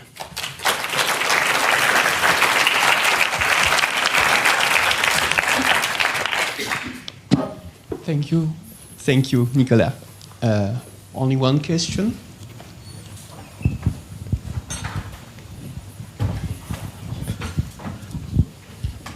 Thank you for your talk.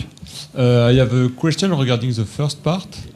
What about the role of mitochondria here? And when you disrupt this structure, do you have a change in mitochondrial morphology or the presence of mitochondria here? So about the presence of mitochondria in, let's say, physiological conditions, of course we can imagine a localized production of ATP, because we can expect to have lots of channels in those folds. We did not really go into a lot of details of this interaction because, we didn't do 3D imaging of mutant conditions. That could be, of course, a future project, and because we know the strength of 3D, we don't want to interpret 2D data saying that the link is gone, because you never know in the 3D space if the link is actually somewhere. So. Okay, thank you.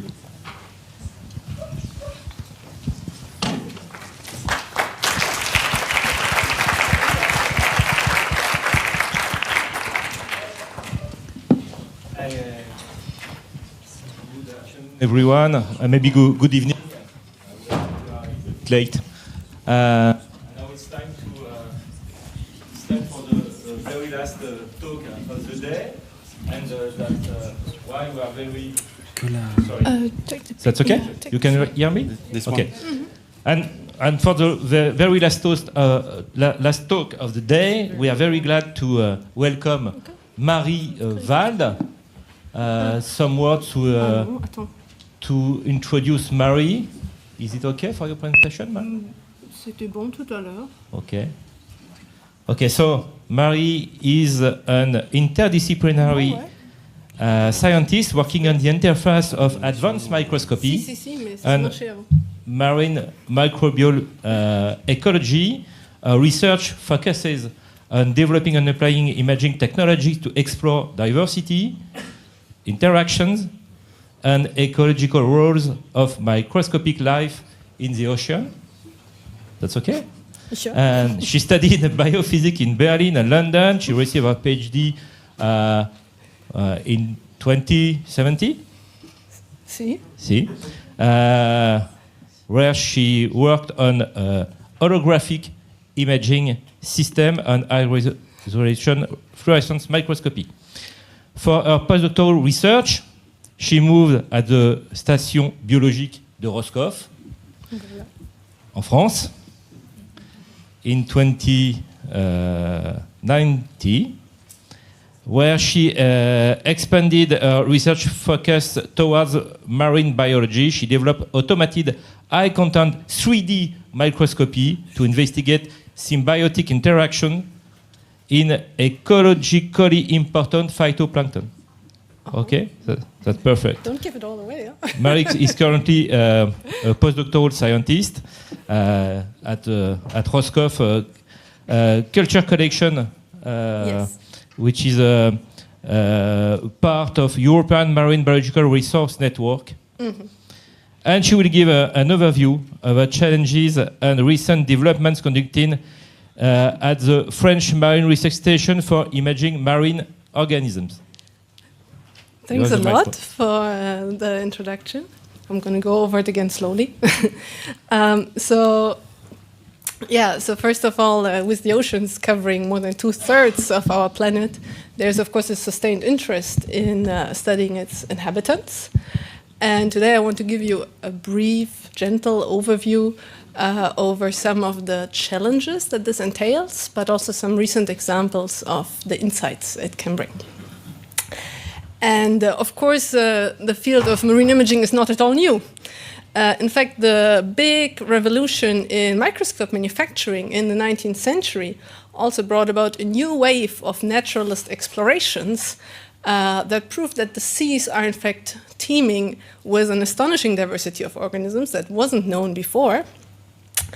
And this increased biological interest in marine life since the 19th century has then led to the construction of marine research stations all along the European coasts. And since 2018, these are now organized as a shared European research infrastructure, which is called EMBRC. This arrow is not at all correct, but I'm based here at the Station Biologique de Roscoff. And in fact, the French node of EMBRC has 3 marine research stations in Roscoff, Banyuls, and Villefranche. And this is a marine biological resource. What that means is that they provide access to marine sampling and seaside laboratories, but they also hold unique marine models, such as microalgae, cultivated animal models, or microorganisms. In fact, the Roscoff Culture Collection is the largest marine microorganism collection in the world.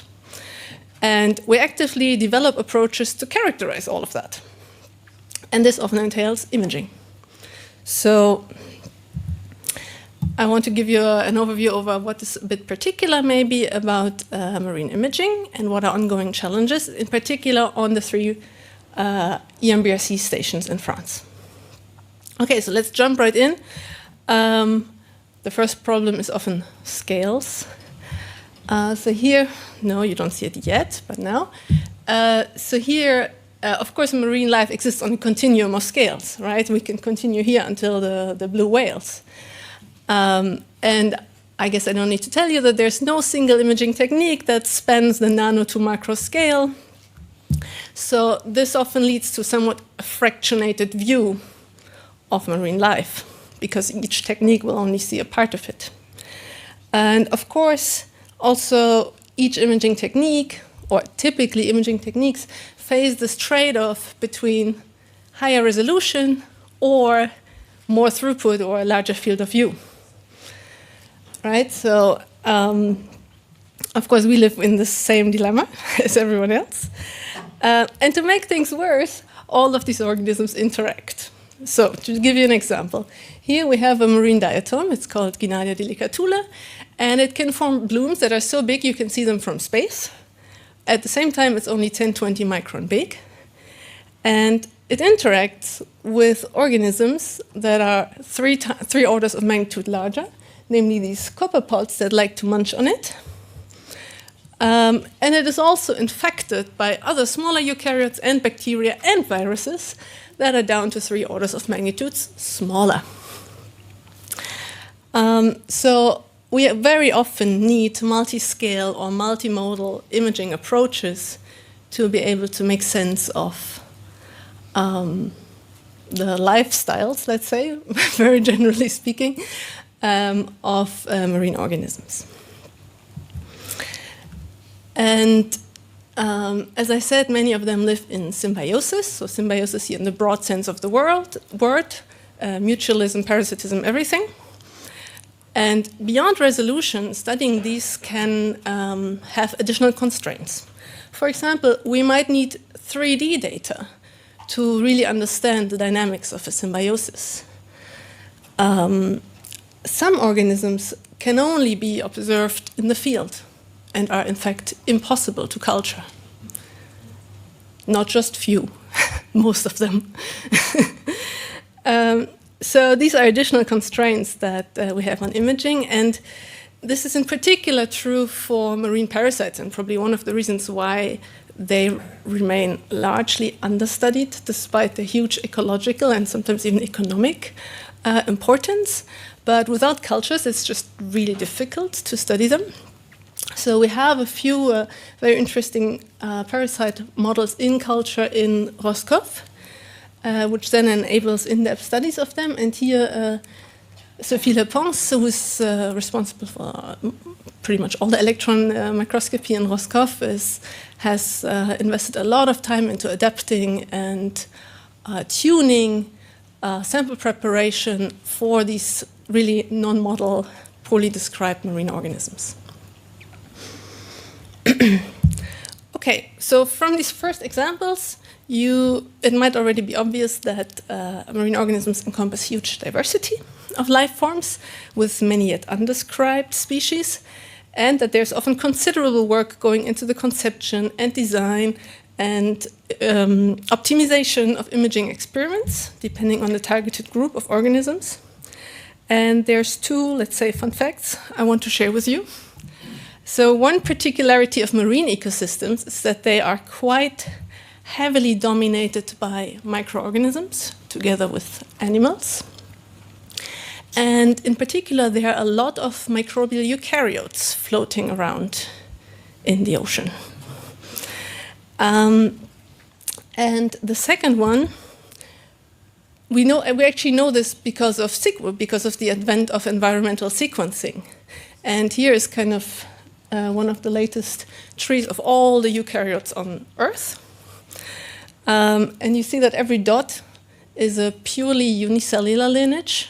So one take-home message is that eukaryotic life is in fact mainly microbial. And if we look at which of these we know morphologically, then we see that down here, the plants and the animals, we know quite a big share of their morphologies. So these loading bars are kind of how much morphologies we know compared to sequences. But when we look up here, in really dominant marine lineages, then you see that we are missing quite a lot of their morphologies. And that is despite these are precisely the organisms that have been studied since the early days. And so we have missed a lot of morphologies. And I think one reason for that is that their size historically collided with resolution limits, or still does, with resolution limits of available imaging approaches, and that many of these organisms remain unculturable. So there's now quite a lot of interest in actually getting sequence and image data more consolidated. So bringing this diversity together. There are like several French and European big projects on this. And so in this context, together with colleagues from Barcelona, one question we asked is, can we not use this knowledge about environmental DNA, these meta-barcodes that we now have big databases, to go and detect these missing morphologies in the environment? So we developed this Python pipeline. I'm not going to go into details, but basically allows you to target a strain of interest within its community and design specific oligonucleotide probes to then do in situ hybridization in environmental samples and actually find these back in the environmental samples. This was kind of the first images. Now we can also acquire 3D confocal images of them. And this will hopefully help to close this gap in knowledge about microbial eukaryotes in the oceans.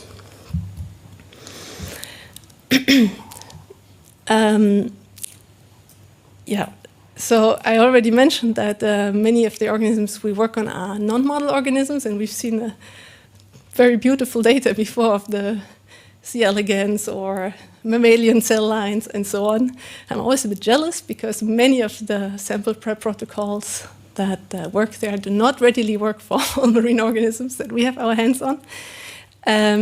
We often have to deal with strong autofluorescence or non-classical pigments in marine tissues, and we try to embrace these as signal whenever we can.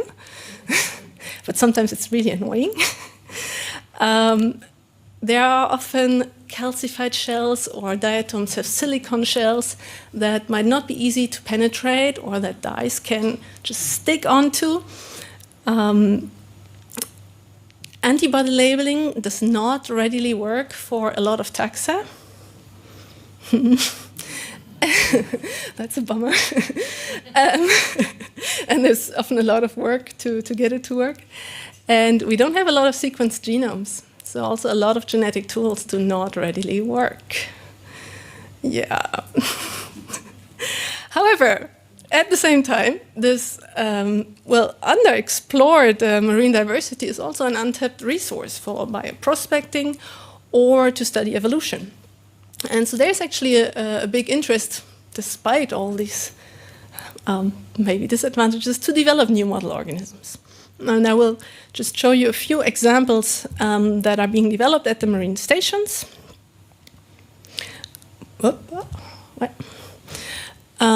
So often the first step here is the control over their life cycles by the aquarium services that then enables in-depth studies into their cell biology or physiology and so on. There's typically going a lot of work into the establishment of labeling protocols, such as immunolabeling notably, also microinjection or pharmacological assays. And so, for example, in Roscoff, the sea urchin embryo is used by the team that studies cell cycle control, because it kind of connects the early development, the control in early development and translation control. Or kelps, so macroalgae, are used as models for morphogenesis, typically to study their growth during the embryogenesis. At the biome laboratory in Banyuls, the chordates and ascidians have been developed into unique animal models. They are close relatives of the vertebrates, and thus good transition models to study the evolution of conserved developmental mechanisms, but at the same time they're fairly simple organisms in terms of anatomy and genomics. And so these teams have really developed extensive genetic and molecular tools to study their embryonic development in depth.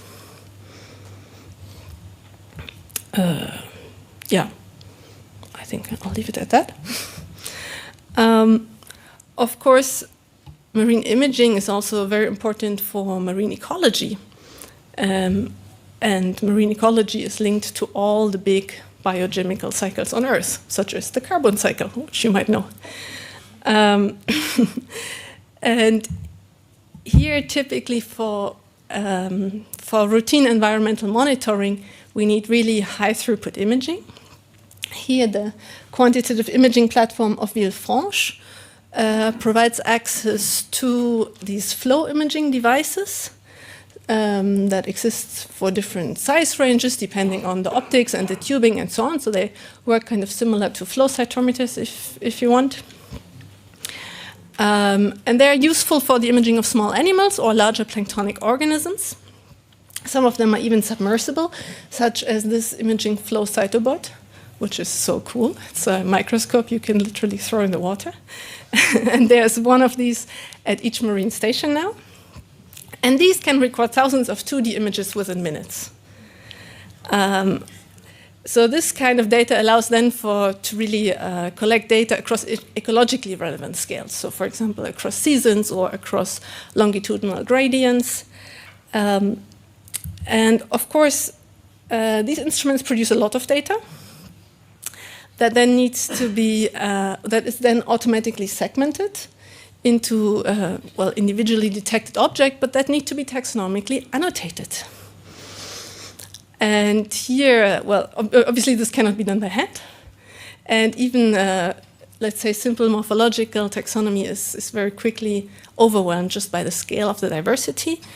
And to remedy this, the EcoTaxa platform has kind of become a community standard, I would say. It's an online tool that combines machine learning assisted pre-classification with then a human validation by taxonomists, because, yeah. Oh, oops, sorry. No. With human validation, and this allows to sort millions of objects into curated, community-validated data sets. Voila. But this is what I wanted. Well, and once this data is annotated, actually this is very precious data to derive how morphological traits change, for example, across an ecological gradient, temperature, salinity, you name it. So this becomes really statistically valuable data. Of course, the quality of the annotations relies on previous training data, which can differ quite a bit between different sites and different seasons. Marine biodiversity changes a lot. And thus there are current initiatives underway to generate representative training data sets curated by experts at the marine stations, and this will still take a while. Now, perhaps you remember that I said that marine ecosystems are quite heavily dominated by microorganisms, and sadly, many of them are outside the range of these beautiful flow imaging devices, and are thus currently overlooked by these image-based ecological analyses. So one approach to also increase the throughput at higher resolution is to use automated microscopy, which combines a low resolution overview scan of a sample and object detection with then high resolution imaging only at these detected positions. So at each of these positions you can then launch a predefined autofocus, Z-stack, 3D, whatever you want, job that can run without further human intervention. And well, first of all, here we start to run into data management problems, but if we manage our data well, then downstream, this kind of standardized image data can then be used for morphometric analysis of the organisms and downstream statistical comparison with, for example, other physiological or molecular data. And here we start basically coming to the interface of marine ecology with cell biology, because all these microorganisms are typically single cells. And if we want to go to even higher resolution, also expansion microscopy has now arrived to marine biology. It typically gives access to structures that can be immunolabeled. And you remember what I said about immunolabeling. So there's still work in progress, but a recent collaboration with EMBL and the University of Geneva has demonstrated that cytoskeletal structures are quite highly conserved across eukaryotes, and so there's a big potential to do comparative studies of these across microbial eukaryotes. And a second approach that is working with standard fluorophores is the fluorogan that has been developed between Villefranche and the University Côte d'Azur. So to quickly explain how it works, this approach exploits stochastic fluctuations in the number of emission events between the S0 and the S1 state. So it's a bit similar to blinking, but without the dark state, if you want. So the variations are weaker, but it works with any dye. And then the data is acquired as these kind of short time-lapse videos of around 200 images at 5 millisecond exposure. And then to extract the information, I guess that's the most interesting part, it uses a hybrid approach that combines a physics-inspired generator that simulates the fluctuation behavior, and then a convolutional discriminator network that reconstructs the underlying structures. And with this, they were able to demonstrate down to 120 nanometers of resolution. And even though this was developed for marine organisms, it could, of course, be equally applied to other samples. Okay, and finally, when we want to go to the smallest microalgae, and study their subcellular morphology, then the team of Joan Dessel in Grenoble has shown that 3D FIBSEM can also provide morphometric analysis down to this level, which again can be quite interesting for comparative studies and also for example, climate models and things like this. Of course, this beautiful data now comes at the cost of much lower throughput. We've seen before how much work goes into these data sets. And it requires specialized instrumentation that is not typically available at a marine research institute, but it also highlights the value of interdisciplinary collaboration. Which brings me to my last point, money. So, of course, state-of-the-art instrumentation, cryo-EM, super resolution, lattice light sheet, whatnot, is often concentrated at specialized imaging facilities. It's not always easy for us to travel with our samples to national or regional facilities. On top of that, marine field work, aquarium service, and so on, all of that is already pretty expensive. So imaging is not always first in line for funding. Hence, there's a big interest in low-cost DIY hardware.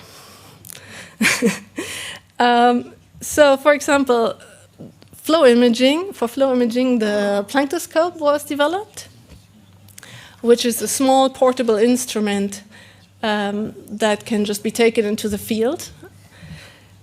And this is actually available as a commercial instrument now. And as I mentioned already, labeling strategies are not always easy. So there's also an interest in label-free approaches. And here, polarization microscopy can exploit the fact that there's many anisotropical structures in marine biology. And one smart approach that has been developed in the marine biology in Woods Hole is to use two liquid crystal displays that can be used to quickly tune the polarization and thus estimate retardance and orientation of these structures. And here, Sébastien Schurp and colleagues in Villefranche have developed this into a compact and fast module that is driven by an Arduino. And again, even though this technique has been developed for marine organisms, and they have some preliminary data on this now, it could equally be applied to other kinds of samples. For example, mitotic bundles that were mentioned earlier. Voila. And last but not least, a little announcement.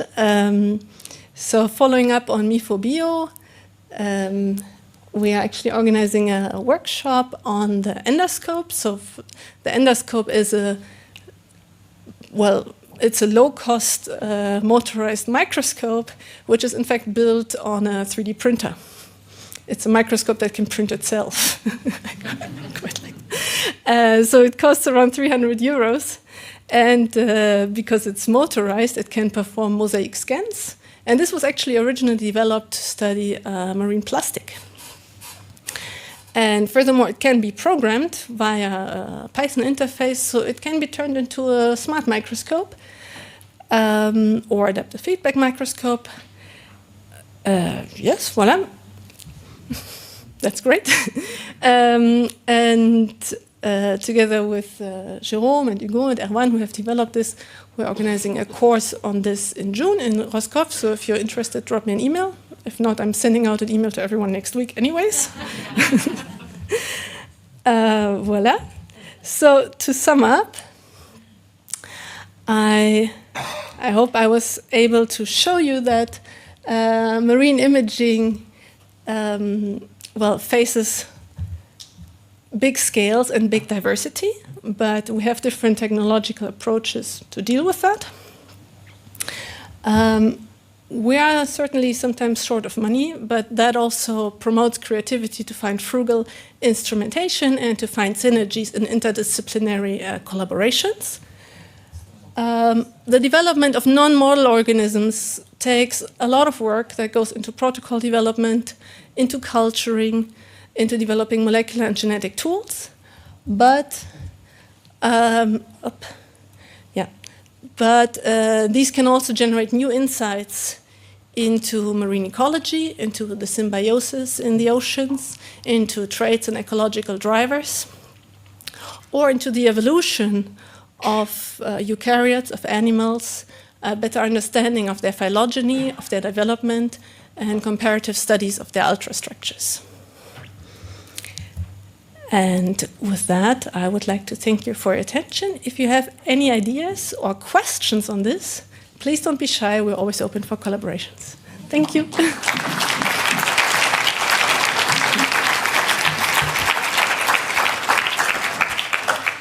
Thank you very much. Any question?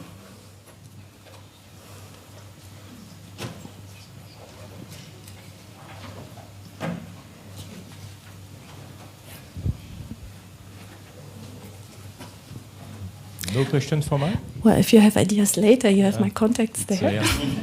So beautiful image. I have one, more than one, but concerning the last part of your talk and smart approaches, you did a planktoscope, smart microscope. These instruments are part of Terraforma project. You know the Terraforma project? No, I don't think they're part of this. Okay, it's a community of researchers that develop smart probes for the environment. Interesting. In continental water, but we lack ideas for marine waters. So it could Here come the synergies. It could be cool. Okay. Great. Okay, I'll check it out. Okay. Maybe. We can speak together. Avec plaisir. Okay. Yes. So thank you very much for the very, very interesting presentation, very nice presentation. You say that you cannot, many things you cannot do, but you can use RNA to probe, for example, to do some kind of some hybridization and identify some of these organisms like this? Yeah, so I went a bit quickly, but so the environmental fish that I showed, this typically targets the ribosomal DNA. And most of the environmental sequencing, so the meta-barcoding, that is what's generally done in environmental sequencing, that actually sequences the ribosomes because they are highly conserved across eukaryotes, and there are these hypervariable regions that allow to barcode basically sort these phylogenies and so on. And so this approach that I showed you targets, designs oligonucleotide probes against ribosomes because they all have ribosomes. It can also be done for bacteria. So yes, fish approaches are possible in environmental samples. Yeah.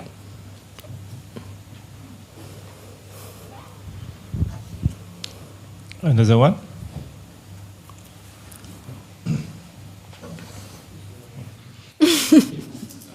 I have one. You stress that you produce or you will produce a lot of data. How you store them? What are the rules and so on? Yeah, it's a question I bring up very often in my team. I'm trying to think of a politically correct answer. Let's say I learned a lot of interesting things today that I think I'm going to take home. So, yes, we do have a shared computing resource that I use to organize my projects, but it could be improved.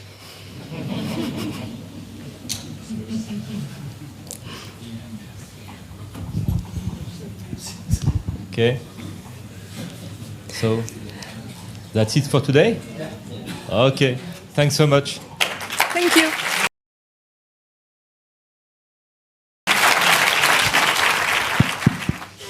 Good morning, everybody.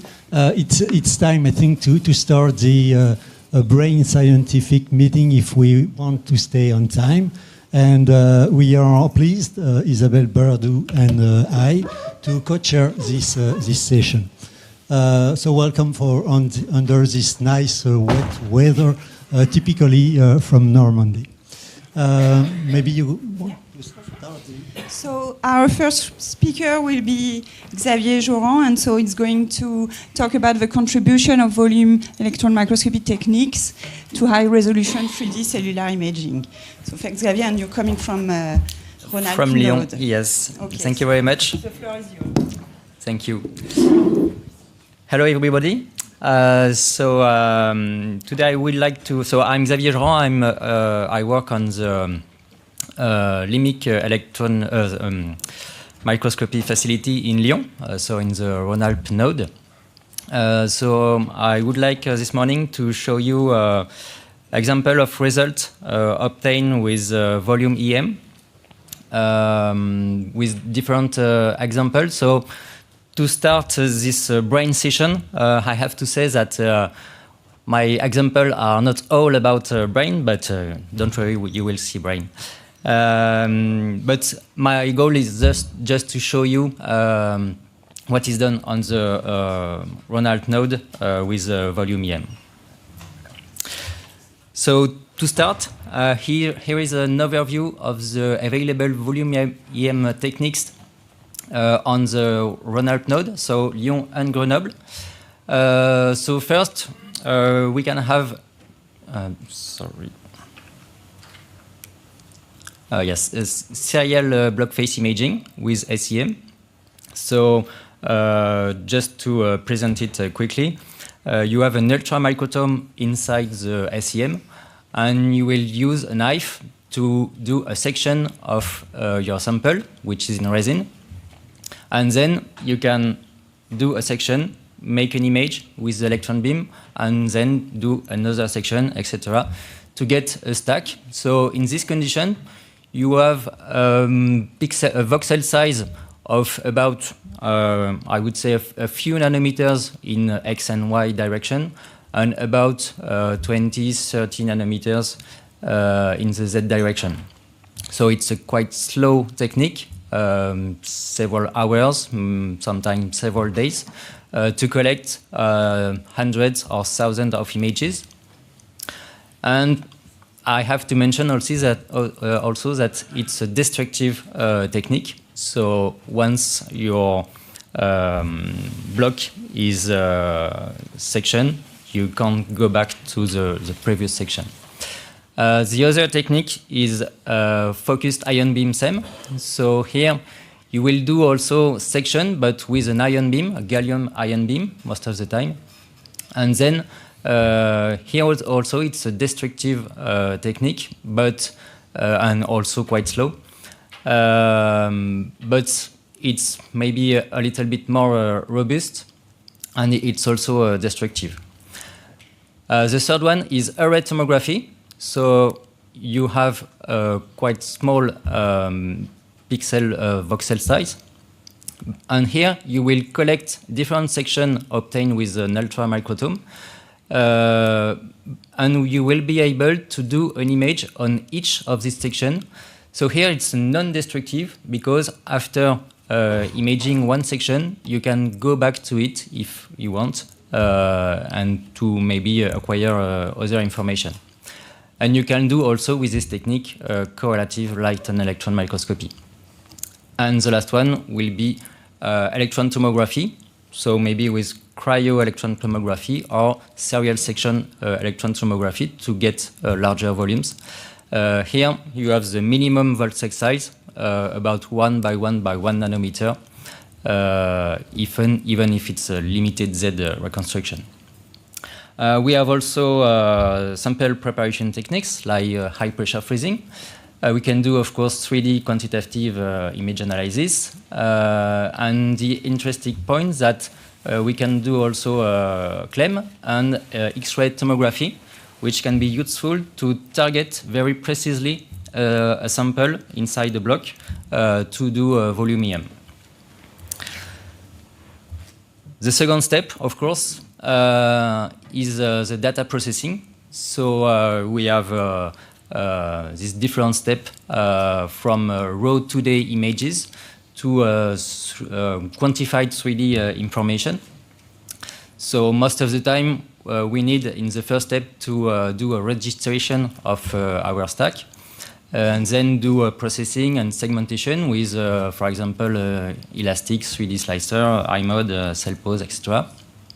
And then to do a 3D visualization and quantification with Aviso, Amira, Dragonfly, etc. And for this, we can have help. For example, in Grenoble, we have, thanks to Karine Pernegalet, a working group coming from the RIM, the Réseau d'imagerie par microscopie électronique, where we can find training on Elastic and Fiji. And in Lyon, we have the help of our image processing engineer, Marine Breuilly, who propose Open Desk for image analysis. And of course, we can also ask help from FBS. So my first example will be about the characterization of the symbiotic mechanisms between bacteria and the cereal weevil for nutrient exchange. So it's a study of Séverine Balmont from INRAE in Lyon, and my colleague Myriam Ganem and Charline Dalverny of the LIMIC facility in Lyon also.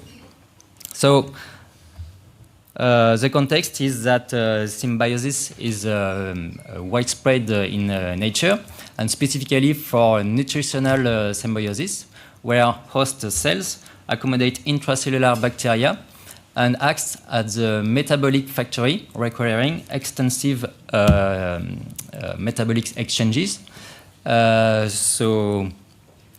For many insects, they are nutritionally imbalanced on nutritionally imbalanced diets, so they need this bacteria.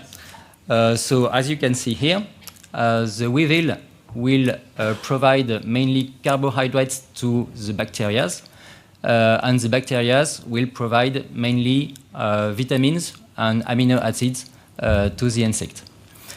So maybe you are thinking that it's a very nice little weevil, but they are a real pest for cereals in fields and silos, and they are a real problem for food security, because they are responsible for a yield loss of about 10 to 20%, and in some cases up to 50% for cereals. So it's very interesting and very important to understand these relationships between the insect and the bacteria.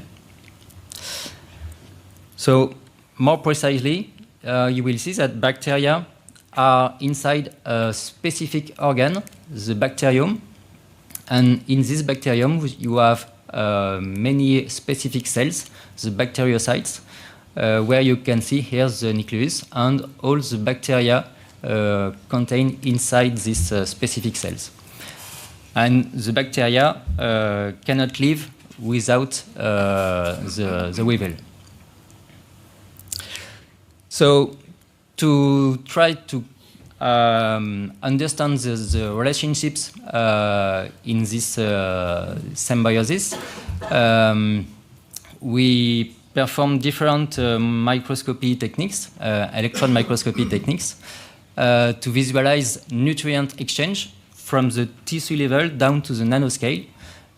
So we use first 2D transmission electron microscopy with high pressure freezing to have a very good preservation of membranes. You will see why just after. And also electron tomography in the first time to have a high resolution 3D reconstruction of the bacteria inside bacteriocytes. So just to show you here that it was very important to use cryo methods to prepare our sample, because on the left here you can see the classical chemical fixation of the sample for electron microscopy. So you can clearly see the bacteria here, no problem, but there is structural alteration and limited membrane preservation. And if you compare it to high pressure freezing and freeze substitution, you can see that the structure are much well preserved, and the membrane are really nearly perfect. And you can see something very interesting here, which was not seen before. You have this kind of tubes here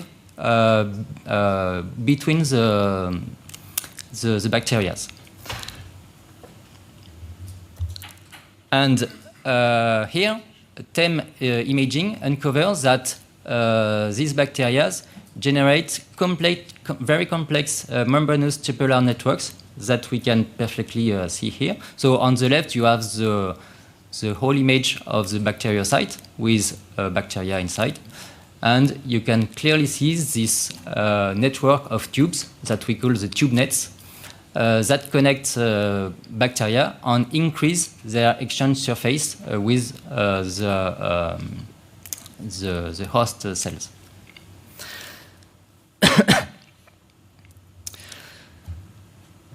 So to go further, we tried to have a better characterization of these tube nets. So first with immunogold labeling to prove that this tube net was really has really a bacterial origin. So we used the antibodies against the bacterial protein, and we can see here the gold particle on the tube nets, and we combine this with electron tomography. So you have the two videos here showing in 3 dimensions this particular structure, this membranous structure coming from the bacteria. So it was really a very interesting result to understand the mechanism of this symbiosis. But to go further, we wanted to see and to characterize these relationships at a larger scale, because we have seen that electron tomography can give very good detail at high resolution, at the nanoscale. But to understand how this metabolic exchange can occur at the scale of the bacteriocyte, one way is to use serial block phase imaging. So you see here this specific organ, the bacterium, and the goal is to do serial sectioning in this area. So as I said before, by using a microtome inside the chamber of the scanning electron microscope, and to do a slice on view process to get an image stack on a larger volume. So just to say a word about the Katana microtome workflows. So there is, of course, a chemical fixation of the sample, heavy methyl staging. All of this is quite classic. And then we get a resin block that we have to trim to mount it on a specific aluminum pin. So the volume of the sample has to be about 1 millimeter. And then we install it on the katana microtome, sorry, and then the microtome go inside the microscope. And you see here on this little animation the process. So you do a section with the diamond knife, and then the electron beam do the image of the surface, and again and again. And you can collect your final stack. So the result I'm showing now is very recent. So you can see here the bacteria inside the bacteriocyte, and we are now able to try to study all this interaction on a much more important volume. Here the pixel size is 20 by 20 by 70 nanometers. And we can see on this volume that there are phenomena that we couldn't see with only 2D or even with electron tomography, because the volume is much more important. Particularly, sometimes we can see that some bacteria goes out of the bacteriocyte. So we have to process this volume. So for the moment, we are trying to segment it. So with the help of marine broillie, we have to segment the bacteria, the membrane, the nucleus, etc. So here it's the first result obtained by Marine with Napari integrated with CellPost 3D. And you have a first result here, but of course it's currently under process, and we have to get a complete result on this sample. The second example is about volume EM still applied to symbiosis, but between Acantharia and Phaeocystis. It's a study of Pierre-Henri Junot in Grenoble from CEA. So here we have the case of Acantharia, which is a protozoan with a mineral skeleton, and Phaeocystis, which is a unicellular algae. And here, as I said at the beginning, the first step was to take our sample and do a CT scan to get the very precise positioning of all the objects inside our sample, and really to target the specific area which will be processed by the FIPSEM. So here you have the FIPSEM volume. Okay, so it's 3,000 images with an acquisition of about 96 hours. So the big red crosses are the shaft of the skeleton of the Acantharia.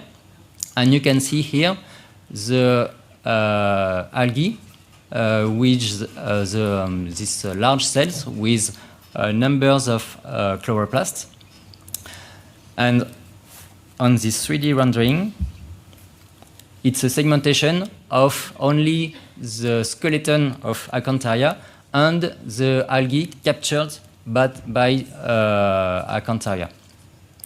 And we see that when Phaeocystis are inside Acantharia, they have a much bigger volume, both for the total cell size and for organelles, like chloroplast, and the cell division is blocked. So maybe it could allow the multiplication of chloroplasts, and it could allow Acantharia to recover carbon. There are other topics in association with volume EM in Grenoble. So quickly, so with algae and marine microorganisms, liver structure and hepatocyte spheroids, and the last one with the ultrastructural morphology and astrocyte in collaboration with the Grenoble Institute of Neuroscience. And you guess it will be my last example. with a study of Karine Pernet-Gallet from the gene about the role of astrocytes in the integration of neural signals. So here, 3D FIPSEM has been performed to study the fine structure of astrocytes inside the brain, and I'm going to show you on the video. So we are going to see that astrocytes have an arborization structure with two distinct domains. The shaft, just 1 minute, because we will see the segmentation just after, I hope. Yes, so the shaft is here, and you can see around very thin structure, the leaflets with a size below 250 nanometers, and these leaflets are connected to the shaft and interconnected. And in this leaflet, there is no mitochondria, but they contain tiny cycles of endoplasmic reticulum. And this observation allowed to uncover that each of the leaflets are in contact with several synapses from distinct neural circuits. So, in addition to this, they also perform, They also perform two-photon microscopy for calcium imaging in order to better understand these interaction mechanisms with synapses. So here you can see synapses originating from different neural circuits, and they are in contact with the leaflets. And synaptic activity triggers the release of calcium here. And the simultaneous activity of these several synapses leads to the formation of a calcium wave inside the leaflets, and it can propagate through junctions. And so here the conclusion will be that leaflets can receive and integrate signals from multiple neurons simultaneously using calcium signals. And it shows that astrocytes can coordinate the activity of multiple synapses, and so they are directly involved in the information processing in the brain. Thank you very much.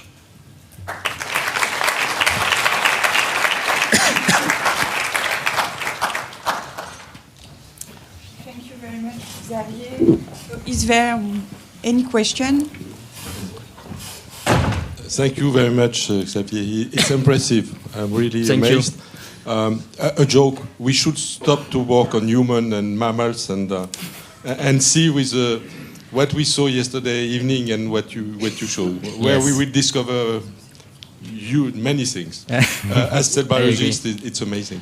Yes. I had a small question on the first example. Yes. I was wondering how these bacteria are arranged. They are covered by a membrane from the host cell, or they are directly in the cytosol of the... They are covered by the host cell, I think. So by the membrane, endomembrane. Yes, with the membrane bacteriocyte. Okay.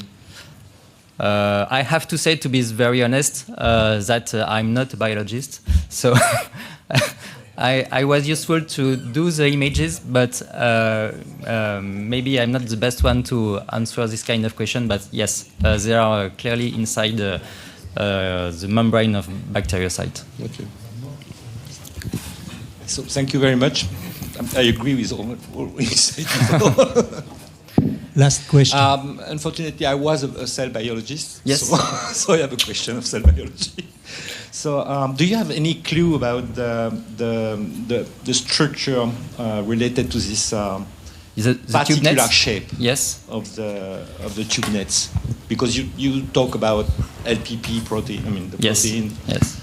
Is there anything about the structure by itself? Because this is really particular shape. So. Yes. And sorry, what is your question? My question is: do you have any clue? Do you have any idea about this shape? Why do you have this shape of for the moment, no. And that's why we have to do new high-resolution imaging, and maybe couple with other imaging techniques. But unfortunately, I don't know more.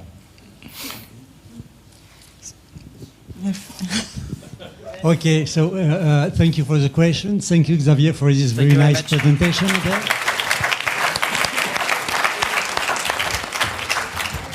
And it is now to move to the next speaker, is Lydia Danglot. Lydia Danglot is from the Paris Center node at the EPNP University. Lydia is talking about shedding light on neuronal and synapse structures using multiscale 3D state imaging on brain tissues. So it's a brain session. Okay, so hi everybody. I hope you are not too tired because of yesterday night. So yes, today, so I'm Lydia Danglot. I'm working at the Institute of Psychiatry and Neuroscience in Paris. And I'm also heading the René-Marc imaging facility that is dedicated to both functional imaging with 2P and super resolution microscopy. So today I will just give a quick overview of what we have developed in the past years, thanks to collaboration with people from Pasteur for the image analysis and with people from Alsace node for chemistry. So yeah, the first tool I will present to you is a tool to detect the association of a presynaptic neuron and a postsynaptic neuron that we published in NatureCom a few years ago, but this will be linked to the rest of the story after. So the aim of this paper was to make available tools for everybody that could detect a presynaptic component of the synapse, the postsynaptic component here, which is most of the time spine, dendritic spines, and to calculate the distance between them, because you have a lot of synaptopathy involved in autism or Alzheimer's disease that have a synaptic defect with altered structure in the morphometry. So we wanted to detect this alignment, and this is a proof of concept on synapse, but this could be done with two different proteins that are just aligned in the cells, either in different organelles or between epithelial cells. It would work exactly the same way. So we used as a proof of concept structured illumination microscopy with triple labeling. Here you have a presynaptic marker, which is in green, that labeled the presynaptic vesicle. And on the postsynaptic side, you have two anchoring proteins that mediate the anchoring of the glutamate receptor in front of the synapse, that are here HOMER in blue and PSD95 in red. And the aim was to detect the apposition of at least two members, and if we are a bit greedy, the three members, calculating the distance between them. So we collaborate with the team of Jean-Christophe Oliveau-Marin in Pasteur, and particularly with Thibault Lagache, to develop a tool that is, let's say, user-friendly for biologists. If you are interested, there is a tutorial here. And that we called SODA. So why SODA? Because it calculates the distance between objects in a statistical manner. And it was funny because it was available in IC software, so it was an IC SODA plugin. So how does it work? We use wavelet detection to detect the presynaptic protein here in green and the postsynaptic protein here in red to extract this, let's say, these spots. Then we need a membrane marker because neurons are quite complex cells with tubular structures, and as you may imagine, the synapse won't appear into the holes between the processes. So we have to take into account this, let's say, complex morphology for the density of the particle. So here we labeled the neuron with a MAP2 staining that labeled the dendrite, and we can extract through a HK-means plugin the shape of the neurons. Then we play with SODA. So SODA is a plugin, a standalone plugin that you can also use with these different plugins to connect it in a pipeline chain. And SODA will take care of your green and red channels, calculate the replace function. So to make it a bit short, replace function, it calculates in each ring the probability that the two particles are close together because there is a true association, and not because of the density of the protein that would make a random closeness that is not biologically relevant. So that will calculate this probability in each ring, and we will have at the end the particles that are statistically associated and the ones that are just close because they are here randomly. And at the end, we export the location of the protein, so you can have where you have a true association and where they are just close because they are here randomly. You can, let's say, build a model with your different protein and the different spots that you calculate.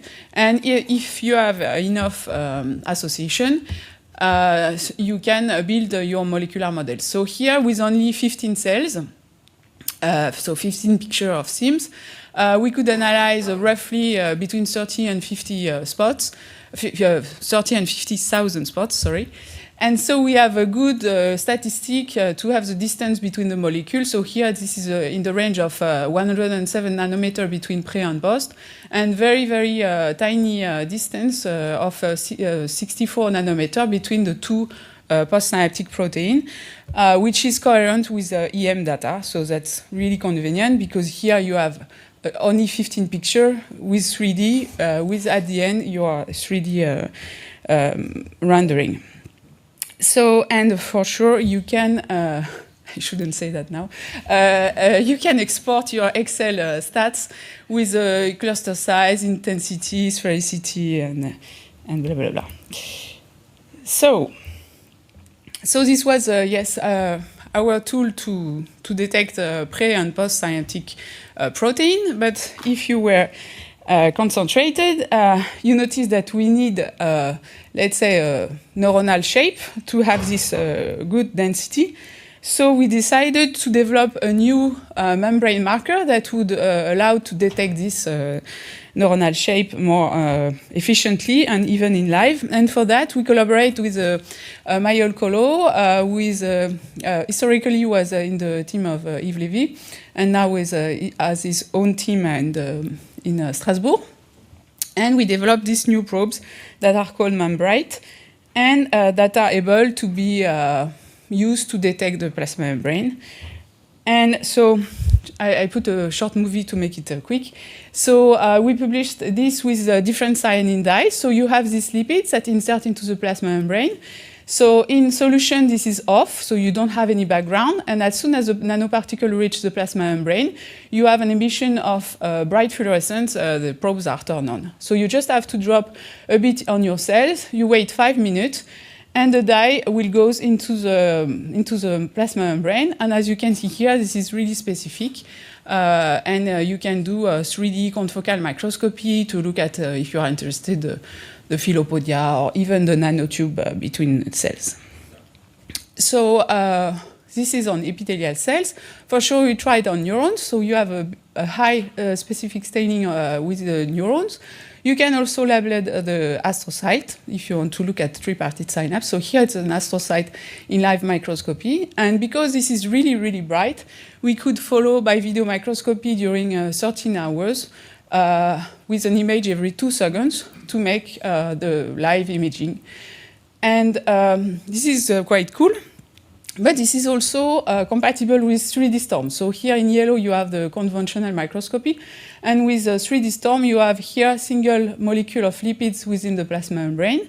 And using 3D storm, so here the light blue is in the front and dark blue is in the back of the picture. So you can have access to the tiny packing of the lipids within the plasma membrane.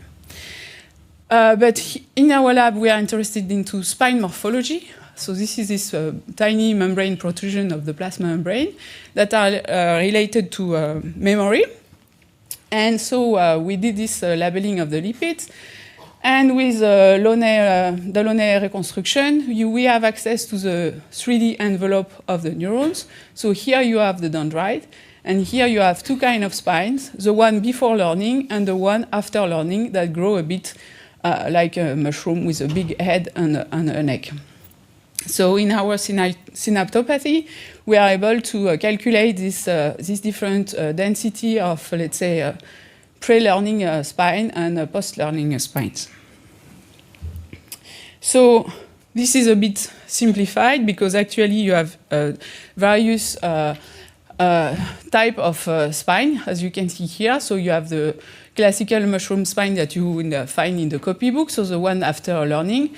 And before learning, you have the one that are more tuft, which are called stubby, here in green, that are more small. And if you have a really intense learning, you can have at the end bifid spines with two heads that come across the neurons. Yes, so thanks to SODA, we could detect synapse. Thanks to membrane, we could have the membrane shape of the dendrite, follow the dynamics of the appearance of the spines within the, let's say, the developmental process. But we wanted to have something that could work also in live storm, ideally. So we developed a new tool more recently. That is, so I only make a very shortcut, but we develop a new version of the membrane, which is photoconvertible, so that you can activate some of the vesicle that you want to track, and you can follow the vesicle along the dendrite if you are interested into for example, into the trafficking of vesicle. So here, this is a membrane that have been internalized by endocytosis, but we did that. We extend that to other organelles, live mitochondria, for example. So here, this is 3D storm in live without blinking buffer. And we extend also that to halo tag. So if you have a favorite protein that is labeled with a halo, you can use our dye to follow your protein either in live or in live SLM. So, but here we are supposed to talk about sick tissue. So what about synapse in sick tissue? So more recently, we developed new tools to make this detection of the synapse within a big brain slice. So the aim of this project, so this was a project that was granted by a European project that are associated to Human Brain Project. So this is called SENSEI for segmentation of neuron without using standard and super resolution microscopy. So the role was to, let's say, to obtain from a big tissue the segmentation of one single neuron and others if we can, to have access to this complex dendritic morphology. And ideally, we would like to correlate it with subcellular labeling, like here with the dendritic spines that are changing morphology from before and after learning. So to do that, let's say the most convenient super resolution methodology to do that is 3D STED. So we used 3D STED in that case. So we did some correlative imaging from the, let's say, low magnification at 10x. Here you have a slice of cerebellum. So here you have a mice brain that we cut into slice. We get rid of the brain. We go on here on cerebellum because we were interested onto this synapse. So here you have the complex, let's say, tissular organization of the cerebellum here. You can zoom in with 10x and 93x to have access to the cell body of the Purkinje cells and the very complex dendritic arbor that are on the top. And here you have the axon. So if you look closer at the confocal, it's quite good. You can see the cell body and the dendrite. But here the spine are not so much visible. And you have this difficulty that when you go deeper in the tissue, the light is less penetrating and your SNR is far much worse. So what we did, we used, so in the lab we have Leica 3D stead with a motor collar, so you can adapt the collar to the index of your sample, which is quite interesting. This objective has a very high magnification, but what is very cool is that it has a big working distance of 300 microns, so that means that I can put a very thick slice due to this long working distance. So we did some slice of 300 microns. We did some clearing, so passive clearing to get the slice, let's say, more clearer so that the light can penetrate more deeper. And then we did a long labeling of 2 weeks with a primary antibody anti-GFP and 1 week with a secondary antibody that is dedicated to stead with Alexa 5994. So because we wanted to have a very nice result, we realized an index matching. So here you have the different medium that goes through the sample. So the brain index is around 1.46. We use a prolonged media with an index of 1.47. And at the mounting media, we use a glycerol, which is quite close, so we don't have so much unmatching between the index. And to make this spacer of 300 micrometer, because we don't want to scratch the big slice under the microscope, so we build a very fancy spacer, very expensive. So we use a PHG cover that you can find, I think, in your lab very easily. So this plastic cover is usually, let's say, you have different thickness, and you can choose one of 300 microns. So this is what we did. And with a hammer drill, we did some holes into the plastic, and we could do this kind of spacer. We put prolong inside, then we fix everything with dental silicone. And then you can go to the microscope with your cleared sample, not scratch, at the good index, before, after, and with mounting media. So we did that on the same slice, that confocal. Here, where you can see the cell body and the dendrite, and thanks to STED in depth, you can have access to the spine that could not be retrieved before. So this is one slice, but the game would have been to make it in depth. So this is what we did. So here you have the big slice of brain that is color-coded in depth, and you have access to this huge number of spines and dendrite in 3D. And then you say, well, wow, that's not bad. But then you have to analyze. So it's getting more complex. So what we would like is to go from this big tissue to the extraction of one cell, and ideally extraction of many cells so that we can reconstitute the whole forest at the end. So then we collaborate with the team, Italian team, dedicated to image analysis, at the beginning from MRI, but we get them converted to fluorescence. So the principle of the analysis is quite easy. We use the algorithm of HK-mean. So if you don't know it, I will just briefly comment how it works.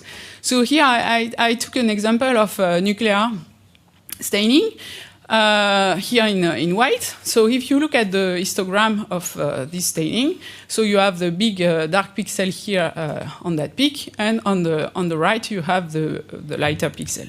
So if you apply the threshold, you can have two classes. Let's say the background in black and the object of interest in white. So here this is, let's say, a mask with two classes. And then if you are more greedy, you want a higher number of classes, and you can divide the histogram in different classes so that you have this kind of level set, like a geographic topologic map, with the highest intensity in brown and the lowest intensity in blue. And so you can divide this class with your histogram and get your different level of intensity. Then we had to, let's say, identify the border of the cells. So here we have intensity here. If we do a cross-section around the dendrite here, you have the, let's say, the intensity within the dendrite, but you have this gradient that is not really convenient to identify the border of the cells. So what we did, we used the second derivative. So why second derivative? So if I make a shortcut, when you have displacement, the first derivative will give you the speed, and the second derivative will give you the variation of the speed, which is the acceleration. So this is exactly what we did here. We wanted to detect the acceleration here at the border. So we use the second derivative to let's say, exclude the labeling that was not in focus. So we did that in our sample. We have this HK-mean labeling. We divide we calculate the second derivative in all the directions, and we get rid of the positive one to get rid of the, let's say, the gradient. And we have here access to our result for one dimension, for the tiny elements, I would say. You can do exactly the same thing after a Gaussian filter so that you have access to the bigger object. So here, the center of the dendrite. You exclude the positive average, you get your bigger object, and you can combine the two to have both very high big object and the, let's say, the fainter details in the dendrite. So if we do that, you can have access here to our SendPy result in 3D. We compare it to the original HK-mean, the raw one, I would say, without the second derivative. And we compared also that to Elastic and NeuroGPS and NeuroTube. And you can see that this one is quite good. These ones are not bad, but actually they are over-segmenting the spines, and the spines are touching together and are not well isolated. Using watershed, we could select the cell body to make the seed so that we could detect the basin of all the neurons. And at the end, that's how we could detect neuron independently just by seeding the cell body to make the whole dendritic arbor available. And we did exactly the same principle with the dendrite. So you can have access to the basin of the spine that are belonging to one neurons. So we get this individual dendrite, we get this individual spines. For sure, we were asked to make some quantification. Are we good or not? With comparison with HK-mean, Elastic, and the manual reference. So I will skip it a bit because it's a bit boring. But ideal algorithm would give you an index of 1 here. And as you can see, the pink is always the highest in the one that we calculate. We calculate also false positive and false negative for all dendritic spines, and SendPys give the best result as for now, I would say. So to sum up what I told you today, we realized nanoscale analysis of neurons and synapses, both in tissue and also in culture. So this is working in rodents, but also in human pyramidal cells. We were asked to show also that it's working on inhibitory neurons, so we did it. It worked very well. And we can assign dendritic spines to your dendrite.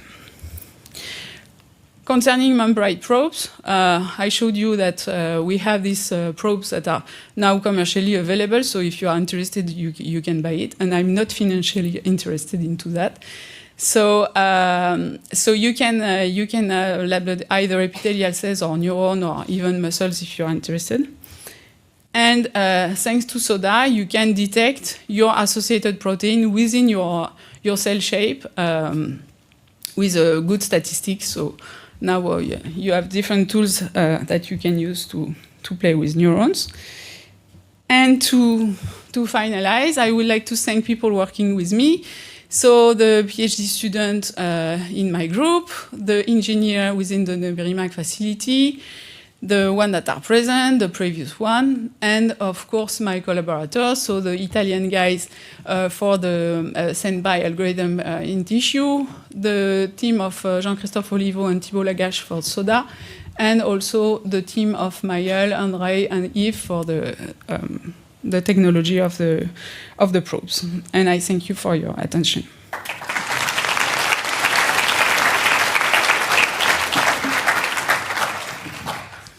Thank you, Lydia, for this impressive presentation. Are there a question in the audience? I have one. I was wondering if measuring the distance of the pre and post part of the synapse could be an index of the aging or maturation of a synapse during in the brain. Yes and not. Actually, when you make a synapse stronger, when you learn a lot, you reinforce the adhesion molecule between synapses. So most of the time, the synapse will be more tight and distance will be shorter. When you have, so depending on which synapse you are looking at, if you are old or not, you have, let's say, strong synapse and a weak synapse. So it's not only dependent on the age, it's also depending on the electrical activity. So, but I would say that a whole synapse is probably the one that resist are still at the same distance, but the one that are a bit not strong enough are disaggregating and the distance is longer. Okay. Question?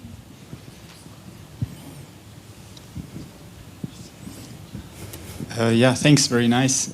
For your k-means approach, how do you determine the, let's say, right number of clusters that you're interested in? You showed the comparison with elastic and other approaches, and it seems to work really nice, but of course you cannot do that for every experiment. So how do you know what is the right number of clusters to look for? So, yeah, you have the answer in your question. Yeah, there is no right number. So it's depending on the SNR of your labeling.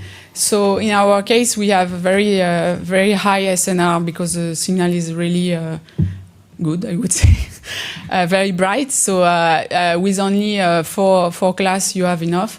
If your labeling is not that good, you can increase the number of class up to 10, for example. It will be longer, but you will retrieve a fainter signal and it will be good. So it's depending on the batch of your experiment.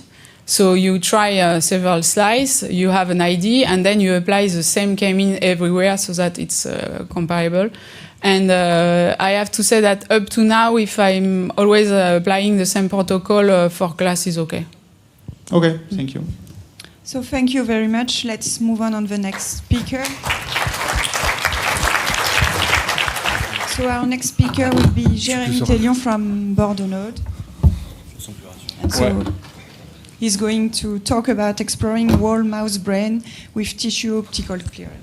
Okay, hello everybody. So I'm Jérémy Théillon. I'm an engineer at the Bardou Imaging Center. And in this presentation, I'd like to show you how we can explore a whole mouse brain using tissue optical clearing. And to do that, I will develop two example applications that I'm working on at the Bardou Imaging Center. But first, let's see why tissue optical clearing is an interesting strategy. So I'm sure we will all agree in the room that microscopy is an essential tool to study the brain physiology or pathology. However, traditional histology methods rely on cutting slices. And these slices have limitation. So they only represent a narrow part of the full brain, so they are not really representative. 3D continuous information is lost, and you could be missing a lot of information, for example, the complexity of vasculature morphology, the neuron morphology, long-distance axonal connection, or cell distribution. Of course, you could slice an entire brain, but that's a long and tedious process that requires a lot of slice, and you can make errors and tissue deformation. So instead of cutting slices, why don't we look at a full intact brain? If we do that, we will realize that our light microscope are limited in imaging depth. We could go deep at 10 micrometer with a wide field microscope, 100 with a confocal microscope, and 1 millimeter with a 2-photon microscope. And if we represent this depth across this brain, you can see that you are only looking at the surface, and everything which is below is not really accessible. And this is all because biological tissue is opaque. So one solution is to make it transparent. So if we look a little bit closer, opacity is due to the cell components having different refractive indexes. Here we have the water in the cytoplasm with one index, the lipid in the membrane with another index, and the protein. When you have an incident ray of light coming to the cell here, it will be subject to refraction. So every time you encounter an interface between two components, the light will be deviated, will be bended. So to make this transparent, we need to homogenize the refractive indexes. And to do that, we will remove the water, the lipid, so only the protein remain, and we will perfuse the cell or the tissue with the Ri matching agent. And in the resulting object, the incident light can propagate without perturbation, without refraction, in a straight line, and so can go through the cell. So I found a quick video to explain this with a very simple experiment.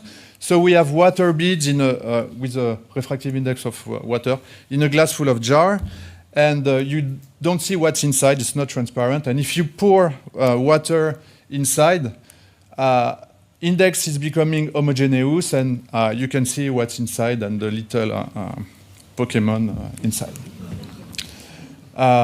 So if we come back to biological sample, that's a mouse brain, which is natively opaque.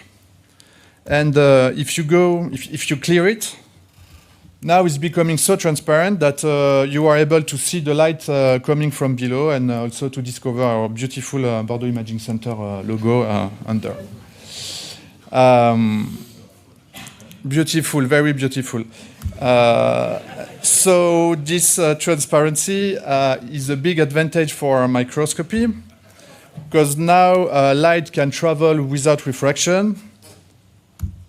So we are going from this situation to that situation. So basically, we don't have no more imaging depth limitation beside the working distance of the objective. And we can say that we have full access to the sample. So now if we put this brain with some fluorescent cell under a light sheet microscope, we are able to do this kind of Z stack, in which you can acquire and visualize the cell at the different depths with good imaging quality, and this over the 6 millimeter depth of the brain. Moreover, it also presents a good flexibility in terms of scale, in terms of magnification. So you can start, so that's another example with cholinergic and other cell labeled.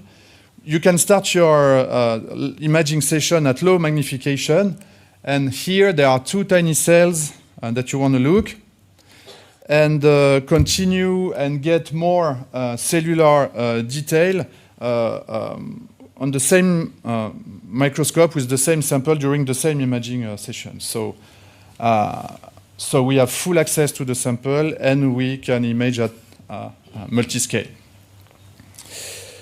Okay, cellular details, yeah. Now let's have a word about the tissue optical clearing protocols. So you can see on this family tree, this map, there's a lot of them, and a lot of them are out every month, every year. But you can divide them in 3 big families: hydrophobic, hydrophilic, and hydrogel based. If there is one to remember for each of these family, iDisco for hydrophobic, cubic for hydrophilic, and clarity for hydrogel based. All of these protocols are different in the reagent they use, experimental steps, but they all rely on the same basic principle, which is lipid removal and refractive index matching. So if there is something to remember about tissue optical clearing, that's the principle, basically. Okay, now let's continue with the first example, which is the mapping of neuron projection in the entire brain. So this work was done with Thibaut Delem, a PhD student in Bordeaux, and he injected this region of the brain, the nucleus incertus, and so a cell will express GFP later on, and we apply adipoclear strategy to label and clear the brain.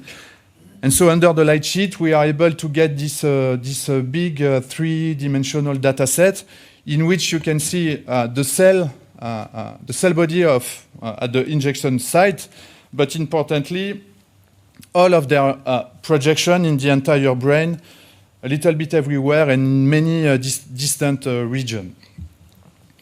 So also, because it's a three-dimensional data set, of course, you can do visualization along different angles, coronal and sagittal, which are the classical view for a neuroscientist. So we can really say we are able to visualize the neuron with good detail in the entire brain, but now the question is how can we quantify this kind of data set? So the approach we decide is kind of like the simplest one, will be to measure the fluorescence intensity in every region of the brain, the average in every region. But for that, we need to identify and localize the region. And basically, we need to use an atlas, such as the Allen Brain Atlas, which is a reference associated to annotated region, defining the region. It's like a 3D map of the region of the brain. To use it, we need to register our brain to this atlas.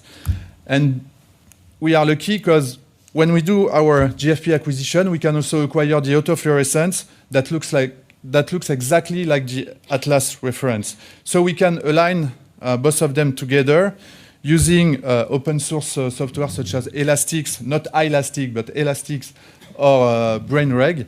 And you can see before the registration, atlas in red, our brain in green, don't really match. After the registration, they do match almost perfectly, match well.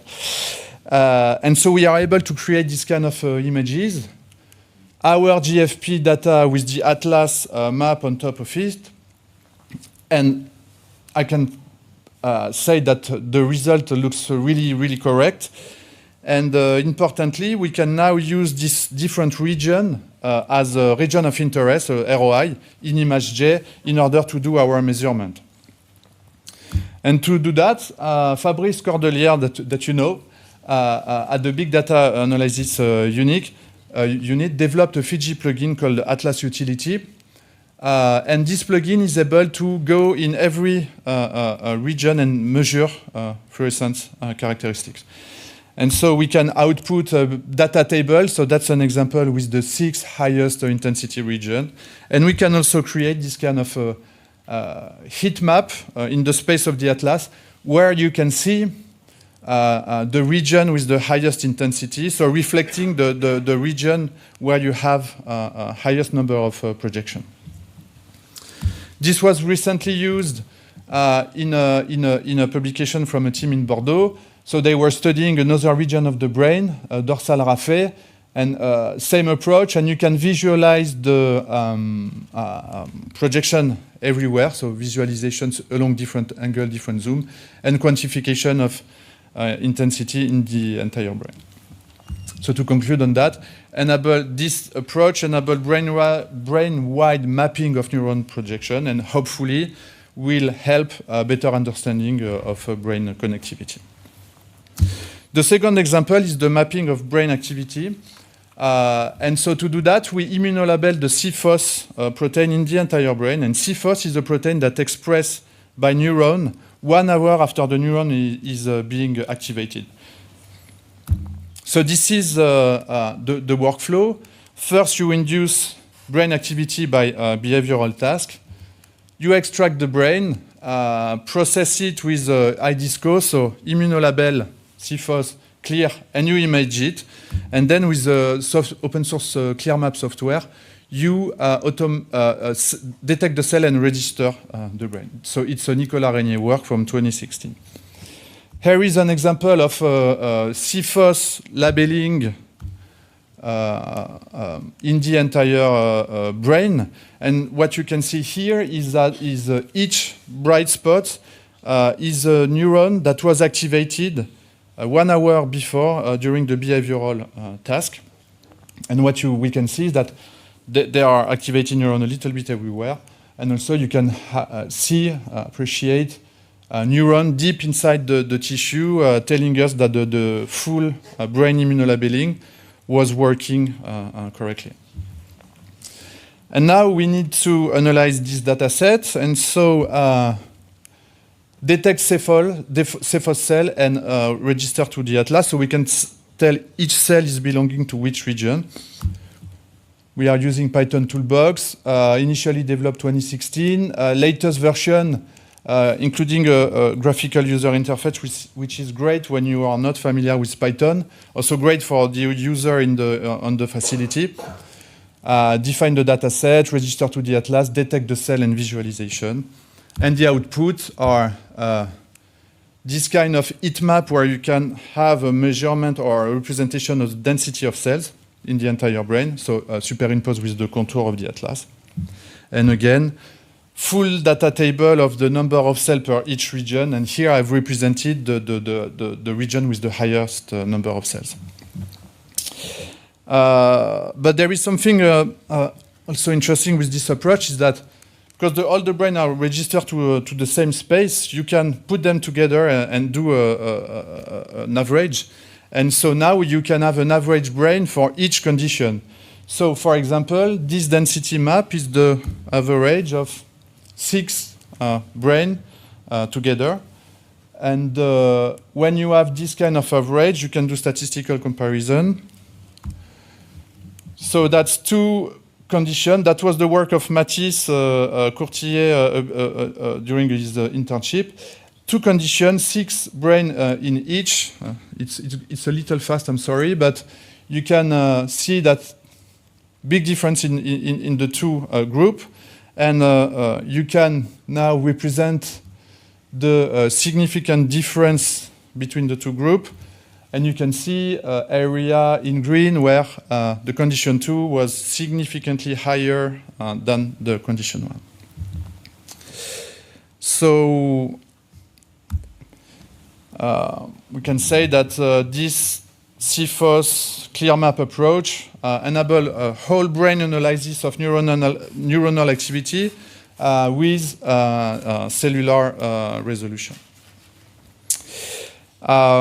Before I finish, I'm also trying to apply this kind of approach to other species. So that's a rat brain, which is really big, it's like twice bigger as a mouse brain.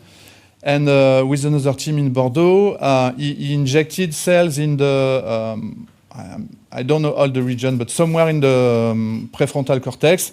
And we were able to have good images, precise images, and so visualize the projection in the entire brain.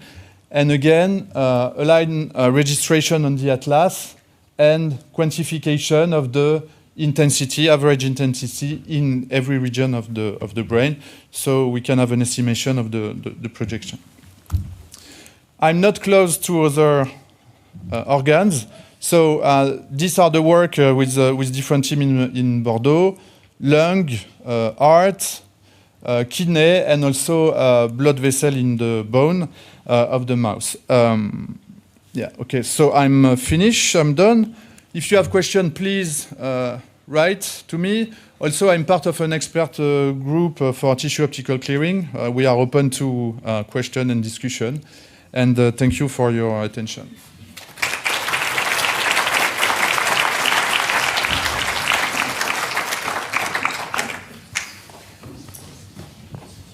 Thank you very much for the impressive work. Thank you, Jeremy.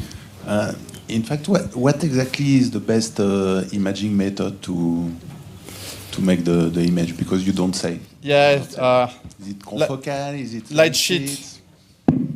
And which light sheet for this? So the kind of light sheet where you can put a big sample inside. That will be. So I'm using the commercial system, the Blaze from Miltenyi ultra microscope, and previously I was using the ultra microscope too.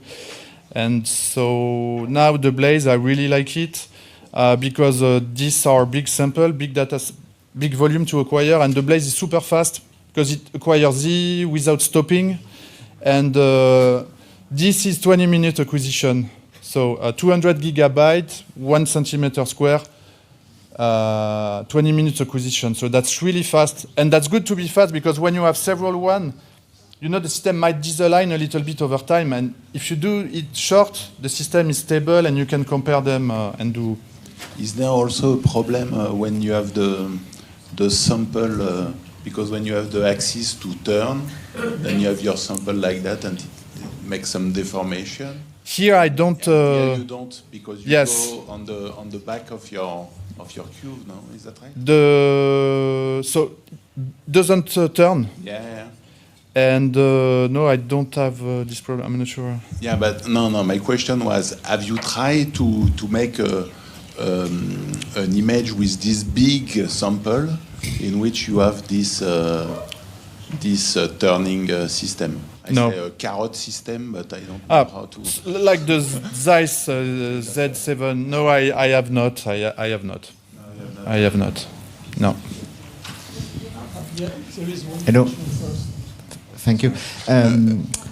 Do you think that removing all these lipids could affect the morphology, and is it something that it could be easy to evaluate? And the second question, if I may, is: do you think that using confocal sphere could be also interesting to try to go deeper without removing so much lipids? Yes. So the overall morphology, when you do that, like it shrinks. This shrinks like 20% with iDisco, for example. Cubic gets swollen, you know. Yeah, maybe the morphology changed, but when you look at, so I've shown, maybe it changed on a very, very small scale, but yeah, it probably changed. But when you look at this pyramidal cell, that looks pretty much like a pyramidal cell. So I haven't looked closer than that. Meaning that it could be interesting to try to have the same sample and to have two ways of image the same thing, just to say that it's 20% variation. It's just that each time we try to do something on the sample, something happens, and that is the big lesson of the EM. Yeah, it's true. But I am also trusting what's published, you know, where they characterize the deformation, and for this kind of approach, they check the deformation and they check the fact that it's isotropic, the shrinkage, and I trust that. But last question here. Yeah, so you use iDisco combined with immunostaining. Yes. Did you use a cubic protocol with immunostaining? This is my first question. And you use a Blaze, so it's Miltenyi. Did you use a Miltenyi kit for cleaning? Yes, so I have tried only once cubic plus staining. I didn't have really good result. One of the team I'm working with did it. The staining was fine, but with cubic I'm not. It's not as transparent, so you have a great staining, but inside you cannot really see it correctly. So this is why I'm always going for the iDisco kind of approach. And your last question is? It's Miltenyi kit. No, I don't like it because I think so you don't know what is it, but I think they dehydrate using ethanol instead of methanol, and ethanol is shrinking the sample in a non-homogeneous manner.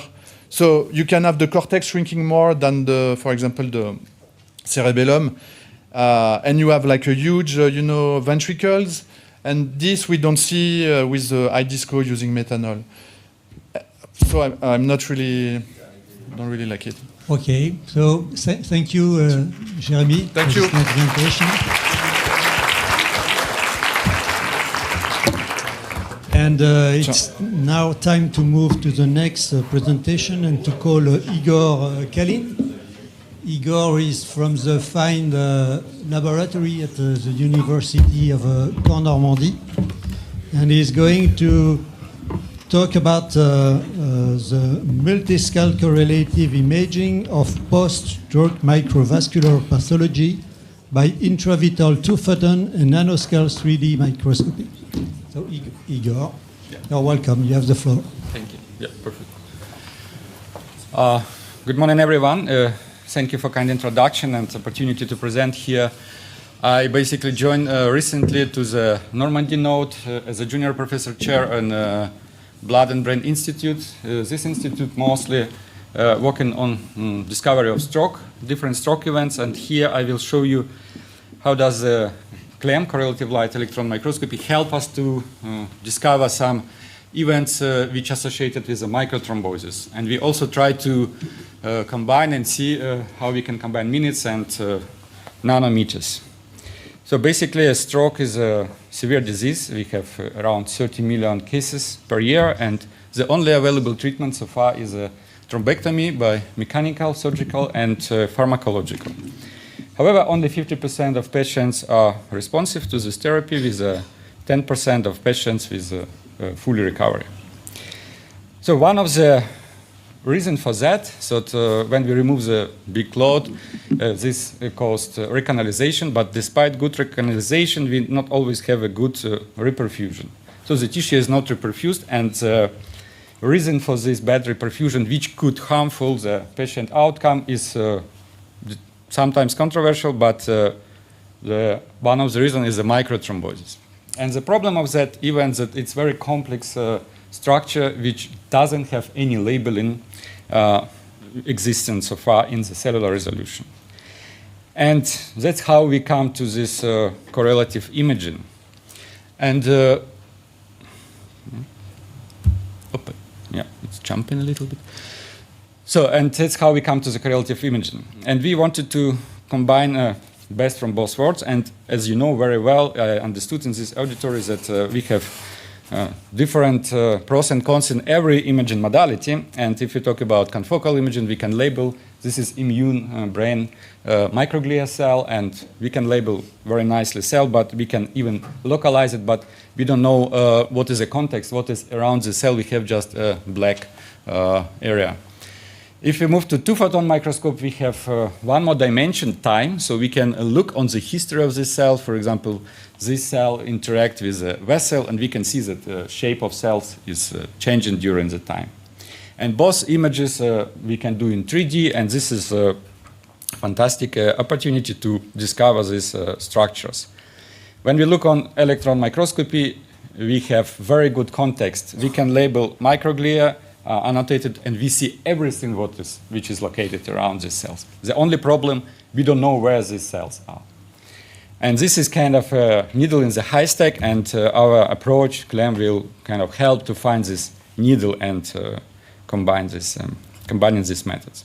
So we work together with Technische University München, Nanoscale Hub, with Dr. Martina Schiffer, and we both developed this pipeline. My part was in vivo, her part was from microscope part, and so idea was that we need to label mouse with something which we can image before the tissue processing. In this case, we use this lipid nanodroplets, which I will tell later. So we perform the brain traumas, and we cut the brain, and then we did first imaging. So before processing, before labeling, we image what we see. And it's not only limited by, for example, confocal microscopy. We could do any imaging modality which could allow us to image in vivo, like MRI or 2-photon microscopy. After we have this first image, we need to go further. So we detach the brain slice, and then we put this, let's say, gross region of interest and embed and to resign, which I assume it's well known. Then we did a serial ultramicrotomy because we wanted to have also 3D image, and then we put in wafer and have a like library of the slices of this brain. So then I just want to say that it was essential part to do array tomography. It's a 3D volume electron microscopy to have this serial microtomy, and this serial microtomy, it's analog like what laser does in two-photon and microscopy. So we section the tissue by laser. Here we section tissue by ultramicroton to have the Z stack. And in order to visualize events we are interested, we collaborate with Biophotonics Lab in the University of Strasbourg, who develops the super bright nanoparticles. So the idea of these nanoparticles that they lowered by a fluorophore together with a bulky counter ion, and this prevent aggregation of fluorophores, preventing super self-quenching. Instead of that, these fluorophores they call excitation energy transfer, a super fast energy transfer between them, and this make nanoparticles cause collective behavior, and these particles become super bright. The illumination rate is 100 times brighter than commercially available quantum dots. And we optimize these nanoparticles to be able to visualize in all fluorescent in vivo imaging modalities. And we also check that the half-life of particles is very long, and it's enabling uses particles to the imaging. And the most interesting part is that these nanoparticles has lipid core, and this lipid core has electron density, and therefore we can also see these nanoparticles in electron microscopy. So we perform control cortical impact. It's a very straightforward hit of the brain, but also we can spatially and timely resolve the event, and where we are interested in the blood-brain barrier dysfunction. So we look on the places where we saw this blood-brain barrier dysfunction, even or leakage of the blood-brain barrier. Thanks to these nanoparticles, we could detect even tiny places where we have the leakage. And to our big surprise, the leakage was not just a diffusal, extravasation of the nanoparticles, but this was associated always with these strange structures where the nanoparticles were accumulating. And that's how we come to the claim, because we wanted to go beyond the fluorescent modalities, and we want to go to the subcellular resolution. So we perform this correlative light electron microscopy with a pipeline, so we can relocate exactly this fluorescent signal from confocal microscopy to electron microscopy. And then we provide this 3D volume, and this allows us to basically see what is behind this fluorescent signal. And to our big surprise, it was a microthrombi, so we could see that there is a platelets, erythrocytes, and immune cells. And what about the leakage place? So how the leakage is happening? So then we could go to high resolution with this electron microscopy data set, and we saw that basically it was not disrupted brain endothelial cells, it was just particles which were traveling through the brain endothelial cells. So it was transcytosis. And when we look on the tight junction, it's another part of blood-brain barrier which usually considered to be destroyed when we have this function. To our big surprise, they were absolutely intact. So nanoparticles, they were traveling through the transcellular transcytosis. But this was not enough to us, because we also wanted to have context. So what happens inside these brain endothelial cells? And therefore we went to triple correlative microscopy. So we basically take this brain slice again, and we provide electron tomography on this on the same section.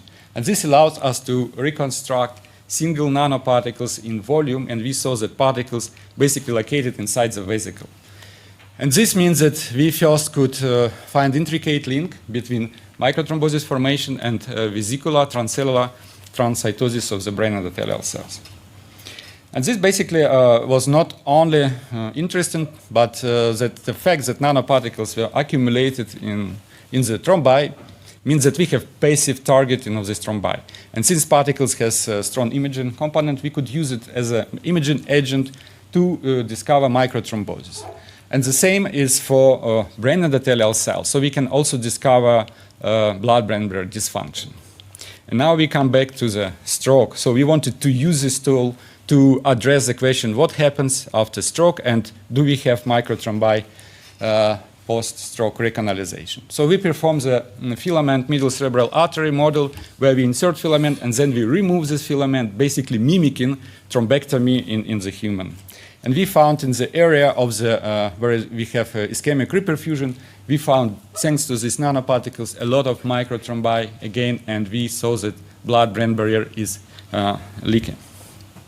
However, it was, again, not enough for us, and we wanted to see this dynamic component. We wanted to know what is first, like chicken egg theory, who was first, microthrombi or leakage. And we wanted to apply two-photon microscopy. However, the field of view of two-photon microscopy was not, due to anatomical constriction of the mouse skull, was not overlapping with these events.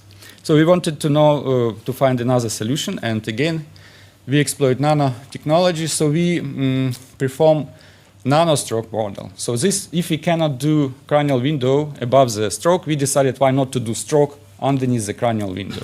So we perform the cranial window, as you see in the mouse, and we inject iron oxide nanoparticles and put the magnet on the top of the cranial window. This causes accumulation of particles underneath the magnet, occluding the vessel. So we could keep this magnet 1 hour, and when we remove the magnet, we again mimic recanalization and cause tissue reperfusion.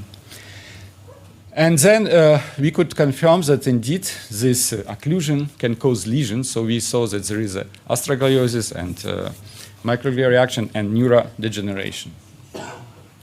Then we wanted to look what happens under two-photon microscope. So we inject these nanoparticles and place mouse after removal of the magnet under two-photon microscope, and through the same cranial window, we start looking on the microvascular event. And we found that already we see that accumulation, or we see that more particles are accumulated in stroke animals compared to sham. But when we look the location, again we found these vascular obstructions, and we saw that particles were accumulated. So we can quantify the number of these obstructions, and we found that during 80 minutes, the number of these obstructions was 300% bigger compared to the first time point, suggestive that after stroke we have formation of this secondary thrombosis in the brain. It was the first thing. Second thing, we found that 25% of these thrombi or obstructions were associated with the leakage. Again, we could see this tiny extravasation. This was, again, intricate and intriguing, and we wanted to know what is behind this black and white picture. And we went now to another correlative light electron microscopy, which is more complex because we need to combine two-photon and electron microscopy. And the first solution, I just show you real case, how we went step by step. The first problem was that we needed to align this angle of the electron microscopy and two-photon microscopy. And we made it due to specific holder of the mouse head. So we put mouse under two-photon microscopy, then we cut the head and put head under vibratome and section on the same absolutely angle. And this allowed us to do this aligning of the angle. Then we needed some landmarks, so we need to register images from two-photon with images of electron microscopy, and therefore we use this leftover, so occlusions by nanoparticles of iron oxide as a landmarks, and this helps us to make a kind of map, and then we could align XY axis, and then using this library with wafers Z axis. I will show you step by step again how it goes. So this is kind of real practical map of moving, how we moved, and let's go together. So first we have this two-photon image, and we have cranial window, and now we need to align this. So first we found the place where we could, where we did basically this imaging. So it was here. Then we take a section of the tissue. Now we need to register this piece of tissue with, again, cranial window, and all three things should come together. And now we kind of know where our two-photon, where our section, where our electron microscopy low resolution scanning. So now we are ready to move on, and now we need to align not XY but Z section, and again going with low resolution scanning and finding region of interest which we're interested, and having this library, which is 1,500 sections, we can really easily find the needed places on the wafers. And that's how practically, so we go like by images and 2-photon and electron microscopy, trying to align it. And basically, we reach the what we want. We could find the so we could find our region of interest from 2-photon to electron microscopy. And here is a very interesting region of interest because it contained 2 trombi, but they appeared in different time points. There's basically 1 hour between these 2 microtrombi. So this what we get on scanning electron microscopy. We could get this array tomography, full reconstruction of this area, confirming that we have microtrombi and seeing where the nanoparticle is. But moving to the deep to the cells, we were interested in brain endothelial cells. We basically come and saw that those endothelial cells which were around all the microtrombi had 10 times more caveoli than brain endothelial cells which was located around fresh microtrombi. This is very important for us to understand that, again, who was the first? Because when we look on the microtrombi with extravasation, again, using 2-photon microscope, we could go back to the history and see what happens with this place in 20 minutes. And we saw that it was no any extravasation. So it comes to the side that probably microtrombi happens first, but then we need to also, again, to do this correlative electron microscopy to be sure that microtrombi is there. And that's what we did, and we found that the place where we have extravasation in the 2-photon microscope, it's basically, again, we saw this cellular component of microtrombi, but also we could look on the neurovascular unit component. We saw microglia and pericytes which were involved in this process. So as such, this kind of altogether allows us to build a very strong hypothesis that microtrombi, when it's persisting, it causes caveolization of the brain endothelial cell membrane, and if it stays longer, it can cause leakage of the brain endothelial cell, which can cause additional neuroinflammation and neurodegeneration. And we also, in parallel project, again using CLAM, we discovered that specifically caveolin 1, the protein, is responsible for this transcellular transport. So it's not just passive leakage, it's an active transport. As such, we could use this CLAM to see the dual site and hence resolution and context of the event and go from dynamic to static, go into really to subcellular identification, allows us technological integration, broad application, and the most important, you could find link between microtrombi and blood-brain dysfunction early after stroke. And with that, I want to thank all our collaborators who help us to perform this experiment, and thank you for your attention.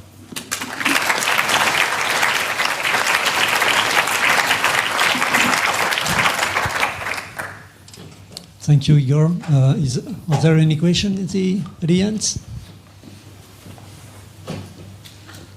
So maybe I would start. I would have one question. Mm-hmm. When you, the examples that you have shown, when you do a stroke, you have a lot of microthrombi localized deep in the tissue, and I was wondering when comparing with the previous talk of Jeremy, if it would be interesting or not to associate nanoparticles that you used with a clearing approach to have access to the deep microthrombi. Yeah, thank you very much. Very good question, and I tried already this 2 years ago. Unfortunately, as I said, they are made of lipids, lipid nanodroplets, and this was said as they really efficiently remove all the lipids from the tissue together with nanoparticles, unfortunately. Yeah, therefore, for clearing, we have idea we need some other probably type of nanoparticles to visualize them in clearing. But unfortunately, with the light sheet microscope, we cannot go beyond cellular resolution too much. Okay. And and this is yeah. But what you just said, you know, last year there was a bunch of new clearing technique on live animals, so relying on different chemistry, and I believe this one don't require removing the lipids.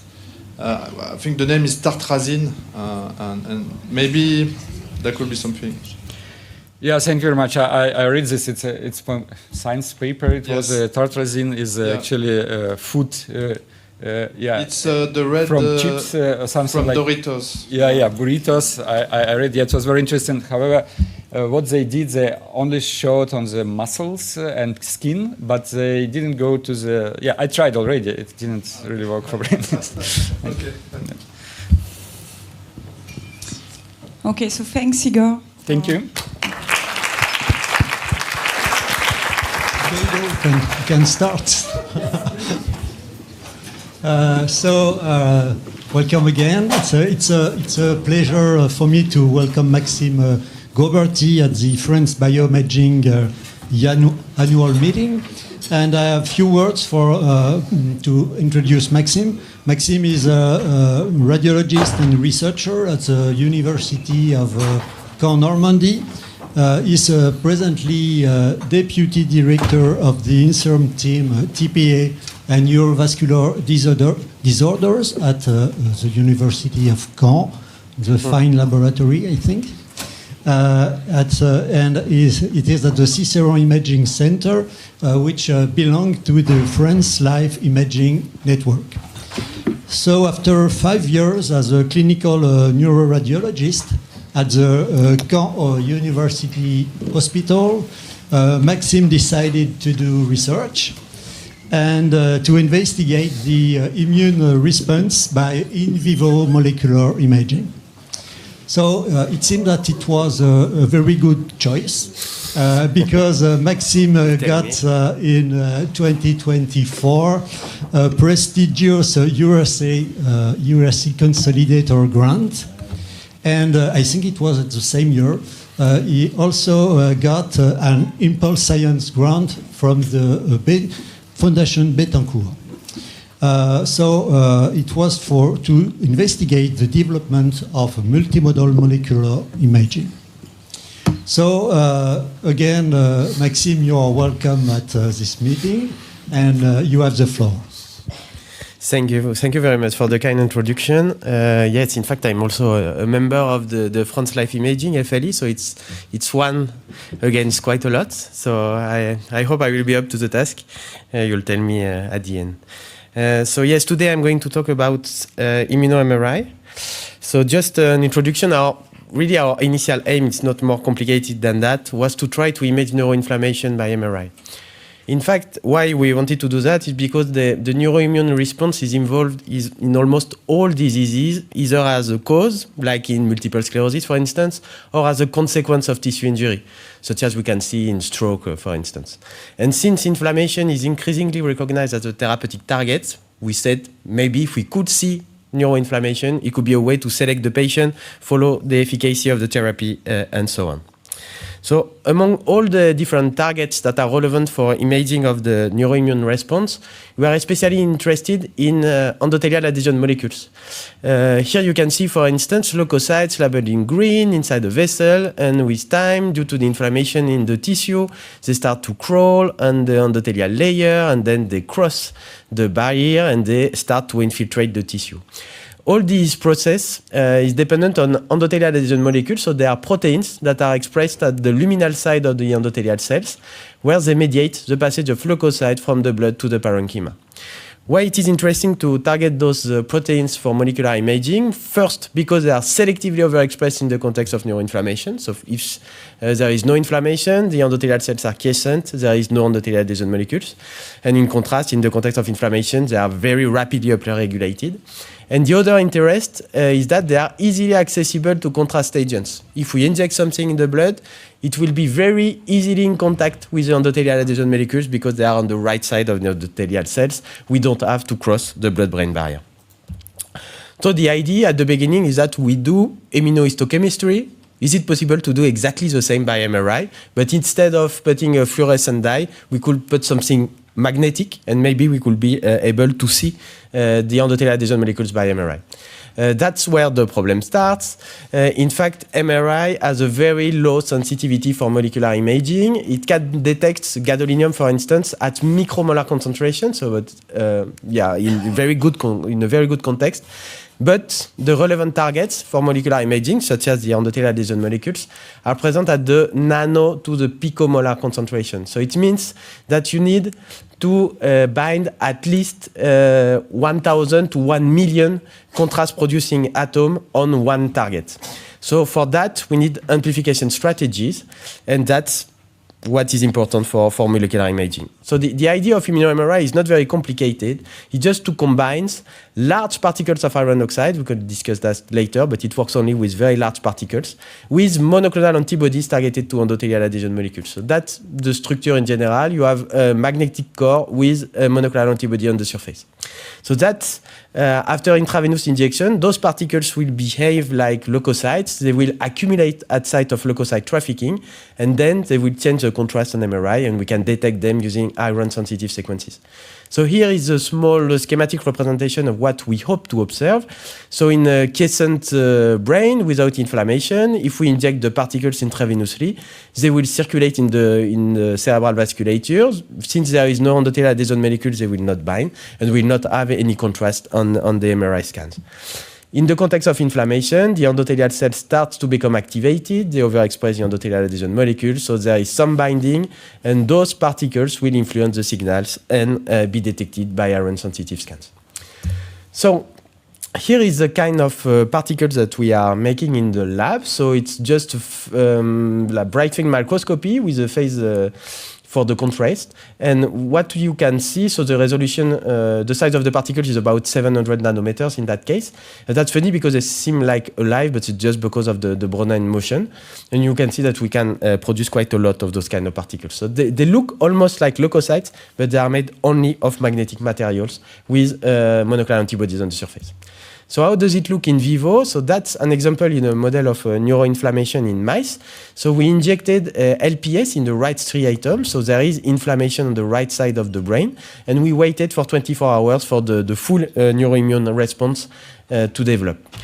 Here you can see with a standard MRI sequence, so it is a T2 weighted image that is sensitive to edema, that we don't see any differences between the right and the left hemisphere. That's because the inflammation is at a quite low level, so we don't see anything using clinically available sequences.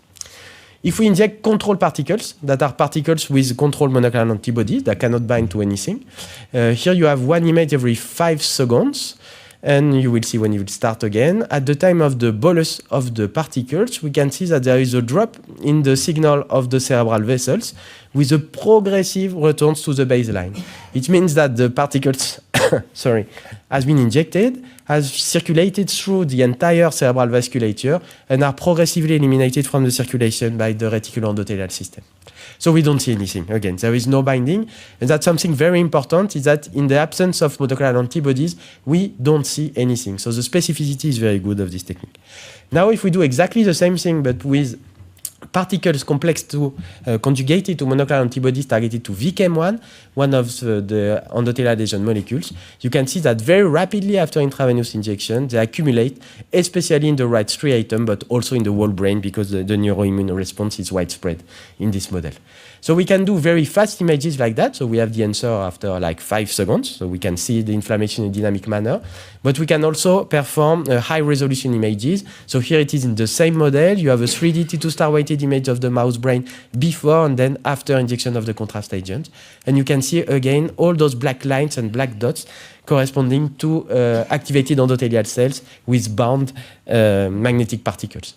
It is possible to extract the signal and make a 3D reconstruction of the whole neuroimmune response in live animals. So we need about 15 minutes to make the full acquisition. So in that case, we can reach a spatial resolution about 80 micrometers, but we want also to go a little further than that. The problem is that the physics of MRI does not help us. It's very difficult to go to very, very high spatial resolution. So for that, we use artificial intelligence. So in that case, you have the raw image, and we can increase. It's really artificial spatial resolution. I will do a zoom, it will be easier. So still in the same model, you have the neuroimmune reaction here. Here's the raw image, and after improvement of the spatial resolution using an AirScan network. So it works quite well, and it helps us to go to an artificial spatial resolution of about 20 micrometers in plane. So we can do that in models, this one, not very critically relevant, but we can also explore models that are closer to the clinical settings. So in that case, it's a model of ischemic stroke induced by the occlusion of the right middle cerebral artery. We can see on T2 weighted images that there is a small infarct here in the cortical area. Here you have the image before injection of the contrast agent and here after. And you can see the neuroimmune reaction occurring not only in the lesion but also all around. And that's something that we have described as the inflammatory penumbra occurring after ischemic stroke. We always validate our data by immunohistology. So in that case, by immunofluorescence, you can see the particles here, very easily visible on dark field image, for instance, that are bound to the endothelial cells within the cerebral vasculature. So it works quite well for the brain, but we can also explore other organs and also in other animals. So in that case, we wanted to image the inflammation in the heart. So it's a model of myocarditis in rats. So we immunize animals by immunization against myosin. And after 21 days, they develop an autoimmune reaction against the heart. And we can do an MRI before and after injection of the contrast agent that is designed for rat VKM1 in that case. So you have here on the left the image before and then after injection of the contrast agent. And in the same way that we have seen the inflammation in the brain, you can see the dark spots corresponding to the site where the leukocytes are infiltrating the inflamed heart. So it works for the heart. We also explored other organs, such as intestines. So in that case, it's a model of peritonitis. We inject LPS in the peritoneum of mice. We wait for 48 hours to induce the inflammation. And in that case, we are not looking at VKM1, but to another endothelial adhesion molecule that is specific of the mucosal tissue that is called MADCAM1 for mucosal addressing cellular adhesion molecule 1. So that's the image on the left before injection of the contrast agent. So you can see the kidneys here, you have part of the spleen appearing, and all these noise, more or less, are the different intestine loops. And that's before and then after injection of the contrast agent that is really specific of the intestinal mucosa. And you can see the inflammation in the whole intestine in that case due to the peritonitis. So we are now in the lab, in the context of the different grants that we received recently, developing other targets to look at other phenomena occurring in the brain but also in other organs. And we are now especially interested in the imaging of tertiary lymphoid structures that are like lymphoid aggregates that appear in chronically inflamed tissue. So in that case, it's for instance in the model of inflammatory bowel diseases. You have the colon here before and after injection of a contrast agent targeted to tertiary lymphoid structures. And you can see that we can easily identify those small aggregates of lymphocyte cells, of the B and T cells. We are also interested in the imaging of the fenestrae to be able to map in vivo the presence of fenestrated capillaries. So in the brain, we already saw this image, I think, in the presentation by Christelle Lafont just before. I think it was exactly the same. So several people are interested in that, and I think that the tool with MRI is very interesting because we see quite well the pituitary glands also, because they are one of the few structures within the brain where there is the presence of fenestrated capillaries. So here in that case, we developed a contrast agent targeted to those fenestrae. And in the brain, of course, most of the capillaries are continuous, so without fenestrae. But we still see some things, and especially in the choroid plexus and along the intracranial sinuses, because in fact in the venous sinuses there is also fenestrae allowing the passage of fluid and proteins from the brain parenchyma to the systemic circulation. We are also developing specific tools to look at very acute inflammation, such as particles targeted to E-selectin that are very specific pattern of expression because it appears very rapidly after an inflammatory event and also rapidly vanish because after a few days you don't have any signal anymore. So it's a way to differentiate acute from chronic inflammation because VKM1 stay overexpressed all along the inflammatory reaction. So that's the kind of things that we are doing with MRI. But I have to say that even if MRI is good because the anatomical context is easily accessible with MRI because we have also contrast not only from the particles but also from the endogenous proteins and tissues, but there is some limitation. MRI, for instance, is not very good to look at the lungs. Sorry. it is not really quantitative, and it can be very, very long to obtain acquisition over the whole body, for instance. So in different contexts, it could be interesting to use other imaging modalities, and that's what we are trying to do using exactly the same principle, so large particles with monoclonal antibodies, but using other kind of imaging modalities. And we have the luck in the laboratory in Cicéron to have access to the almost full range of imaging modality that we can perform in rodents and also in non-human primates. So in that case, I will present you some of our recent results using an imaging modality that you probably don't know, that is called magnetic particle imaging. So it's not like MRI. When we do MRI, what we see is the effect of our contrast agent on the endogenous signal of water. So it's an indirect signal that we see. It's not directly the particles, it's the effect of the particles on the magnetization on water. There is another way of doing the images, is to detect directly the magnetization of the particles. And because the magnitude is much higher, it can lead to very sensitive imaging. So we have one of the few systems in the world in Cicéron, and it is the only one in France, and it is of course accessible for collaboration. So how does it look? That's exactly in the same model than the one I presented to you before. So it's a model of neuroinflammation in the right hemisphere. If we inject particles, so magnetic particles in control animals, there is no binding in the brain and we don't have any signal on MPI. That's normal. It's because there is no endogenous magnetic materials, with the few exceptions if you swallow something, for instance. I have to make a small pause of 2 seconds maybe. But you can look at the pictures in the meantime.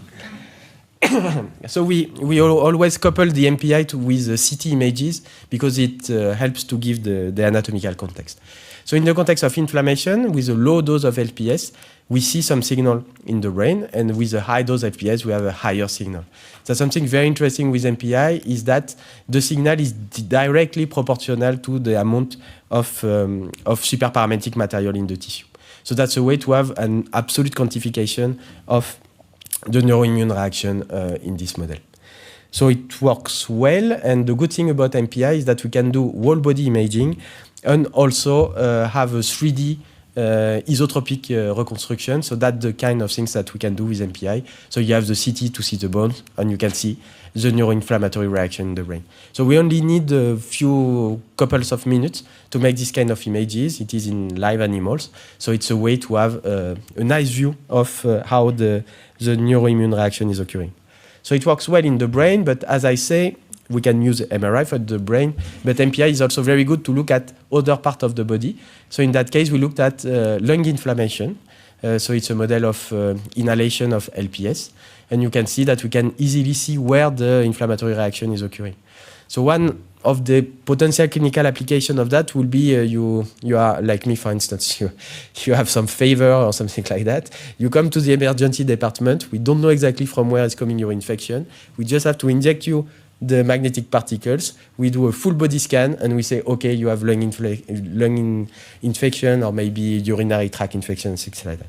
So it could be a way to map very rapidly in the whole body the inflammatory reaction. So that's what we are doing now with rodents, but of course the main aim of this kind of research on molecular imaging is to try to go to the clinic. So in that case, it became complicated. First, because the protein is not the same in rodents and in humans. So we have to develop a specific contrast agent that can recognize the human form of VKM1. So to that aim, we use now in vitro microfluidic models where we use human endothelial cells that we activate with TNF or LPS. So that's an example of what we can see using this technique. So we just perfuse the particles over a layer of endothelial cells after activation. So that's the kind of binding that we can observe on activated endothelial cells using targeted particles, and the lack of binding when we use control particles. An interesting thing is that we can, by this way, try to have an idea of whether the contrast agent will work in humans, but of course it will be very much reliable to use in vivo imaging. So in that case, to cross the gap between the rodents and the humans, we are performing also molecular imaging in non-human primates because they have a very good similarity of the endothelial adhesion molecules with humans. So that's, I will put you the image, it is easy. So we have performed quite recently molecular imaging in a model of neuroinflammation in the Cymeri, so squirrel monkey. Here you have the image before and then after injection of the contrast agent, and you can again see the site of neuroinflammation in the striatum. What is interesting is that you don't only see where we injected the LPS, but also the whole neuroimmune reaction in that case. And for instance, we see quite a lot of meningeal inflammation. If you look here at the meningeal layer, it's really inflamed compared to before injection. And we can also see where we perform the craniotomy just to enter the pipette that is here on the upper side of the vertex. So that's the kind of development that we are doing with VKM1, and we are also working on other adhesion molecules to see tertiary lymphoid structures, fenestrated capillaries, and things like that. So that's all for me of what I can present you today. So that's, of course, teamwork. We are now quite a lot working on this kind of subject. There are a lot of different components involved in this kind of project because we go from the chemistry of the probe up to the use in clinically relevant models in non-human primates. So we have the manpower in the lab with all the expertise relevant to each of the different parts of the project. And of course, I'm not responsible for everything myself. So I really wanted to thank all the members of the lab. And of course, I thank you for your attention. Thank you. Thank you very much for your fantastic talk. I am very impressed by your imaging of the inflammation, and I was looking at your last. Sorry, I'm a bit. I have a tropism for hippocampus, but I've seen on your information that you have a big labeling of the hippocampal fissures. So what does it mean in that case? In that case, we injected the LPS quite close from this area because it's not so easy to perform a very precise stereotaxy in our settings. So in that case, in fact, the inflammatory reaction occurs over the striatum, but also on the hippocampal area. So it's more because of the closeness, more or less, it is in the neighbor area of where we injected the LPS. But still, there are very strange things, especially in rodents. For instance, when you inject in the striatum, sometimes you have also some diaschisis with inflammation in the cerebellum on the other part of the brain. So we see things like that. Structures that are functionally connected sometimes show also similar responses to inflammation. So that could be also the thing for the hippocampus in non-human primates, I don't know. And I have another question, maybe more quite naive, but I was wondering, would you be able to do with different molecules double labeling with different paramagnetic contrast? Yes, so that's not easy to do.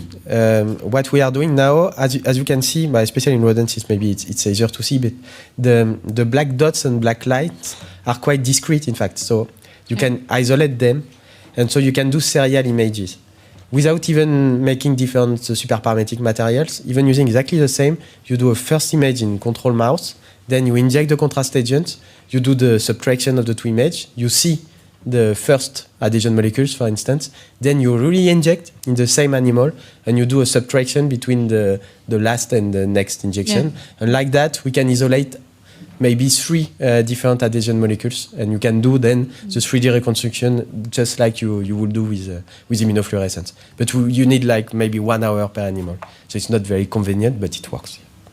That's not bad. No, it's okay. There is a question. Hi, thanks a lot for the great talk. Maybe you mentioned it during the talk, but maybe I missed it. For applications, how do you get rid of the particles? Because at some point you want the body to get rid of it, of course. Yeah. No, it's a very good question, something that I didn't say. The particles, when they circulate, they are rapidly eliminated from the circulation by the liver and the spleen, mostly, by the reticuloendothelial system. This is known also now at the mononuclear phagocyte system. So a lot of different macrophages that are on the border of the endothelial cells, and they just uptake the particles. Then they accumulate in lysosomes and there is some citrate, especially, that degrades progressively the particles. So in fact, in humans already, when you have a deficiency in iron, we can inject you some nanoparticles of iron oxide.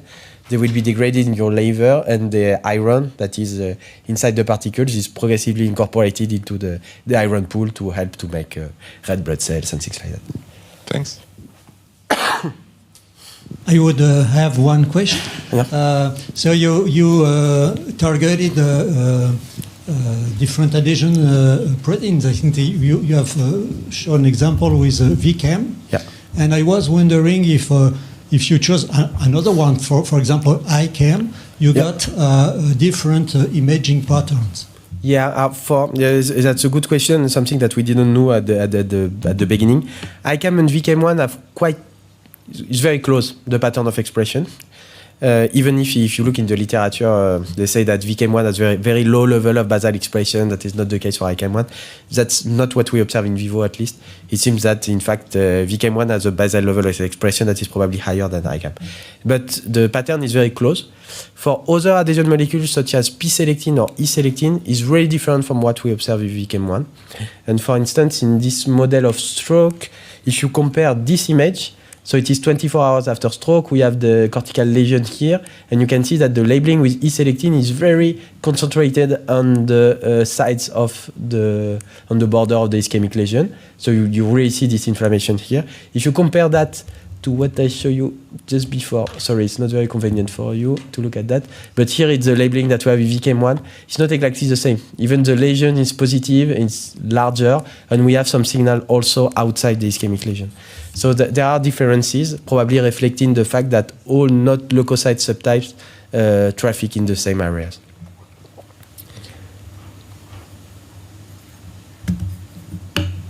No more question? Or maybe I would ask an additional one. Yeah, of course.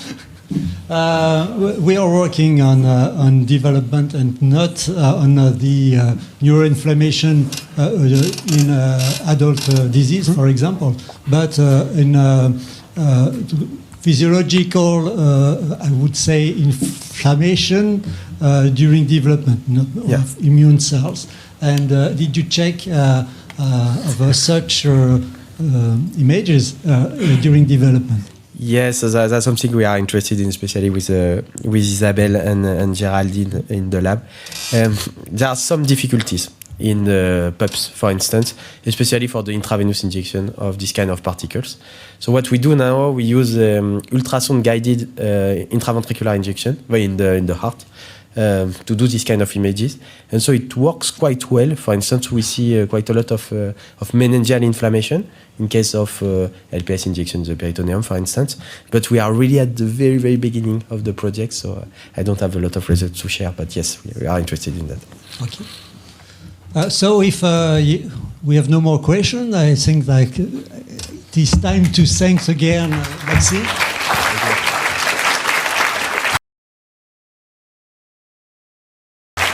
So welcome everybody to this afternoon session. It's my great pleasure to share this session. So while you're getting seated, let me just begin with the introduction to the first speaker. So the first talk will be focused on muscle imaging. And the talk is going to be presented by Sébastien. So Sébastien started actually his PhD in the Pasteur Institute, imaging chromatin dynamics. Then he moved for a postdoc to Vienna, where he did some also confocal imaging. And then he sort of changed, moved over to the dark side, I mean to the data side. And then he came back to the Pasteur Institute in 2017 and worked there as a research engineer doing data analysis. And then after that he went to Basel and worked also in a data imaging node for Switzerland. And then only last year came back to France, Strasbourg, and now representing the Alsace node. So we're very much looking forward to your presentation. The floor is yours. Well, thank you for this kind introduction. I'm happy to present you today a project about imaging full mouse of muscle to better understand and characterize myopathies? Yay! So green is good. Okay, of course. I just want to say first that I actually never worked before with clearing procedures, and this project is kind of one-sided and kind of old project, but at the same time it literally arrived, well, it arrived pretty recently on my side for the image analysis extension of the project, because something that was maybe not that obvious for the non-expert this morning is how complex and time-consuming these clearing procedures are. So, for a bit of context, congenital myopathies are a disease that will affect the muscles. They are rare, they are inherited, and they will lead to hypothonia and weakness in the body. Centronuclear myopathies are characterized, among other things, by the fact that the myonuclei, instead of being on the side at the periphery of the fibers, will be localized in the center. They are related to several genes, several alleles. The impact of each of them is not clearly understood at the moment, but we know that one of the most severe one is the X-linked, and it will often lead to neonatal respiratory failure.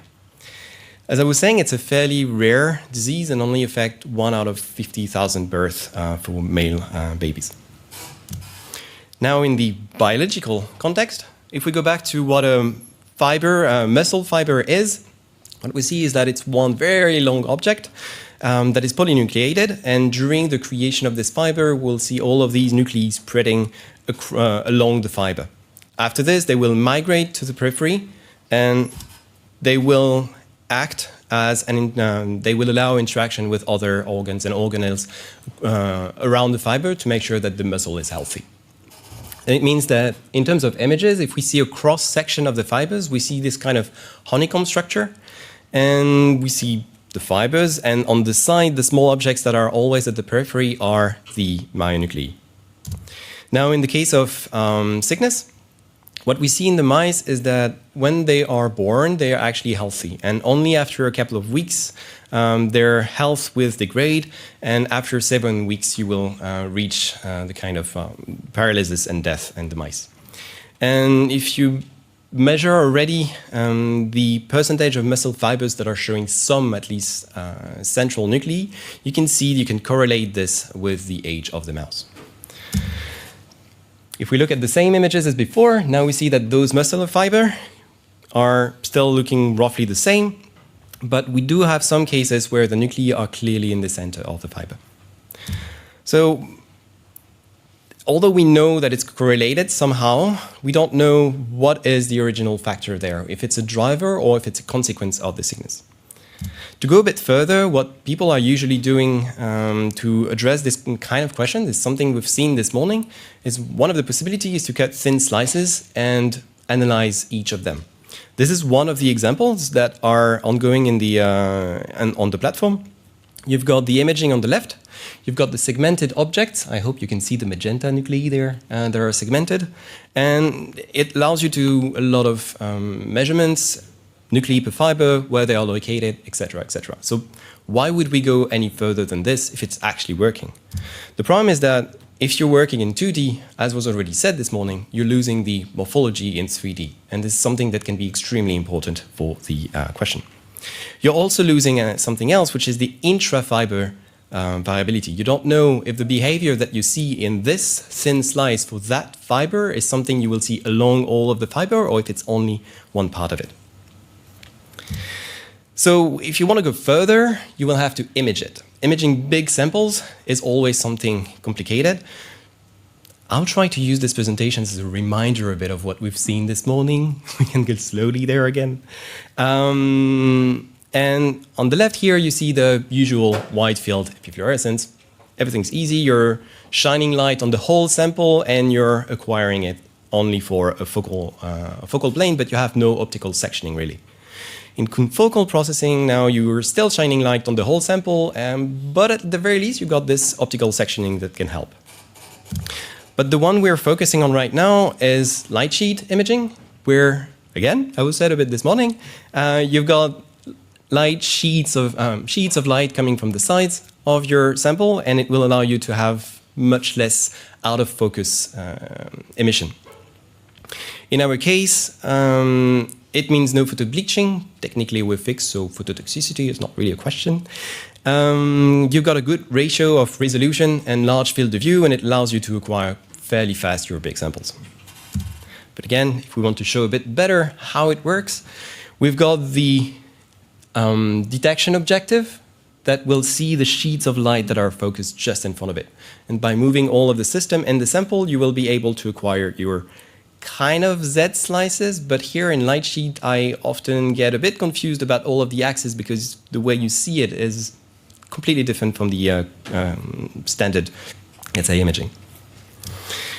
In terms of sample preparation, it will look like this. If you look at inside of the system, you see here in white the detection objective, and in black you will see the two emission objectives that will create a sheet of light. You put your sample into a chamber that you see here in the middle. It's ready for imaging. You put the chamber into the object that looks absolutely not like a microscope, and you're ready to do your imaging. But again, as was said this morning, yay, I wasn't sure. If you just do this, then you will get what you see on the left. Here we've got an intestinal organoid. After just a few hundred microns, you will completely lose your signal because it's not clarified enough. The light is completely dispersed there. Clearing helps a lot, and you can go much further into your sample with up to millimeters there. So the first work was done by Yves Lutz, the preparation of the samples, the clearing of the sample. We've got here the rough outline of what he told me he was doing. So we've got the fixation, the permeabilization, the staining. Here he was especially looking for markers that would resist to the clarification process. So we've got a nuclear marker, a fiber marker. Incubation is done for a couple of days at 37 degrees, and then we've got the refraction index matching procedure. What it means is that from the muscle that we see here on the left, obviously something that is blocking the light, after nice clearing, now we've got something that we barely see on the sample. So if we go back to the image that we get at the system, we can get this kind of images. Here we've got 1 millimeter by 0.7 millimeter, so something that is still reasonably big already.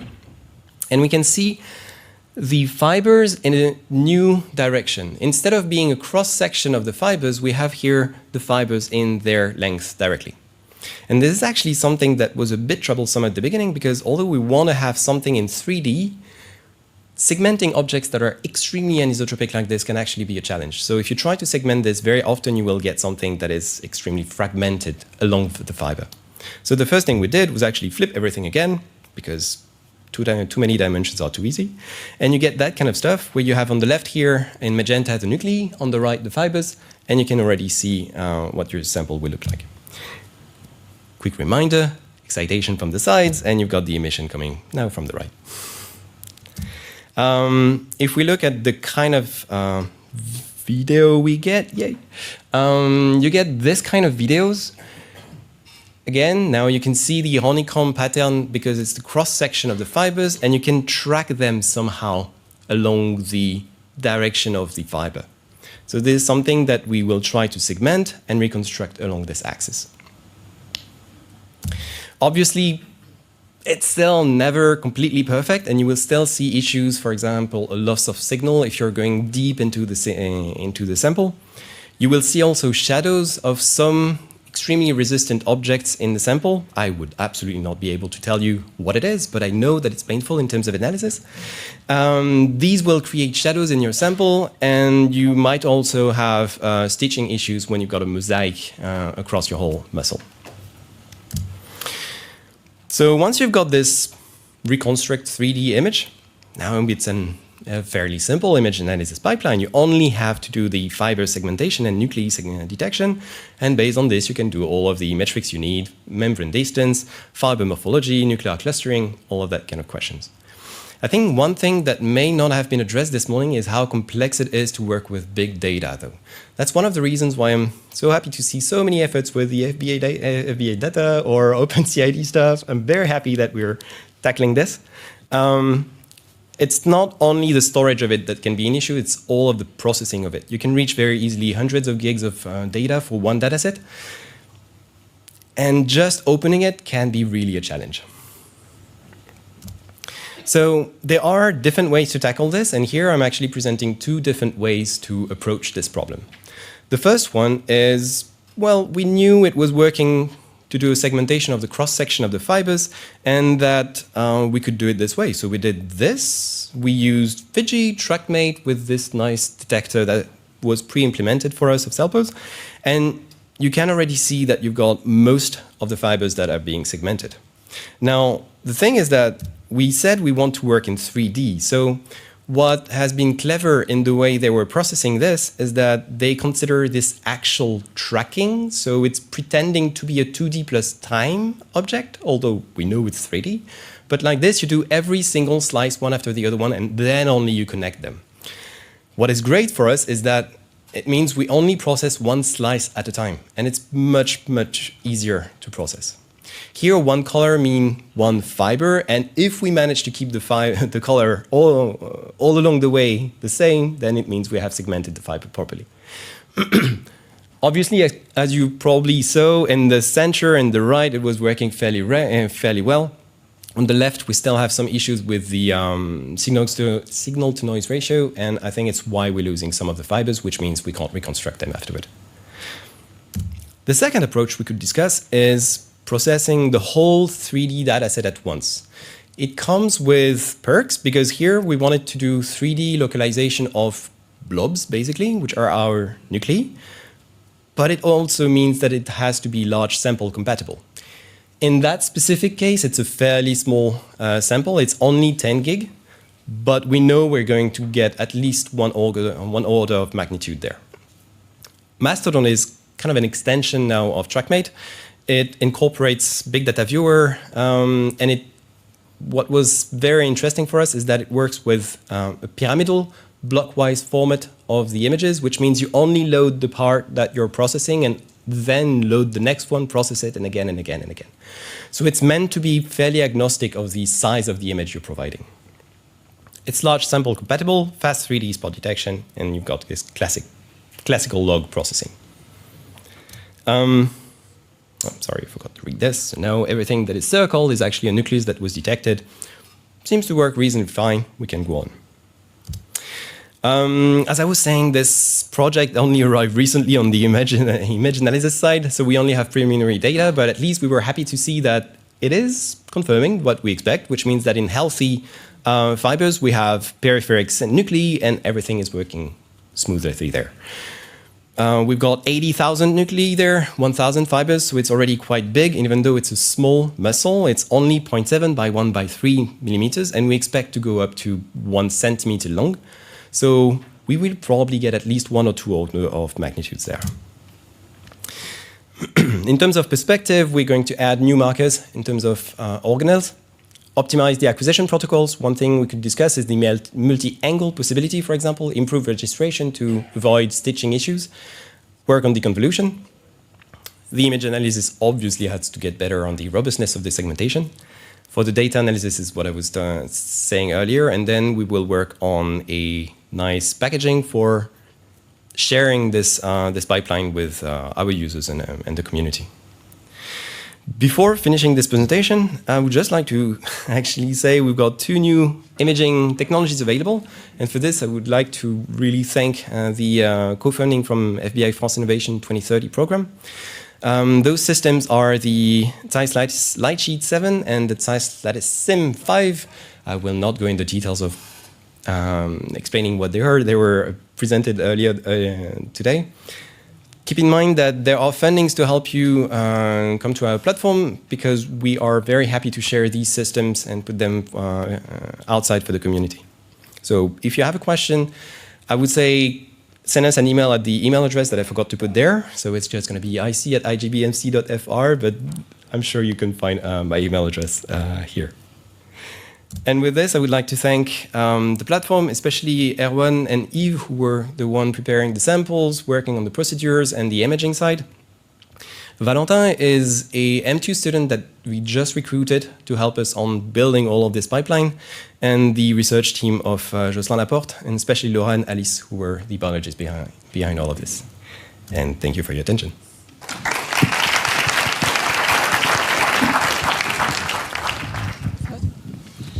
Thank you for your talk. I understood that you not finished the analysis, but do you already have some idea regarding the centralization of nuclei? Did you observe centralized nuclei all along the same fibers? I don't know yet. No? I must say. No, I didn't have the time to really check for this. It's really hard to actually do this for many fibers at a time. So you could do this for one fiber, but really doing it properly is going to take a while. So unfortunately, I don't have an answer for that. Okay, thanks. Maybe somebody else has a question. Otherwise, maybe I'll ask you one. It's more of a biology question. Sorry for that. So you said that is the mislocalization of the nuclei a driver of the disease? Isn't it actually like an immature state to have a centralized nuclei, and it's sort of like a sign of immaturity to not get the delocalization? Okay, so clearly biology is not going to be my expertise here, and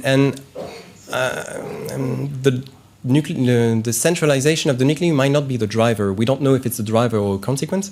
In terms of age, I don't think it's going to be this, because we know that the fibers are properly are healthy at 0 weeks, 2 weeks, but then it gets burst. So I would expect, might be wrong there, that if it was just because they are too young, this is something we would see earlier and not later.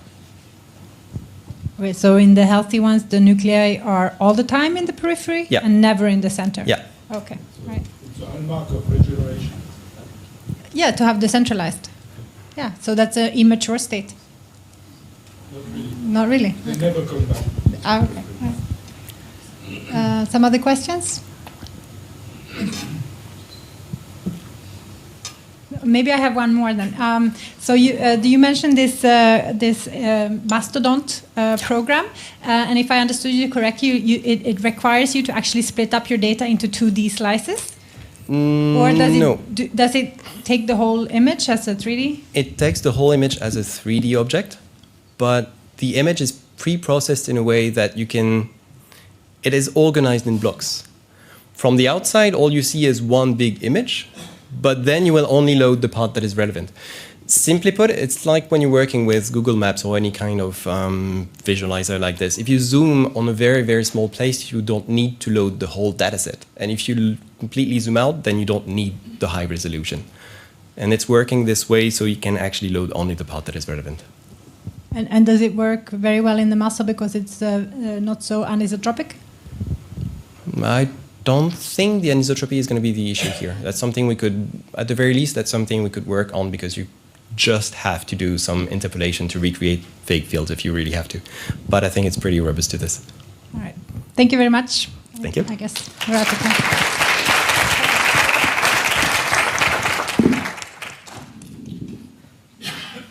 So now I introduce myself. So my name is Ebba. I'm a researcher. I'm actually trained in vascular biology.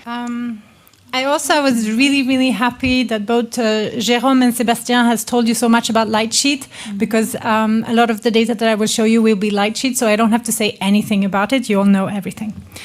So I work on lymphatics, and I've done that now for over 15 years. So it has its certain challenges. So first of all, the fluid that lymphatics transport is generally transparent, which means that you cannot look at your different body parts and see lymphatics because they don't transport anything that's visible. They were originally discovered a really long time ago as the form of veine lactéale, or milky veins. And this is the intestinal lymphatics. Sorry about this image just after eating. But this is what your intestinal lymphatics look like right now. So they're filled with lipids that are the lipid coming from the diet. So these are the way that the body takes up lipids. and that's how they can be seen. But this is very specific for the intestinal lymphatics, and the rest of the lymphatics are not really transporting these huge amounts of fat, so it means that they're invisible. So that is sort of the physical reason why lymphatics have been rather ignored, because they're hard to see. The second reason why lymphatics have been rather ignored from a medical and maybe biological point of view is that they were considered super inert, very boring, basically a sewage system, tout à l'égout in French. Who cares about that? So their job, their function is to drain. So they drain anything that comes their way, basically. Immune cells, fluids, any type of debris or waste. It gets filtered out in the lymph node and then returned to the blood circulation. In addition, in France, the word lymphatic has this old humoral connotation, meaning super boring, sluggish, pale, and lacking energy. So really, why would you want to study that? So I'm here to convince you that this is not true. That actually, so lymphatic biology has really changed our view of this system with the advance of new techniques, including in imaging, but also molecular tools that has helped us to really understand how active this system is.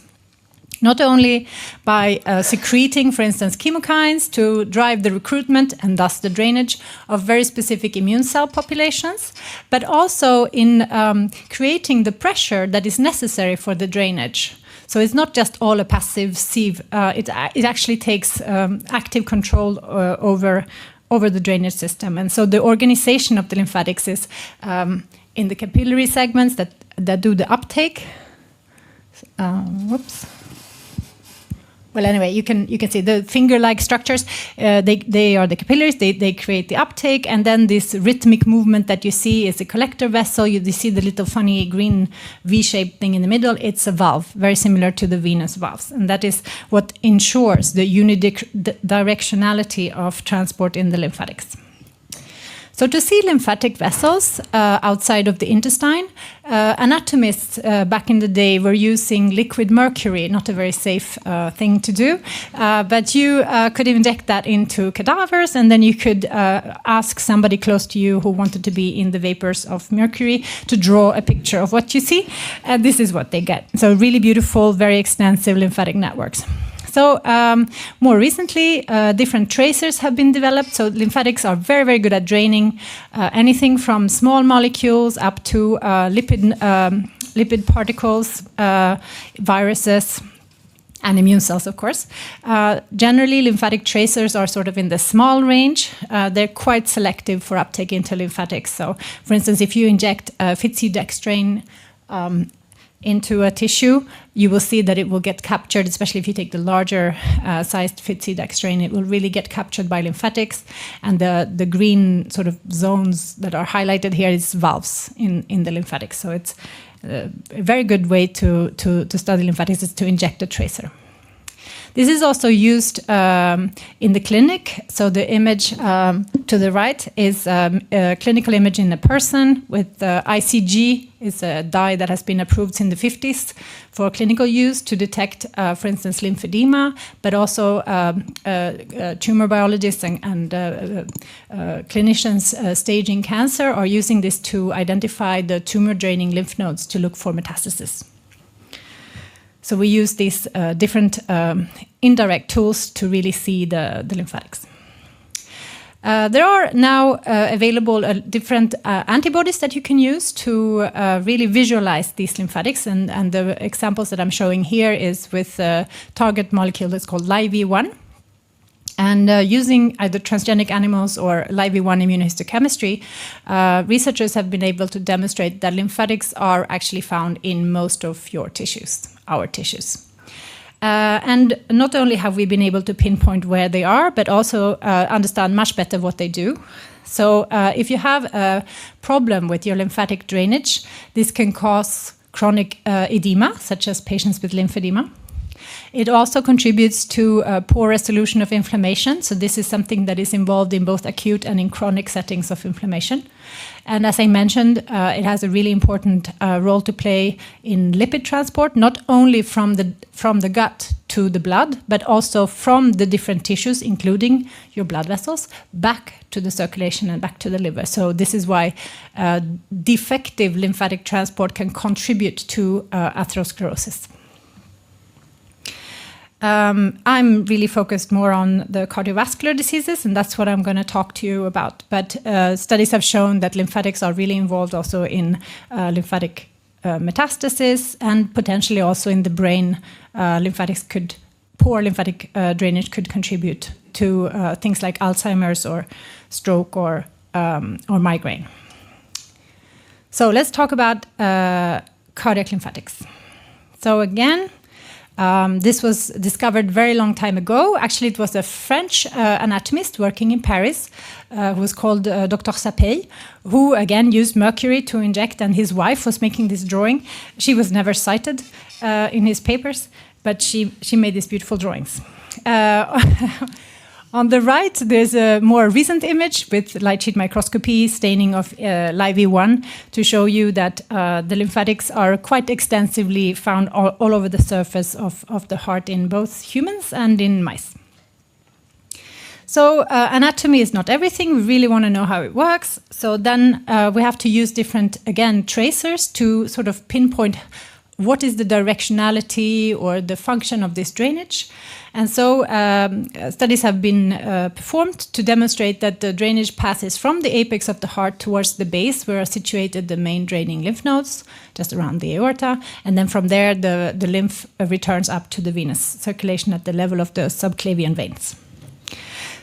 So we have used a setup with macroconfocal imaging of lymphatic tracers. In this case, we used quantum dots. This is in a rat heart. And so you can see that from the point of injection, you can trace up these vessels that are draining. So this is the actively draining lymphatics, but the heart is static. To image, we need to stop the heart. So it's really just a one-shot image at a given time point. On the other hand, people have also used MRI imaging of other types of lymphatic tracers, such as DOTA, gadolinium tracers, that again has to be injected intramyocardially, in this case in a pig, to be able to show the same thing. So in my lab, we are interested in investigating the role of cardiac lymphatics in different settings. And these are the students that have contributed to this work, as well as the technician who has been really essential to be able to address these questions of the functionality and the pathophysiological relevance of lymphatics. This type of research requires a lot of imaging. So we've been going from light macroscopes via the macroconfocals to the light sheet, and again also going deeper into biphoton confocal, or just confocal, deep confocal we call it. And this is of course not possible without the help of really bright engineers. So a lot of thank you to not only the Primacen but also to other members with the skills in imaging. So just to take you a little bit historically through how we've been addressing cardiac lymphatics. So we started out with this macroscopic views just by light microscopy using horseradish peroxidase, and you can only see those very superficial layers. It was enough. It was giving us the first indication that lymphatics are definitely found in the rat and mouse hearts. And also, it gave us the indication that after myocardial infarction, there's something radically going on with these lymphatics. They get actually destroyed in the infarct zone. We coupled this to this lymphangiography that I was telling you about previously, and we're able to show that this destruction of lymphatics was associated with, not unexpectedly, a big drop in the lymphatic transport. And that in itself led to very chronic edema and inflammation. The second thing we wanted to do once we had established protocols for light sheet microscopy to be able to really see the lymphatics in 3D was to see if it was true what the textbook said about the presence of lymphatics in the deeper layers of the muscle. So it had been described almost 100 years ago in dog hearts that lymphatics are situated in all layers of the myocardium. But when we looked at the mouse heart or the rat heart, we saw that it was a very superficial layer only. So here the lymphatics are in green, and the arteries, for a comparison, is in lots of colors. Hopefully it goes to video. Yeah, so you can appreciate, I hope that the lymphatics are really superficial in rodents. And this was not something that was known before. It was very hard to prove this in just 2D sections. So for me, this was the eureka moment. I never want to do any classical histology again. I only want to do light sheet. Obviously, it's a lot more difficult to analyze, so we still do classical histology. We also applied the similar sort of procedure with this light sheet imaging, just to look at the macroscopic anatomy of lymphatics in different cardiovascular diseases. So we looked after myocardial infarction, as I mentioned before, and in the infarct scar that's surrounded here, you can see really a destruction. In another cardiovascular disease, which is pressure overload, we saw instead a massive expansion. And then in a model of myocarditis, we didn't see any big anatomical changes. So all this just to tell you that not all cardiovascular diseases are created the same. Lymphatics remodel in different ways, depending on the immune settings in the heart. Again, anatomy is not why we're here. We really want to know functionality, and so to dive into what happens to the drainage in the heart in cardiovascular diseases, we have started to look at the ultrastructural determinants of lymphatic functionality, and one of them is lymphatic valves. So I told you in the beginning that these valves are really essential for ensuring the unidirectionality of flow in the system. And so we can detect them again by light sheet imaging. Here, podocalixin, which labels capillaries, but also lymphatic valves, can be used as a tracer to identify these structures that are almost impossible to find in a 2D sections because they're very rare. And using this approach, we were able to show that in the condition of the pressure overload model, there's a really big expansion of lymphatics, so lots of lymphatics, but they don't have a lot of these valves. So there's a dropout of valves, and this could explain why, again, despite this massive lymphatic overgrowth, lymphatic drainage is really poor in these hearts. So just to finish off, I want to talk about 3 current challenges that we're having and that we're trying to address in different ways. One of them is how to get really high resolution when you want to look at, for instance, cell-cell contacts as a way to investigate permeability in a vessel. The second one is, of course, of the translational value of our findings. So how much of this can we prove in larger organisms? And the third one, I think, which we haven't talked so much about in this meeting yet, is the multiplexing. So just for the first one, obviously we can take the same sample that we have clarified and used in light sheet. We can actually bring it in under a confocal microscope, and that's what we call deep confocal, because we were very happy that without even using biphoton technology, we could go as deep as 800 microns in these samples. So that was pretty cool. It required some very specific setup, however, because these hearts that are clear, they're sitting in a very aggressive solution, which is DBE or dibenzylester, and not many objectives will enjoy this. So you have to protect the objective by creating a sort of little chamber in silicone, and then that chamber holds this DBE solution and your sample, and then on top of that you put the glass slide, and then on top of that you put a drop of water, so you can do immersion imaging. So it took some time to get that working. At the moment, we only have a 25x objective with a large enough working distance to be able to image these samples. And it means that some of the aspects that we would like to see, such as the V-cadherin cell-cell junctions, they're a little bit blurry yet, but we're hoping that Huygens can take care of all of it. So the second aspect is this imaging of large samples. And so far, we've actually not had too much trouble with that. both rabbit and pig hearts and even some human heart samples can be easily cleared and immunolabeled and imaged by light sheet microscopy. And I think in the end, it's not the technology that is the limitation, it's really the fixation of the sample that is the challenge. You can get the antibodies to penetrate. You can definitely fit into this Blaze microscope quite large samples. So it is possible to have half a rabbit heart and at least a big chunk of a pig heart if you want to image it intact, which is pretty cool. So for the multiplexing, when you use the light sheet microscopy, you have maybe 2, 3, maybe if you're lucky, 4 channels that you can work with. So that sort of limits you in terms of what you can image. So one of the master students that was working with me for a while developed a method to actually do sequential labeling. So first we did a first staining of smooth muscle alpha-actin. So this is the artery staining. And then he took out the sample after the light sheet imaging, reversed the process, rehydrated the sample, and then we could follow up with the second antibody. And so it shows the principle that you could actually do sequential labeling and potentially do prolonged and extended use of all the samples that have used for clearing. It's not the end when you've come to the imaging stage. You can start again or go back and do other analysis. So that's pretty cool. So just to finish, the next frontiers is clearly to be able to look at this system dynamically, but the heart is very, very specific, a challenge for fluorescence microscopy, just both because it's opaque and strongly autofluorescence, but also because it beats incessantly, and we should be very thankful for that.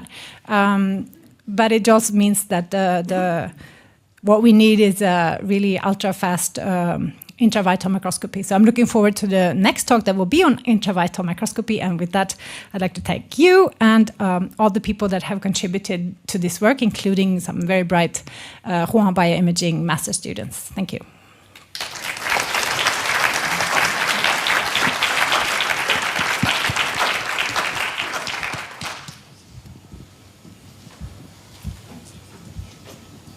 Maybe one question. We know each other for a long time, but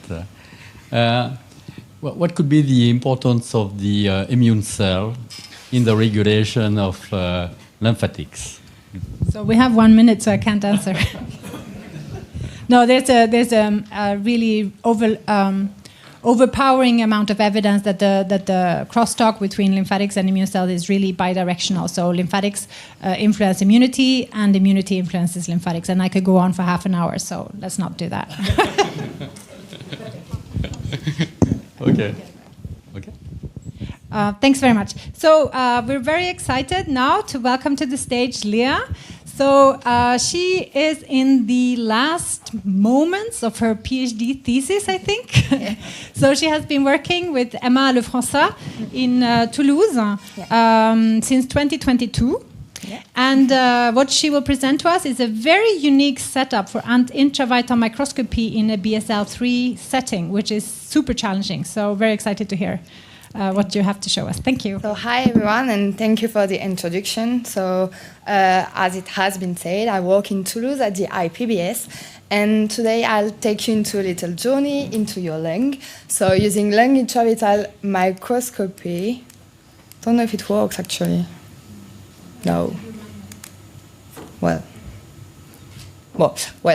So using lung intravital microscopy to study the dynamics of T cells inside of tuberculosis-infected lung. So, but first, let's talk about tuberculosis. So it is still a major health issue worldwide, with more than 1 million of deaths per year and 10 million of new cases each year. When you get infected with Mycobacterium tuberculosis, it will form granuloma inside of your lung. Inside of those granuloma, the bacteria will stay latent in most of the cases, and you have the immune cells around of the granuloma to close it. However, in some cases, the granuloma will disrupt, and then the bacteria will become active again, and then you develop the pathology. So, as you might know, we have a vaccine, which is called BCG. However, it is quite ineffective in pulmonary form, which is the predominant form of the disease, and it is also not so effective in adults. We also have antibiotics treatments, however, they are very long-lasting, and we're facing more and more antibiotics resistance, which highlight the fact that we need to better understand the immune response against Mycobacterium tuberculosis. So when you encounter the bacteria, it will go straight into your lung and into your alveoli. There, it will face immune cells, such as macrophages or dendritic cells. Those cells will then migrate back to the lymph node to activate T cells. What we know about those T cells is that they're able to be activated, they will migrate back to the lung, and they can exert their immune function. So they're supposed to kill the bacteria. However, it does not happen. And what we know for now is that when those T cells arrive into the lung, they're physically segregated from the bacteria. So they're kept outside of the granuloma. All the information we have about the positioning of those T cells are all from fixed images, fixed tissue, and non-direct analysis. So the big question we've been asking is about the mechanisms and so the dynamics of those T cells inside of the lung, and how do they migrate inside of the lung and to the granuloma to better understand why they're not able to kill the bacteria.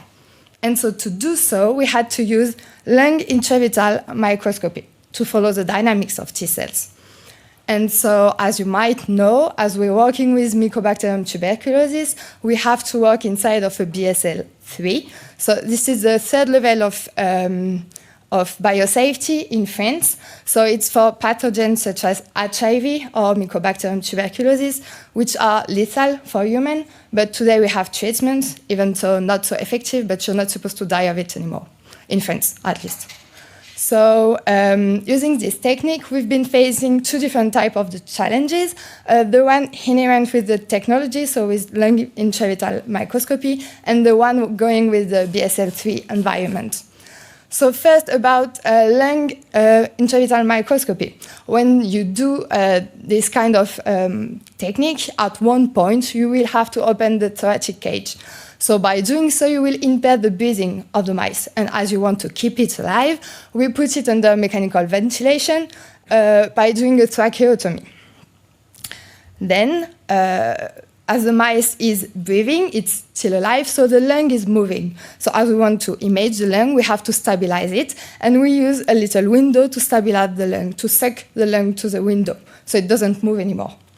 So the other challenge we had here was to adapt the window. Because as you can see here on the lung, you have little black dots, and those are the lesions made by Mycobacterium tuberculosis. So we had to adapt the window to be able to put it everywhere on the lung of the mice. And then finally, the last challenge was about the confinement in the BSL-3. Oops, sorry. So we had to maintain the confinement from the surgery, so under the biosafety hood, to the microscope here, which is also under confinement. So it's just going confinement to keep the confinement. So we created kind of like a little platform to keep it confined. And so it might sound easy when I say it, but it took us like 2 years to be on point. So when it's done, we could finally start our experiment. And so for the first time, we could visualize it live, Mycobacterium tuberculosis in the lung of infected mice. So to do so, we used reporter mice. Those mice are reporter for the alveoli, so the vessel, the structure of the lung that you will see later. And they're also reporter for alveolar macrophages, which are the main infected cells in the lung. So here on the images, you can see that we have alveolar macrophages with the bacteria inside. So we have a single cell resolution with our technique.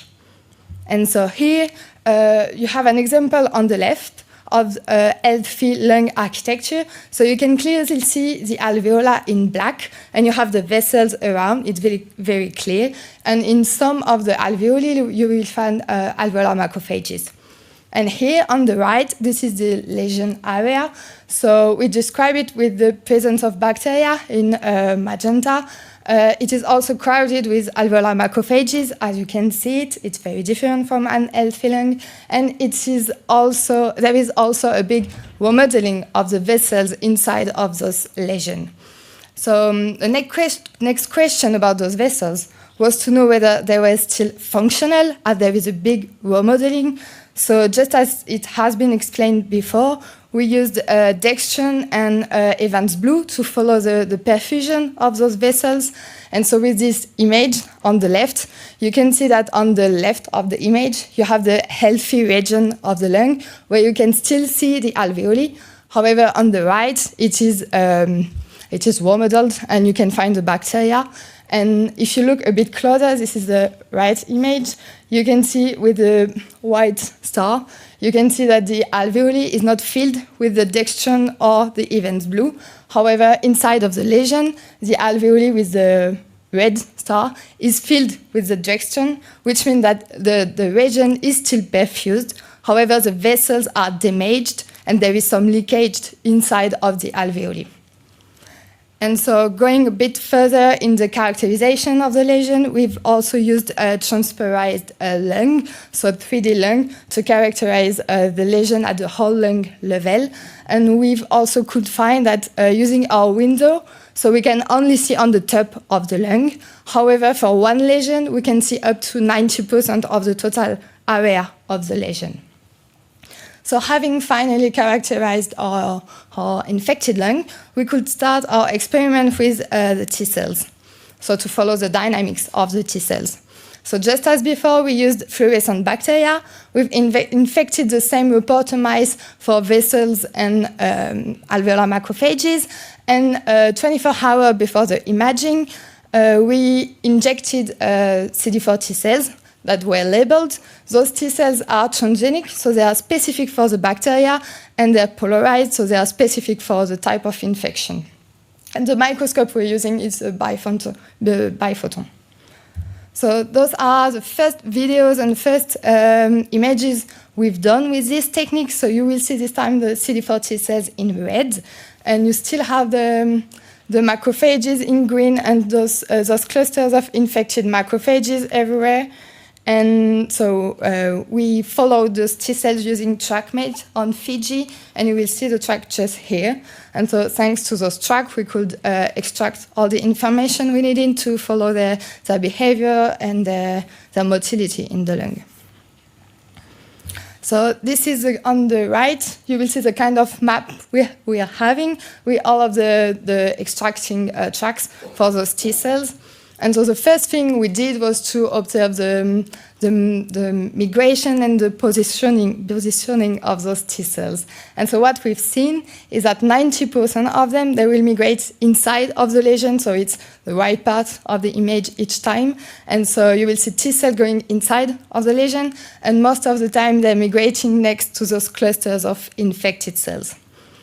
We've looked a bit closer to the different behavior of those T cells, and we've seen 3 different behaviors. So those are the videos we will see on the left each time. First behavior is that 10% of T cells will stay inside of the vessel. You see it here, it's squeezing inside of the vessels and it's going very fast. So it's about 10% of them. And then we have 90% of T cells going inside of the tissue, so inside of the lung parenchyma. Some of them are still moving, as you can see here. And on the next video, you will see that some of them, they're just arrested in the tissue, they're just stopped. And so thanks to TrackMates, we can extract many different information about their behavior, their speed, etc. And we can distinguish the 3 different types of population. So next, the big question was to know if those T cells, when they're in the tissue, can they interact with infected cells? Do they have access to the bacteria? And so we looked at their interaction. And what we've seen is that actually only 15% of T cells will be in contact with infected cells. And among all of the T cells, look, some of them are mobile, as you will see, and so they are still migrating on those infected macrophages. And only 5% of those T cells will be arrested on infected macrophages. which is very important because T cells, in order to be effective, in order to kill the target, they need to be arrested, and arrested for quite a long time. And so this is something we're not observing so much here. So the next question was to know, okay, if they're not interacting with infected cells, what are they in contact with? So we've looked at non-infected macrophages. And actually, you will see again some example of the left. On the left, 30% of T cells are in contact with non-infected macrophages. Again, some of them are mobile, and you will see it here. It's still migrating on those non-infected macrophages, but some of them are arrested on those non-infected macrophages. As you have seen, and as we are using a biphoton, we also see the second harmonic generation, and so the collagen. So we've looked at the interaction with the collagen. And we've seen that, in fact, 30% of T cells are, again, in contact with collagen fibers. So you will see here the collagen on the left in cyan, this time in blue. And again, you have arrested T cells on those collagen fibers, but you will also have migrating T cells on those fibers. And this is something very important too, because lately there are more and more papers showing that T cells in the tissue, they can migrate and follow those fibers of collagen, and it is the case in healthy tissue, but also in cancer or in other infection. So we think that maybe collagen could drive the migration of T cells. And actually on the image on the right, something we see quite often is that those clusters of infected macrophages, they are circled by collagen fibers, so could form like a physical barrier around those infected macrophages. And so we looked at the direction of those T cells. Are they following those fibers or not? And something we've seen, and I think it's very funny, I like it. So it's you will see here on the left, those T cells, they're going around infected macrophages. They're very circling around them. So most of them, they're just circling or they're just passing through infected macrophages, just like they're blinded and they don't see the point to stop. So we think that maybe collagen or the extracellular matrix could have a role in their migration. So finally, in this project, we've developed the first live imaging platform here to study, to do live imaging inside of a BSL-3. And we also described those infected lungs, and we've used different techniques to describe the lesion and all those infected lungs. And so for the first time, we could describe the behavior of CD4 T cells inside of infected lung by Mycobacterium tuberculosis. And what we've seen is that T cells are very rarely in contact with infected macrophages, which means that something might limit their access to those infected macrophages. And we also think that the pulmonary microenvironment is very unique and is imposing unique constraints on those T cell behavior, positioning, and function. So for the future direction, obviously we want to dig a bit deeper into the extracellular matrix and the stroma interaction, how it could drive the T cell positioning in the lung. And we'd like also to go a bit further on the antigen recognition. So as you might know, T cells, they have a very specific receptor, which is called TCR, and it's supposed to recognize the antigen. And it is known that thanks to this TCR signaling, they can be activated. It also drives their behavior and their displacement. And it has been shown that in tuberculosis infection, it could have a lack of TCR engagement and TCR function. So this is also something we want to look at and to know if it's the case in the lung. And so for this project, I'd like to thank all the members of my teams, all the members involved in Toulouse and on the platform, and obviously the member of the organization for the invitation, and you for your attention. Thank you.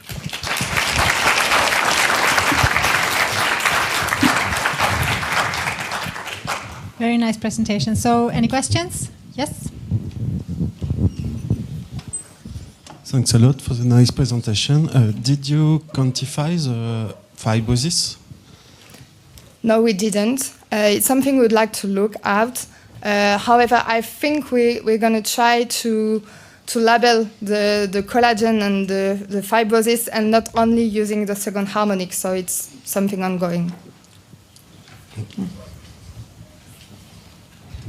Maybe you can tell us a little bit more about how chronic this model is. Is it several days after infusion of the bacteria, or like how acute is the model that you're looking at? Yeah, well, for now, with our window, we don't have a permanent window, so we can only look at one point. Is it something possible, but we don't have it at the lab? No, but how long does the mouse have tuberculosis? Yeah, and so for now, we're looking between 30 and 45 days.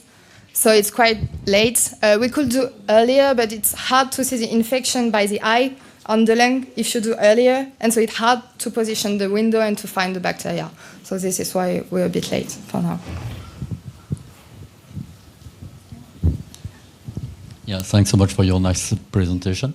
Maybe I missed the point, but is there any lung movement during acquisition? So there's not supposed to be, because so we have this window, and we suck the lung to the window using an aspiration. And when it doesn't work, it's because it's not done well enough. So sometimes it's moving a bit, but it's not supposed to. And maybe a more facility question. What about the maintenance of the biphoton in a BSL-3 lab? So we're very lucky in the lab. There is an engineer which agreed to go inside of the BSL-3 because not everyone wants to. And so he comes with us and he's doing the maintenance. And now we have a closure of the BSL-3, so for 4 months. And so we will be changing the microscope during these 4 months of closure. So we can, yeah. Okay, thanks so much. We have time for one more question. Something? No? So maybe if you ask about your next perspective, will you continue to work with intravital microscopy in a very confined environment? Is that something? Well, I'd like to continue with intravital microscopy, but maybe not in a BSL-3 because it takes a lot of time and a lot of energy. So maybe something easier would be nice. Very nice work. Thank you. Thank you.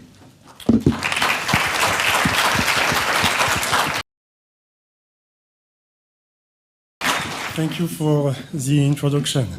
So good afternoon, everybody. We are almost done. We will finish with volume EM. So my name is Majrou Manuel. I'm a research engineer at the ultrastructural bioimaging core facility, and I will present you the image analysis I have done on serial block phase scanning electron microscopy, highlighting the infection of the zebrafish intestine by the bacteria Vibrio cholerae. So, cholera is still a major health threat at the moment, and there are only antibiotics treatment available to fight this bacteria, and antibioresistance is appearing. So there is a research team at the Institut Pasteur that is working for an alternative using bacteriophages. And so they are thinking the question, is the bacteriophage ICP1 efficient against this bacteria for a good alternative, and also how Vibrio cholerae infection is organized inside the zebrafish intestine. And so they use the different imaging modalities to highlight this event. And why they use the zebrafish larvae intestine? It's because it is present naturally inside the waters infected with this bacteria, and so the fish can ingest this pathogen, and there are no treatment for the. And so I will first show you the results they have produced before. So you have here on the far left TEM imaging with classical ultra-thin section done on this bacteria on resin embedding. And so you could see the double membrane on the periphery and all its ultrastructure on the center. And so the research team could do on the middle cryo images to show this like a vibrioid form, this elongated form, showing that the bacteria is in a healthy state. However, when we put the bacteriophage with the bacteria, it can lose this shape and becomes more circular, and we can also see the degradation of the membrane. So this is a good sign that this phage is efficient against the bacteria. But how does it look like inside the zebrafish intestine? And so they have also done some live cell imaging, and I will show you on those two animations. Whoops, sorry. I hope it does work. Oops, sorry. So if it doesn't work, I'm sorry. But you would see on the left that in red we could have the bacteria inside the lumen of the zebrafish intestine, and they are also forming microcolonies. They are very concentrated and inside the intestine villi, contrary to the ICP1 condition on the right, where we do not see some fluorescent signal. I'm sorry that the video doesn't work, but they also wanted also to have more resolution. That's why they used volume electron microscopy, and especially serial block phase scanning electron microscopy. So SBFSEM is like a scanning electron microscope with an ultramicrotome inside the chamber of the microscope. And so they do the acquisition with the electron beam, and they cut the surface of the sample with the ultramicrotome. And the sequence of acquisition and cutting produce your image stack. So we can do cutting from 30 to 100 nanometer thickness, depending on the volume we want in the end. And SBF is the best technique for studying tissue at nanometric resolution, because we have still a nice resolution in Z, but the biggest volume possible and a wide field of view. And so I will show you one acquisition they could have done. They collaborated with two teams, the team of Jamie Depelto for the EM sample preparation and the team of Ronald Limpens for the SBF acquisitions. And they could obtain this kind of acquisition where you see on the left all the intestine in transversal view and all those tissues around, some muscle or extracellular tissues. And what we can see in those images is like at the center, at the lumen of the intestine, we have the bacteria around the zebrafish secretion. They are inside the lumen, but also we could clearly see on the inside the villi of the intestine, and they are also forming microcolonies and sometimes even touching each other. And so to have even more information, we need to analyze this kind of data set, and this is where I come in, where I did the image analysis. So this is what the workflow could be. So we have to align the images 2 by 2 using a cross-correlation algorithm with those kind of volume EM techniques. We can do some denoising if necessary, but then we have to segment those images to highlight the regions of interest. So we can either use manual tools or semi-automatic tools for the segmentation of the images, and then doing interpolation to have the segmentation in all the data set. And in the end, we can produce a 3D model of we want. But this can be the more time-consuming step, the segmentation, either manually or semi-automatic. But we can use deep learning with this step to accelerate the image analysis. And so for this, I just segment what I want, the ground truth, in a few images of the stack, and then use a deep neural network to predict for all the rest of the data set. And we can do back and forth this to have the best segmentation possible and then produce the 3D model. And in this project, I used the software Dragonfly 3D World to obtain the final segmentation. I had to bin the dataset and crop around the intestine to have the whole dataset loaded for 447 images. I have segmented the bacteria in a few slides. You have the zebrafish in yellow, the black bacteria in green, and I also delimited all the background, all the rest in like a light gray to help the deep learning network to recognize just the intestine. And so I used a 2D UNet network pre-trained by the Dragonfly team. 22 epochs, so is the number of times the neural network sees my segmentations and on the images. And it took me like in the final 2 weeks to have the result we wanted. And I did some manual corrections in the end in 3D to be sure to have the best segmentation possible. And so in the end, we could obtain this result. So we could have the bacteria, they are inside the intestine lumen and between the velocities and present in microcolonies like we've seen before. But with this 3D modelization, we could also see that they are, most of them in the vibrio shape, like shape, elongated, that we couldn't see just with the 2D images. So this is the 3D model we could obtain. There are some problems of some corrections we could do, but it was good enough to highlight the infection at the nanometric resolution.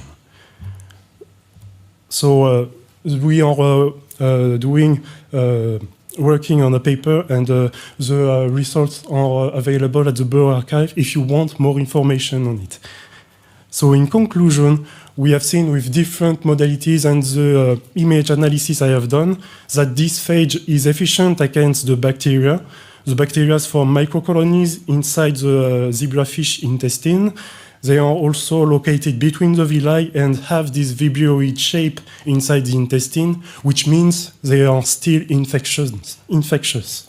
So what we could do in the future is to produce we have asked me to do quantifications of number of vibroid bacteria and the percentage of bacteria inside the villi, but I would need to refine more the segmentation and segregate the different bacteria in different classes to have those quantifications. And something very nice that could be done would be to have the phage with the bacteria inside the intestine. And here we could predict that we will have more circular bacteria, which means they would be degraded. And one perspective at the UBI core facility would be we will implement SBF at the core facility with the Katana system. So this is an ultramicrotome that we can install in the same chamber with those kinds of resolution possible. And a very nice thing is that it can be inserted in different kind of scanning electron microscopes. And so we have done a workshop at the Institut Pasteur in collaboration with Connectomics and GEOL.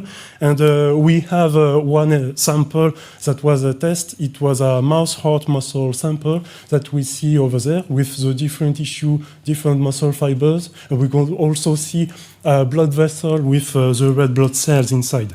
So, and I could produce 3D rendering of this acquisition with a Blender, but this shows that we will be able to do SBF from the sample preparation to the image analysis. This is my last slide. I would like to thank all my colleagues and my supervisor from the UBI core facility. I would like to thank Ariane Brigel and Adam Sivdi-Mabrouk from the Integrative Structural Cell Biology Unit at the Institut Pasteur for trusting us for this collaboration, and I thank you for your attention.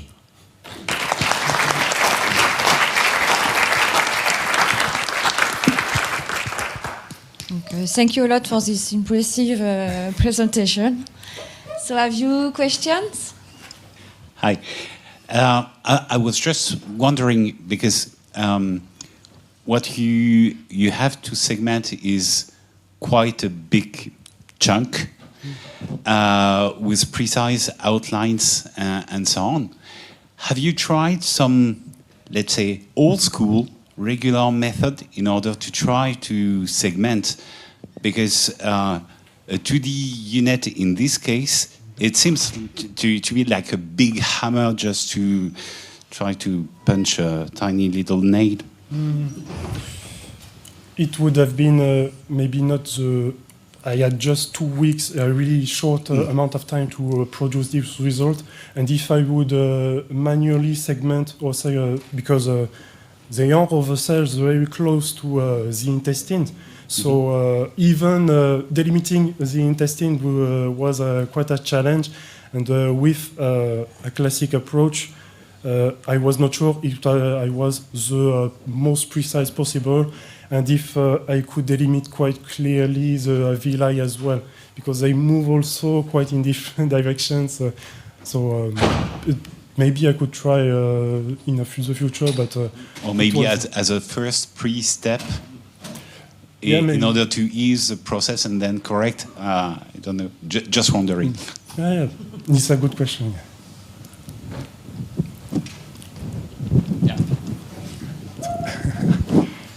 On the workflow, the denoising looked very, very efficient. Can you comment which was the procedure?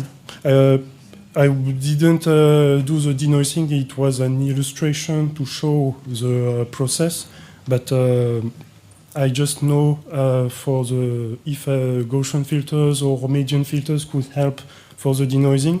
But I know that we can maybe use with deep learning the noise to void algorithm to try to have the best denoising possible. So maybe it could be. In your case, you didn't have to denoise the data. No. Ah, okay. Thanks.